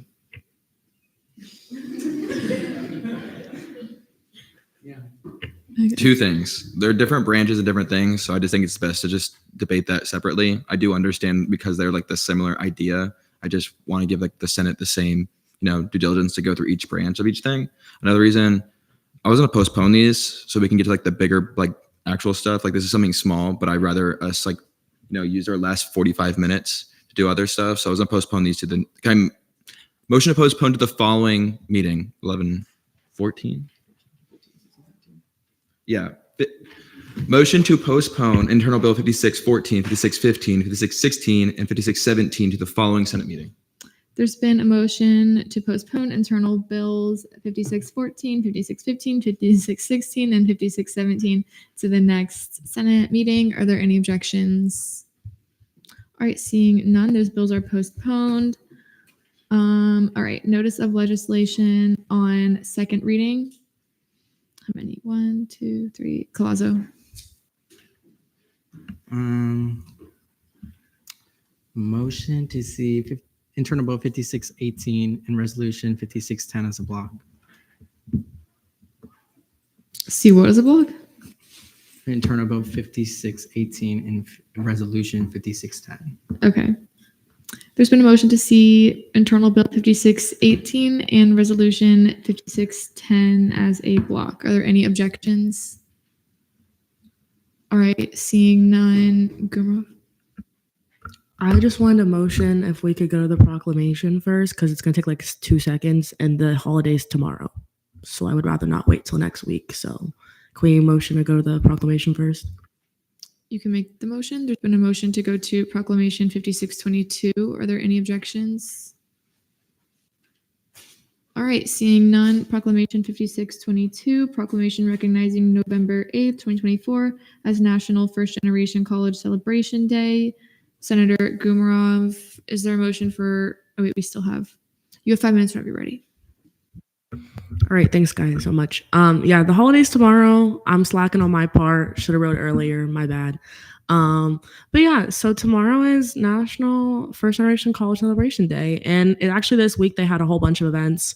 I hope some of you guys could go to some of them. I wish I would have gotten this out earlier to spread the awareness a little bit more, but you know, still an important thing. First generation college students, they go through a lot of stuff. Me, myself, first generation college student, you know, we go through a lot. We don't have a lot of, you know, help in the arena. Not our family's fault. But yeah, so just something that deserves awareness, deserves celebration, all that we've accomplished. So, and I'm open to any amendments if anyone has any, and I yield the rest of my time. All right, we're now in line for questioning. Are there any questions? Colazo. Move to debate. There's been a motion to move to debate. Are there any objections? Seeing none, we're now in debate. Banesh. May I retain? You may. I'll be voting in favor. Move to vote. There's been a motion to vote. Are there any objections? Seeing none, we're now in voting procedures.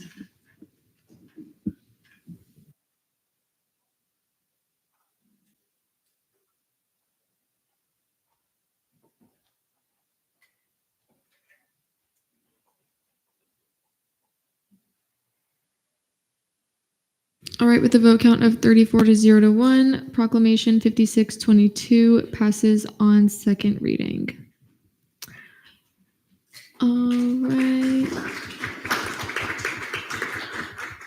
right, we have 1, 2. Is there a motion to see internal bill 5618 and resolution 5610?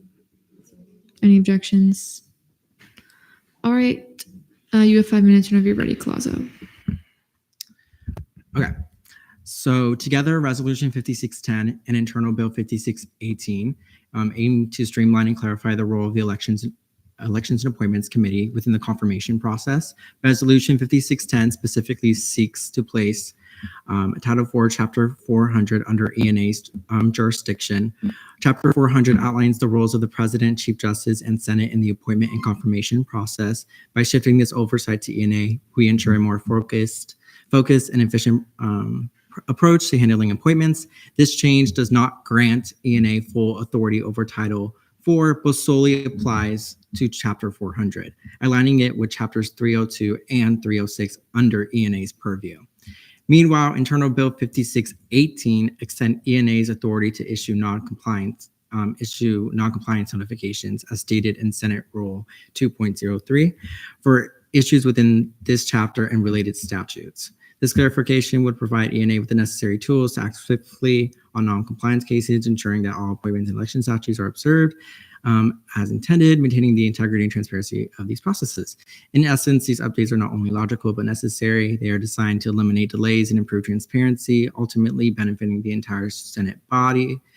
Senate, I believe these are common sense changes that reinforce the roles and responsibilities of ENA in a way that should have been established from the beginning. So in simple, plain old terms, ENA currently has jurisdiction over election things, not appointment things. The resolution and the bill combined will allow ENA to have jurisdiction under presidential appointment things and then issue non-compliances on election things and appointment things. Because of right now, we're only allowed to issue non-compliances in regards to the elections. And with that, I yield the rest of my time. All right, we're now in for questioning. Varela, A two-parter, if I may. you may. Okay, this is a two-part question I'm gonna ask both at the same time. The first is, currently does ENA have the power to issue non-compliances to the executive branch? And if this bill passes, will they then have the power to issue non-compliances to the executive branch? So the ENA committee has the authority to issue non-compliances in terms of anything regarding the election. So that even includes the Judicial Council. If they make a mistake, that includes the student body president, that includes anybody mentioned within the election statutes. However, what I'm adding is the relevant appointment statutes. I think it's just a little bit of common sense. If we're called the Elections and Appointments Committee, we should have jurisdiction on all things appointments and be able to enforce them. Because of right now, it would be LJR who would issue notifications of non-compliance, and I don't really think that's kind of appropriate, seeing as it's ENA's purview to handle appointments, not LJR's. To follow up on that, so are you moving the power from LGR to ENA? Or are you extending the power? So I'm moving the resolution will just add a chapter which will allow ENA to modify Chapter 400. The internal bill will take the relevant statutes, so Chapter 300, 302, 306, and 400 under ENA's purview, which is currently right now under LJR's purview when issuing a non-compliance notification. I think it's more appropriate for ENA to issue non-compliance notifications as appointments are our purview. Hall. Yeah, more just I think to help everybody, Senator Collazo, can you provide an example of what a non-compliance and appointments would look like, just so we kind of have an idea of what you're talking about? Yeah, so the internal bill that we just passed, so as of right now, as the statute stands, it would be LJR who would enforce that if they need a non-compliance to be issued. With this bill, it would allow ENA to issue that non-compliance. So the timeline that we just established, ENA would now be the ones enforcing it. Okay, Metellus and then Gumrov.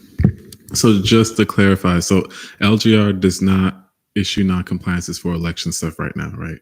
Only ENA.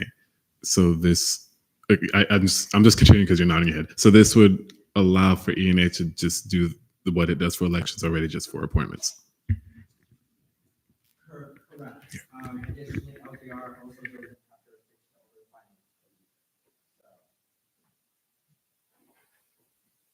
finance. All right, Gumrov. So can you specify what under the resolution, the Chapter 400 presidential appointments really is, by itself? Yes, so let me pull it up. So if you go into statutes, Chapter 400 is everything regarding to the appointment process in regards to the executive branch and the judicial branch mainly. So if you go in there, it says that it's the 1 week waiting period that appointees have to go through. The fact that the student body president has to announce it in the minutes, the fact that certain statutes are waived for certain appointments, so the election commissioners, the chief justice, also the oath of office is in here. Additionally, the fact that student body president can remove executive cabinet members except for the comptroller and the attorney general at will, and things like that. Lipner. Can you think of any reason why that wouldn't have been included in that list of titles that were selected there? So in my belief, I think at one point there wasn't actually relevant appointment statutes. So I think as student government evolved, certain chapters were allotted to ENA. And then I think it's kind of just time to really put it under ENA's jurisdiction since it is our purview.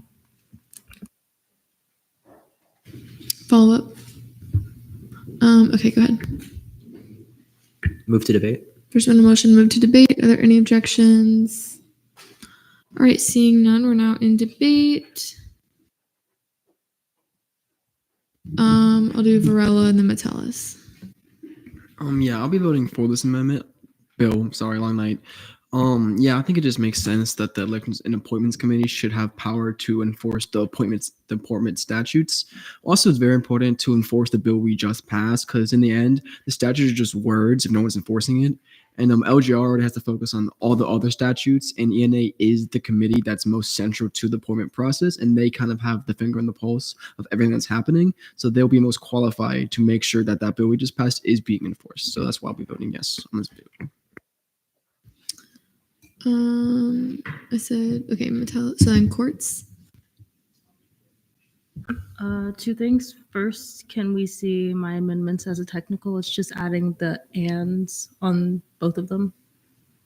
Yeah, I'll say the technical. Okay, and then secondly, as chair for LJR, I can let every single one of you know that I really don't pay attention to appointments at all because that's not my jurisdiction in any other portion. So I don't really understand why that's under our jurisdiction. So I'll be voting in favor because that is ENA's thing.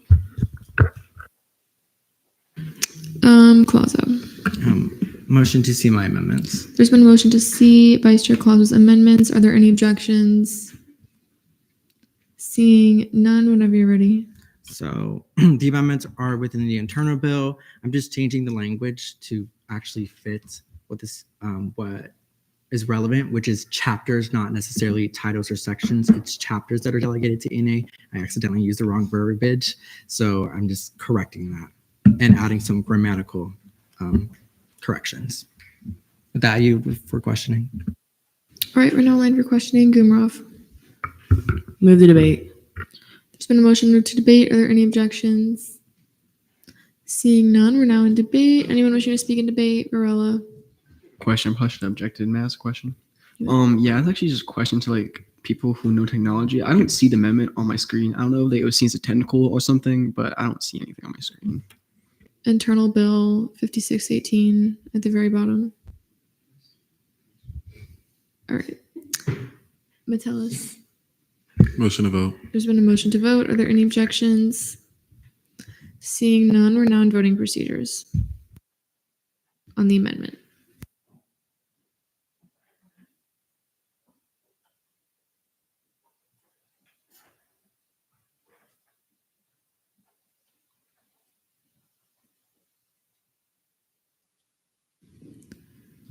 All right, with a vote count of 37 to 0 to 1, the amendments pass. We're still in debate on the block. Courts. Motion to vote? There's been a motion to vote. Are there any objections? Do you withdraw? Yeah. Just quickly fixing the amendments technicals on the resolution. Okay. Was there something supposed to be there for the whereas explain the reason effects of the resolution? That's just the default. Okay, so we'll just delete it. All right, I'll see it as a technical. Resolution. You see everything on the resolutions technicals because they're all just fixing the formats too. Yeah, all like the little format things. There's the resolution 5610, the second whereas. And the ands, I'll see as technicals. All right, courts. Move to vote. There's been a motion to vote on Internal Bill 5618 and Resolution 5610. Are there any objections? All right, seeing none, we're now in voting procedures.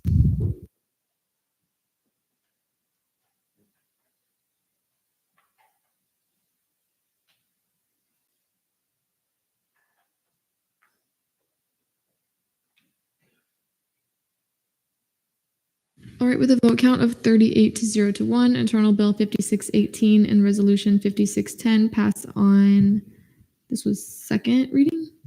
Pass on second reading.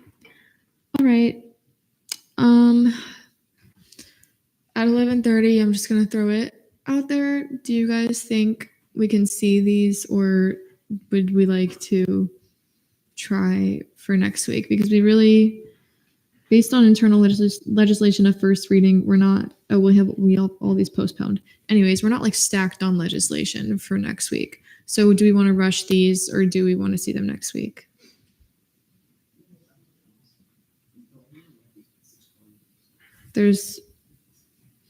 We have 2 left. So Johnson. Well, Senator Gaudio is not here, so I think it would be okay if we saw that one next week. All right, Colazo. Oh, you have your hand. Oh, I'm sorry. I thought it looked like his hand. I'm sorry. So actually, that one got postponed in LJR during caucusing, so we can't even. It's still on first reading. Oh, which one? Whatever Gaudio's is. Okay.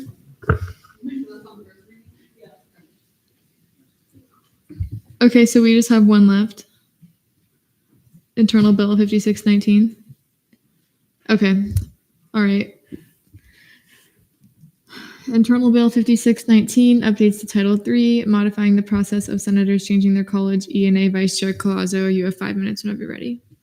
Okay, hopefully this one is as swift as the previous ones. Okay, so the purpose of this bill is to streamline the process for senators who change their majors during their term. Currently, when a senator switches college, they are notified of being out of compliance and then given 1 week to change their major back to align with the college they represent. In most cases, however, the senator instead applies for an open seat in their new college, undergoes an interview with the president or designee, is appointed and then presented to ENA for review, and finally confirmed by the Senate. This bill proposes 2 changes to simplify this process. 1, it removes the 1 week waiting period senators must observe before being presented to the Senate. And 2, it waives the requirement for ENA to review these senators again. In essence, this would allow a senator who is switching colleges to be appointed and confirmed on the same day, saving time for both the senator and ENA.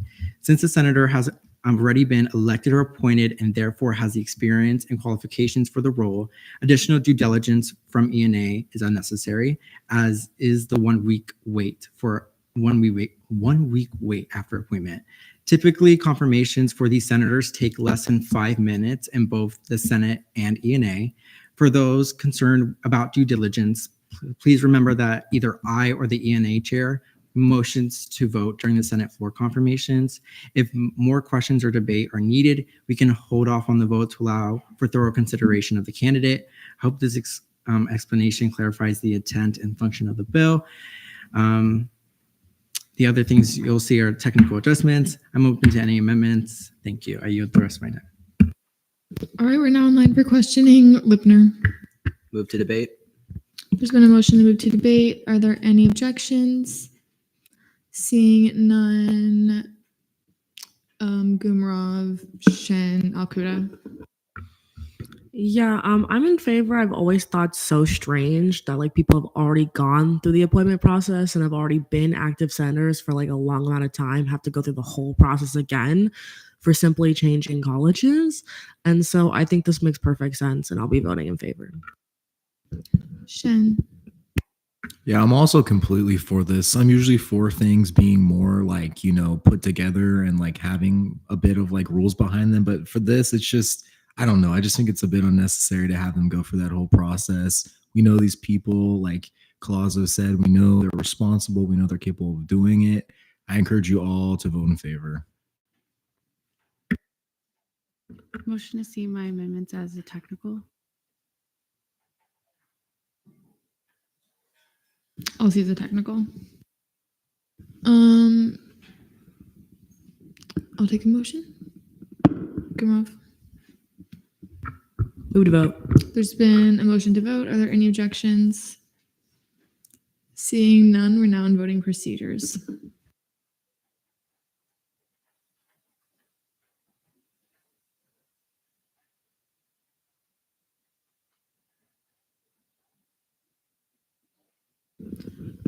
All right, with the vote count of 37 to 0, Internal Bill 5619 passes on second reading.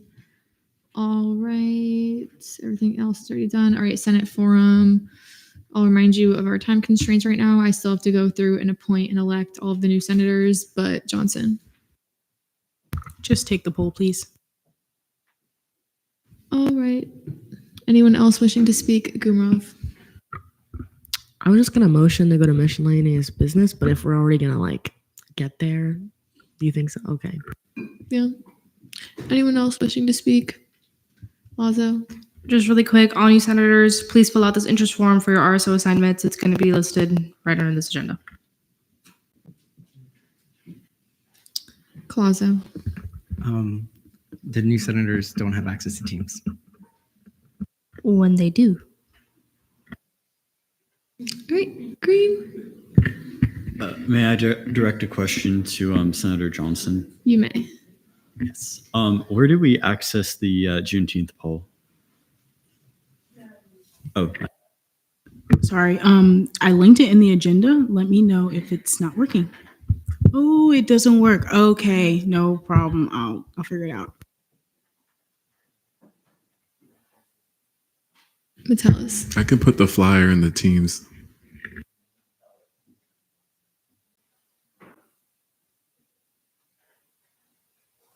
I'm trying to put the new senator stuff in the agenda. All right. Anyone else wishing to speak? All right. Seeing none. Senate deliberations. Is there anyone wishing to speak in Senate deliberations? All right. Seeing none. Advisors report. Maddie. Okay, first of all, I want to can we give a round of applause to Maxwell for being super on it tonight? Oh my God, Brody number 2. I could not have done it without you. Thank you so much. Everyone has been doing a great job adding their committee action. I'm seeing that come through. It's been really, really helpful. But while we're there, can we also add the day of the first reading? Because then I also still have to go find them in your minutes. So just date and vote. Other than that, new senators this week and last week, because we were on Zoom, please come see me if I haven't gotten your info yet. That's like your student email and UCF ID. I know I grabbed it from 2 of you tonight. And then I know we mentioned briefly that there's a lot going on in the past week. It's been really, really stressful. So I encourage you all to take time for yourselves, have a mindful weekend, connect with your loved ones. And yeah, and I also included a bunch of resources. If you need any support, I've been feeling lonely. I feel it. It's really, thoughts are loud right now. So we've got LGBTQ services. We've got CAPS. If you don't like your therapist, I always encourage you to ask for a new one. UCF Student Health Services can help you with referral out to psychiatric help. And they also have emergency walk-ins. Same with CAPS. They have emergency walk-ins during their office hours. We have WIPs on campus. We have UCF Cares. And then I attached a bunch of crisis lines. I think the main one I want to highlight is UCF CAPS has a free 24/7 crisis line if you ever need it. It's on your student ID on the back. It's got the number. Just call it, press the number 5. You'll be connected with someone immediately. Been there, used it, super helpful. And the nice thing about that too is a UCF CAPS therapist will then reach out the next day to follow up and see if you need any additional support after using that line. And then I also put my line, so if you ever need me, you can call me there. I know it's really lonely right now, and if you don't have anyone, I'm here for you. But yeah, and if you have any questions, let me know. Sorry, I'm finishing putting this in the agenda. All right. Any questions for Maddie? All right. Seeing none. Miscellaneous business. I'm going to double check that I have everything.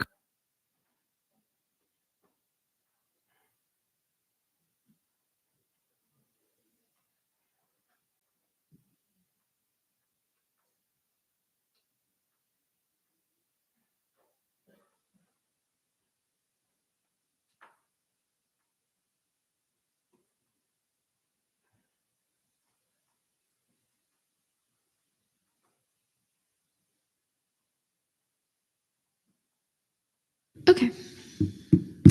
All right, miscellaneous business, elections. I wrote down the thing. All right, is there a motion? Do I have to make a motion to open elections? All right, is there a motion to open elections for the ENA committee? Is there a motion to open nominations?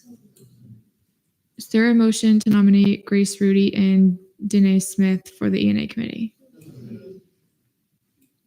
Is there a motion to close nominations? Oh wait, I did that wrong. Okay. Okay. I'm just gonna move on. Is there a motion to? Oh wait, and then is there a motion to elect Grace Rudy and Danae Smith? All right, there we go. All right, is there a motion to open nominations for the CRT committee? Is there a motion to nominate Daisy Trejo Hernandez and Colin Petrie for the CRT committee? Is there a motion to close nominations? Is there a motion to elect Daisy Trejo Hernandez and Colin Petrie for the CRT committee? Any objections? All right, seeing none. Is there a motion to open nominations for the FAO committee? Is there a motion to nominate Rajan Janadra? Is there a motion to close nominations? All right. Is there a motion to elect Rajan Janadra for the FAO committee? All right. Any objections? I don't know if I asked for objections every time, but it's fine. All right. Okay. Appointments. I hereby appoint Nina Rodriguez to the GAP committee. I hereby appoint Grace Rudy to Women's Caucus. I hereby appoint Daisy Trejo Hernandez to the Disability Caucus. And I hereby appoint Nina Rodriguez and Danae Smith to the Latin Hispanic Caucus. All right, Danny's trip down. Okay, I'll be quick. For new senators who don't know what this is basically where I rate your outfits every Thursday night. Since we're all supposed to be business casual. But third place is Chair Jimenez Valero because I really like her skirt. Second place is Laura Bushman because she's actually color-coded and not just wearing all black. And in first place will be our new senators, Colin Petrie and Danae Smith, because they ate out tonight for their outfits. Wrong wording, but anyways, yes. All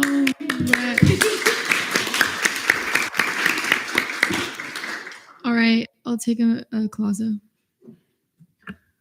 Motion to adjourn pending final roll call. There's been a motion to adjourn the meeting pending final roll call. Are there any objections?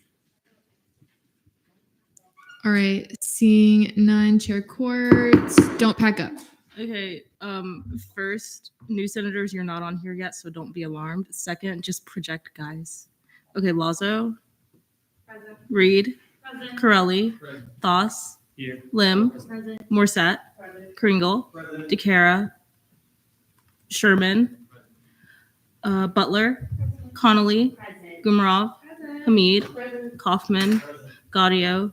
Metellus. Present. Rose. Present. Ravi. Hall. Atohaj. Chauhan. Escobar. Naguib. Wanjin. Johnson. Patel. Weiderberg. Green. Present. Hendry. Present. Alcuda. Present. Banesh. Present. Condoloro. Present. Colazo. Present. Jimenez Valero. Present. Hashimi. Janadra. Present. Pullman. Renda. Present. Richmond. Present. Shen. Present. Varela. Vasquez. Lipner. 36 out of 45 quorum is verified. All right, I adjourn this meeting at 11:46 p.m. New senators, come to me. New senators,